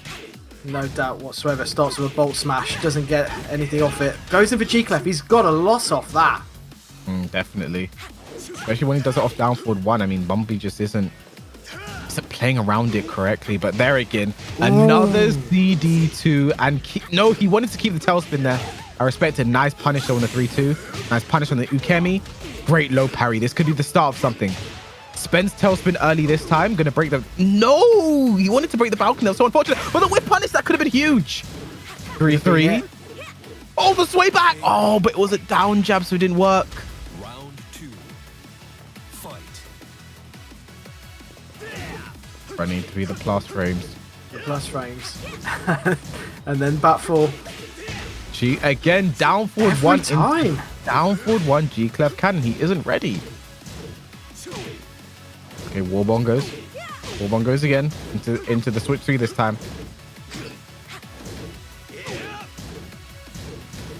All this pressure. It's threatening now. Nice whip punish. Mob in rage. Great low parry. Great patience and great low parry. But he wanted a big combo there to kill. Regular throw broken. 3 on back. Back 1 big, and that's guaranteed. If you back throw, Bumblebee needed to stay down, and Mob has finally got some control back. He has, and he's doing it on not an infinite stage. Yeah, stealing his turn back, so to speak. 2-4. Nice punish from down 4-2. 2-4 again into switch 1. Both of them perilously close to that balcony. Ooh. We'll crash down forward 4. Big low. Nice block and Nice punish. And the forward 4. He can't block it this time. And we are going to a final game right now. And Bumblebee has a huge decision ahead of him right now.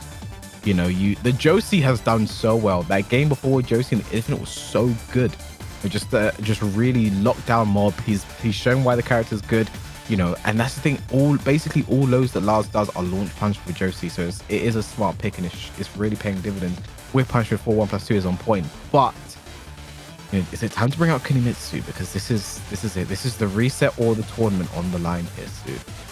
They say so. Tekken is chess on speed, and wouldn't it be the ultimate checkmate to actually go back to an infinite stage? Okay, Wes, I'm talking to you on a private line. Don't pull faces whilst I'm commentating. Who says Tekken is chess on speed? That's the first time I've heard that. It used to be on Tekken Zaibatsu until they got rid of it and they replaced it with Discord. I'm not even going to go into that. It's some boomer reference, okay then. I'm too young to understand, apparently. As you keep reminding me, I honestly don't think the infinite stage would be a bad pick. It would be the ultimate checkmate if he actually beat him again on the infinite stage. But there are other options. I think just complete this set with Josie. Just see it out. See it out. I mean, that's the one thing, and then it's, you know, what is the stage pick? You know, we know Mob loves the Infinite, but you did win on the Infinite stage just before that. You know, you kind of dominated him. So, character or stage, it's your choice. Bumblebee, what are you doing? He's gone for the Infinite himself. I like it. I like it. This is the ultimate baller decision. I love it. I absolutely love it. Here we go. Get ready, guys. This could be your final game of the day. CD3. This is a great start here from Bumblebee, but he needs more. Nice block, but no punish from the switch through.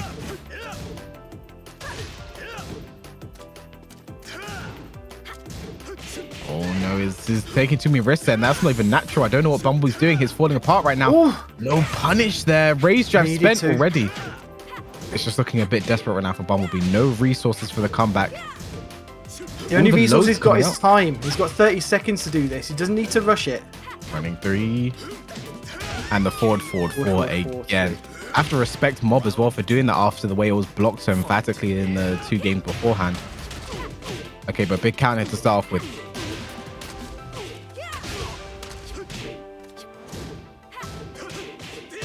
G-Clef cannon.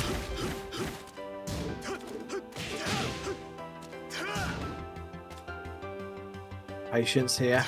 Oh, even on life. Oh, the full poking him away. Okay. Oh, big whiff. G-Clef, he knows not to finish it that time. Forward 2. The air throw not broken.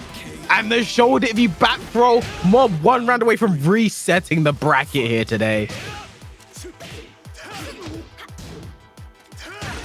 And this is 5 rounds straight now for Mob. He has all of the momentum in his favor.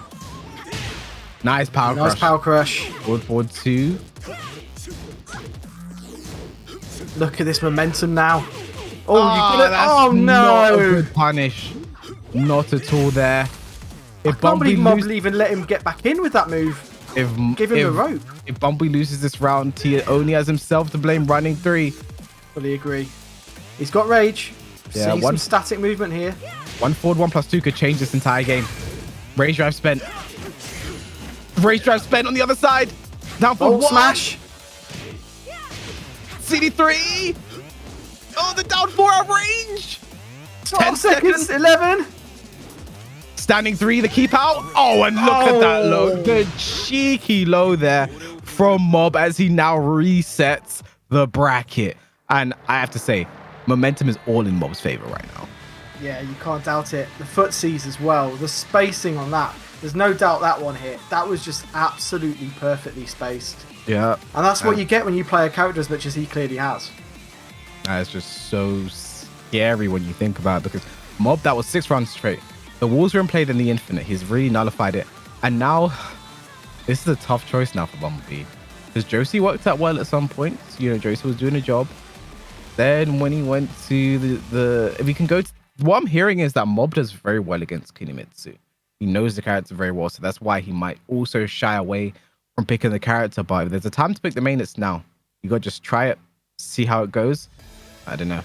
I'm with you. I mean, I think for many players, when you switch between characters, there's almost a round or 2 you may chuck away getting yourself reacquainted with the spacing and the movement and the natural fundies of the character you're using, and you kind of can give away a round or 2 in the exchange. So if he's going to make that decision to change, I feel like he should do it sooner rather than later. No, he's sticking with the Josie. He is committed. I think he had a plan. He had a plan going into it. Josie, like I mentioned earlier, all the lows, basically all Lars's lows aren't punishable for Josie. Smart decision. And 2, people are telling me that, you know, Mob does very well against Kunimitsu, so he just wants to stay away from that.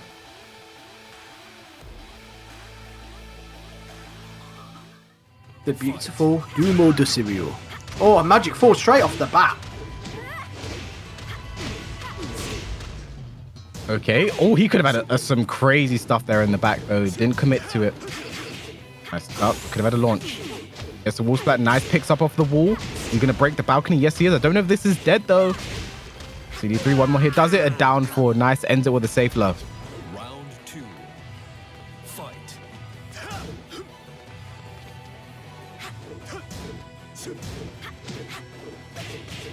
Nice duck.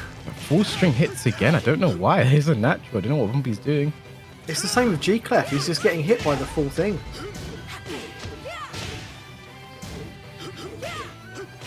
Left again, doesn't finish the last hit though. Punish that. No, that could have been launched for Josie. That could have been launched for Josie. Oh, boy. Those were 2 launch opportunities that went awry there for Bumblebee. Nice low parry. How far is he going to take him? Very nice indeed. That's a big chunk for a low parry.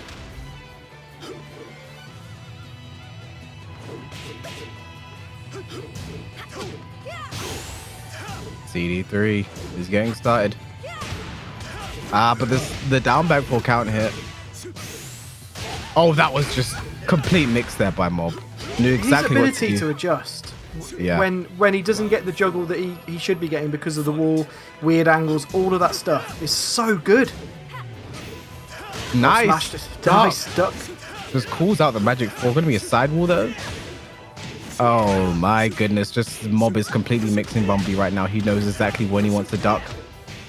Carries to the wall as well. CD3. This can be the start. Big power crush. Guaranteed stomp. I mean, this is a great start right now for Mob. Bracket reset. And he goes up. And what's that? I know Bumblebee got around there, but without that round, it would be like 9 rounds straight. Yeah, it was dominant. It was dominant. I think ultimately his Mob's ability to just convert any unusual random situation that you get in a 3D fighting game to the maximum damage that he can possibly get and the mix-up is just too good right now. And so a lot of that will come down to the fact that he's clearly played probably 10-20,000 games of player matches with this character. He's seen every single scenario with his character, big bodies, small bodies, weird stage interactions, and he's just able to convert every single one of them. Yeah, I do think if there's a time to pull out Kunimitsu, it's now. Yeah, it feels like Mob is now prepared. It feels like he's got everything on. He's warmed up into the set, winning the infinite, winning on the wall stage. Like, it doesn't matter to him right now. So I'm hoping that I feel like now is the time to pull out the Kunimitsu. At least give the main character a shot, you know, because Josie has just now been locked down. I feel like he knows what he's doing. I can't think of much he hasn't tried already with Josie now. That's one of the main reasons why I would say switch. Okay, he's gone back to Hammerhead. He tried that before. Josie. You have to respect it. They must have paid a lot for him to stay away from playing his main so much. I've been told that Mob is very, very, very good against Kunimitsu, so he's ready. He knows what he has to do. I don't know how I feel about this though.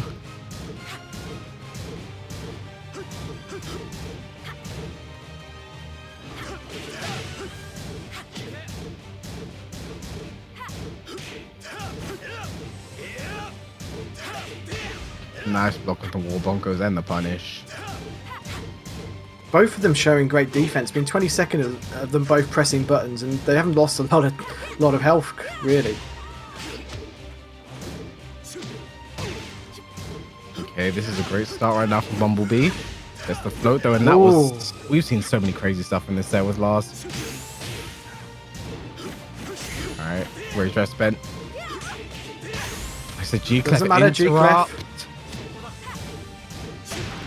Finishes the string, and that was just a complete mix up there. But Bumblebee guesses wrong, and Mob is just storming through this reset right now. He's 5 rounds away from winning the whole tournament. Oh, that was so nice. And the set up. Oh! That punishes the art blast. Could have had more. Alright, nice pullover kick. On back. Trade. Okay, switch one, gets the counter hit. Very nice. Now he's got some pressure. He needs this. Oh, guaranteed follow up there. Nice. Bumblebee on the board again. Okay, he stopped the bleed. That was very important. It's looking like it was starting to get away from him. Nice punish. Max punish there. That is minus 14. Mob was ready. And he gets a nice chunk and a throw after. Very nice indeed. Nice punish. Needs to use this wall. On back. Plus frames. Very spent. 4-4-3. Doesn't use the plus frames after. Does it again though. I have to respect Mob's usage of that low, considering how it lost him around earlier. He just hasn't been deterred. No, not at all. Not at all. And to give away the frames and just stand there after and see what he does. Very, very smart. Oh, very nice there from Bumblebee. The regular throw broken.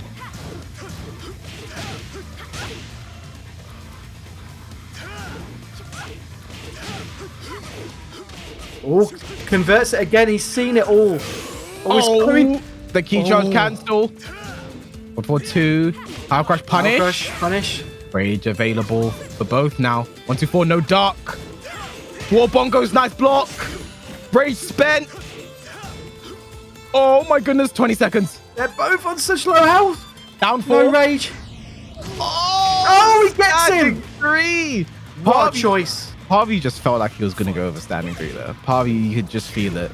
I wasn't sure. Nice. Well, he's punished it on the art blast. Nice punish on CD3 though. This is crucial. This is either 2-zip or 1-all. Yeah, this is the very important game right now. On back.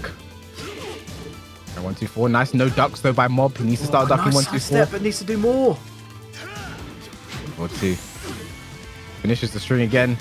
Bumblebee could take this round. Rage spent and nice. Doesn't respect the unblockable at all. Excellent hop kick there from Bumblebee, and we're tied up. He is not out of this yet. Why did she cry like that? I'm not gonna even spend the rest of commentary deciding about what's the best character pick or stage pick. I'm done. I'm not doing it anymore. That was I don't know. I know we want to see. I feel like the Kunimitsu is the pick here, but Josie's staying alive. Josie's still doing the job that he needs it to do. But you know, that was with the walls in play. Now Mob is gonna go back to his traditional. I like no walls. There's gonna be no walls in play. Josie loses all of that damage that she gets with it. All the wall carry. It doesn't mean anything. But we're seeing some great outplay here from Mob. But Bumblebee is staying alive. That hot kick. So that was really good there. Just the awareness and space of mind to even in a defensive situation be ready to push a button like that to counteract. He was ready, so that was a good job. And we're all tied up after the bracket reset, so you know, Bumblebee keeping this close. Mob isn't going to storm through this one today. No, not at all. And that hop kick wasn't like it was a panic button. Like I don't think he's pressed that all game. No. Like that was a clear active decision to interrupt it, and it was clutch, especially after that round before where they both. Oh, I mean, God, that was so close. That nearly gave me a heart attack. There's the infinite Azure. Smart decision, as we know it's what it's known for. It is indeed. He's had a very, very, very high success rate with this stage.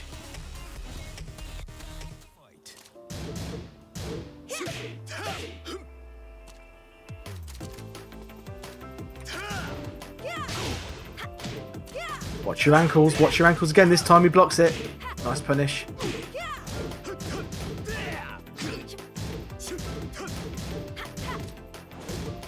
On back. And there it is. Switch 1. Gets a count hit again. Nice. The war bongos spaced it correctly. That's guaranteed of only the low hits. Momentum swings once again into Bumblebee, and that is such a bold decision. Not going to get much on an infinite stage off a low parry, but that is such a confident move. Good one. Nice block, but no, that's not the punish. Only -12.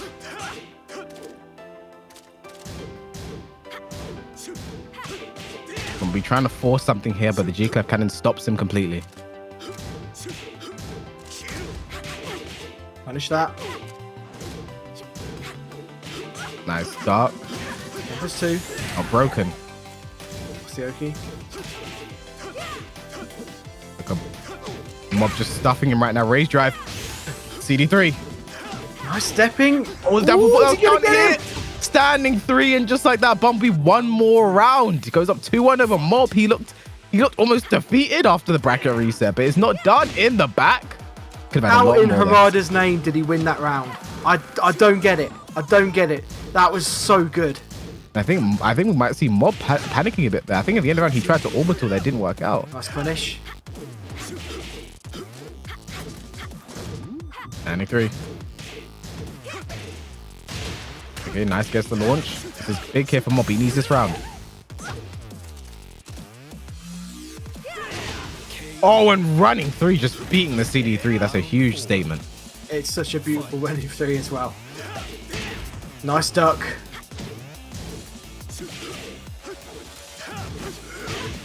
Oh no, try Again, to nice jab, micro work out. steps. CD3, nice block and punish there by Mob.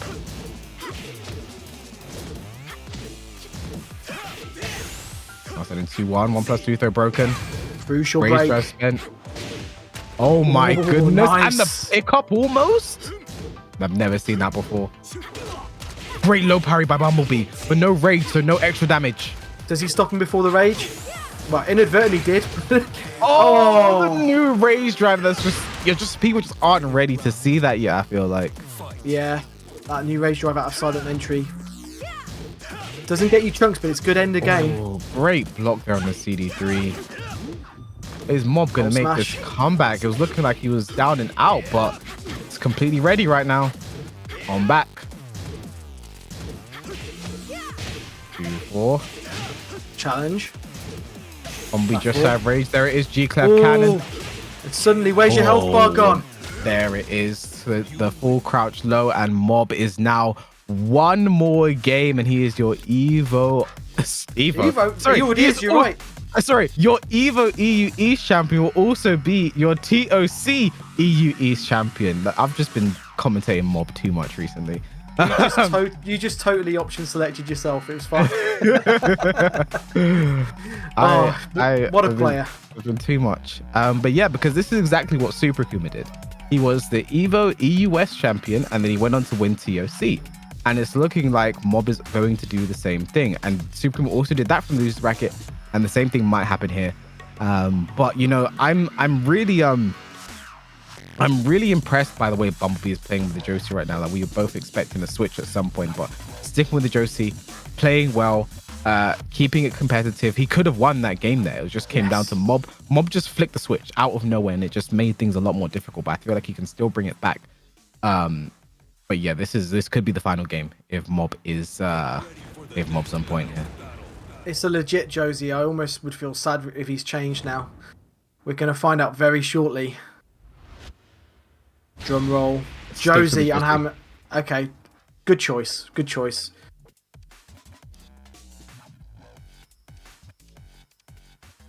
And is this going to be our final game of the tournament? Or are these guys going to twist it again? Let's find out. I mean, I like it. I like it. Stuck with the Josie all the way through. Had a game plan. It's worked this far, gotten this far, but Mob could end it all right here, right now. Nice duck. Oh, the full crouch swipes 3 in a row into the G-Clef cannon. Mob is on form right now. G-Clef cannon again. This is going to be the first round for LMG Mob. I just took a sip from my drink and a whole round went. What the hell? And you see immediately Bumblebee is trying to counteract that aggression, trying to get something of his own side. There it is. Yeah, the switch starts going, but gets floated when he tried to do forward 1+2. Going to the wall as well. Shoulder. Wall splat. Oof. No, goes for the mix-up. Regular throw broken. Forward 4-2. Counter hit. Mob. Okay, but the get up 3. He needed that so bad. Carry. Just shy of the wall. Orbital. Forward 4-3 again. Since that first time, he hasn't blocked it again. The rage available for both, and the rage drive for Bumblebee. He stays alive. That was crucial. He was nearly fighting against game set tournament round. Now it's 1-1. As the momentum's shifted in Bumblebee's favor. Big for 1+2 to start off with. Put that back 1.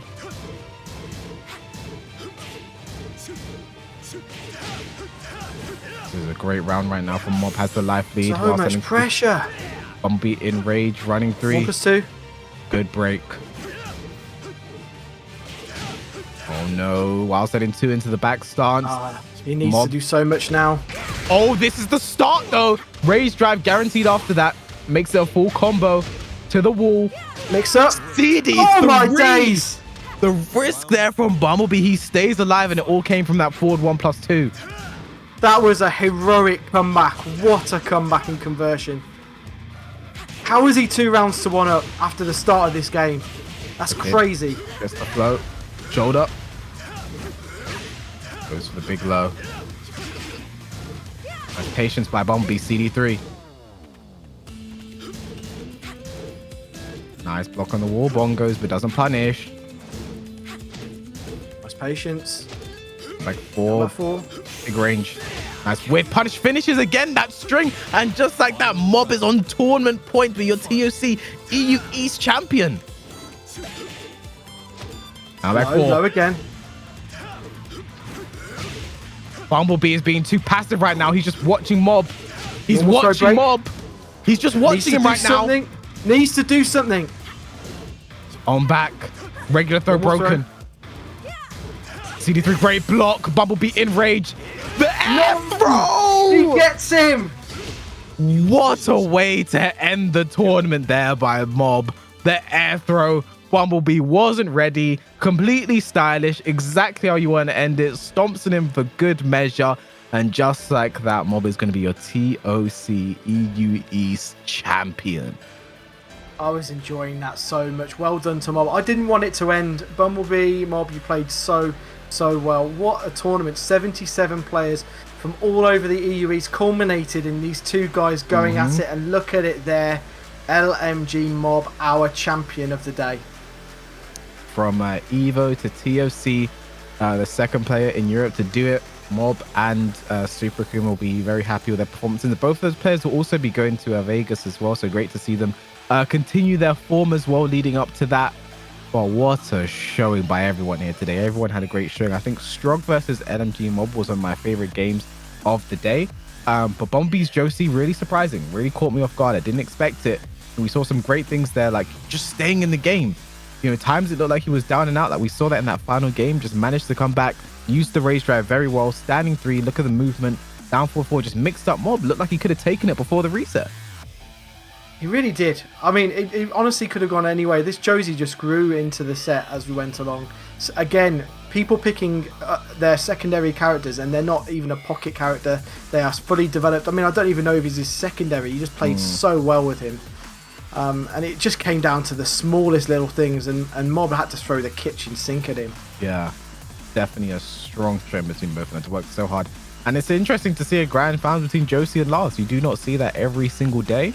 And just that ending there. But the air throw. It looks so cool. It is breakable. I don't know if bmblb knew that because he got hit by it twice. But we had a great TOC here today, didn't we? Let's take a look at where that puts the players. So yeah, no surprises there. LMG Mob sits in first place, bmblb second, Greetings third, Strog fourth. The only players who didn't really like Lakomi and Fran didn't show up today, and Lakomi didn't have a great showing. But the rest of those players in this top 8 were the top 8 that we had here today. So you just see how that impacts the standings. So great showing from everyone today. Congratulations to Mob, everyone. You know, I thoroughly enjoyed my time here commentating this Tekken. Me too. It's been an absolute pleasure, and to see players from playing all over Eastern Europe, such as Turkey, Greece, Russia, Poland, and Bulgaria, has been absolutely fantastic. And please do make sure you follow us online at all of our socials. That's BNE Esports on Twitter, BNE Esports on YouTube, Tekken Twitter, Tekken Twitch, and of course Tekken Facebook. Yeah, shout out to Bad and Namco Entertainment for all the action that they're bringing us. TOC this year has definitely been hype. That is all it for Europe as well. EU East and EU West has been done. Next up tomorrow is going to be West Africa, I believe. I will be there commentating that actually as well. I'm very excited to see the players over there. I'm looking forward to seeing Skywalker. I've heard great things about his lore. I've seen some great things. So you guys, I hope you will tune in for that one as well. bmblb, any final words for the people? No, I just thank you for the amazing Tekken. And look, please attend your Masters events. You can see how many points you can pick up. You can completely blow up the leaderboard with one good top 8. So please do attend, and please do make sure you check out the upcoming streams. I'm looking forward so much to West Africa. It's just going to be a lot of fun. Yep. So thank you everyone that watched. Thank you to bmblb for joining. It's been a while since we've done this together. It was definitely a pleasure and an honor. Hope you guys enjoyed seeing a bmblb. I always enjoy my time commentating with this man. I hope you guys enjoyed the Tekken. Hope you guys enjoyed the stream. Shouts to production for all their hard work and that backup stream. We do not forget, you know, that was amazing. Thank you all for watching, and we'll see you guys next time. バンダイナムコ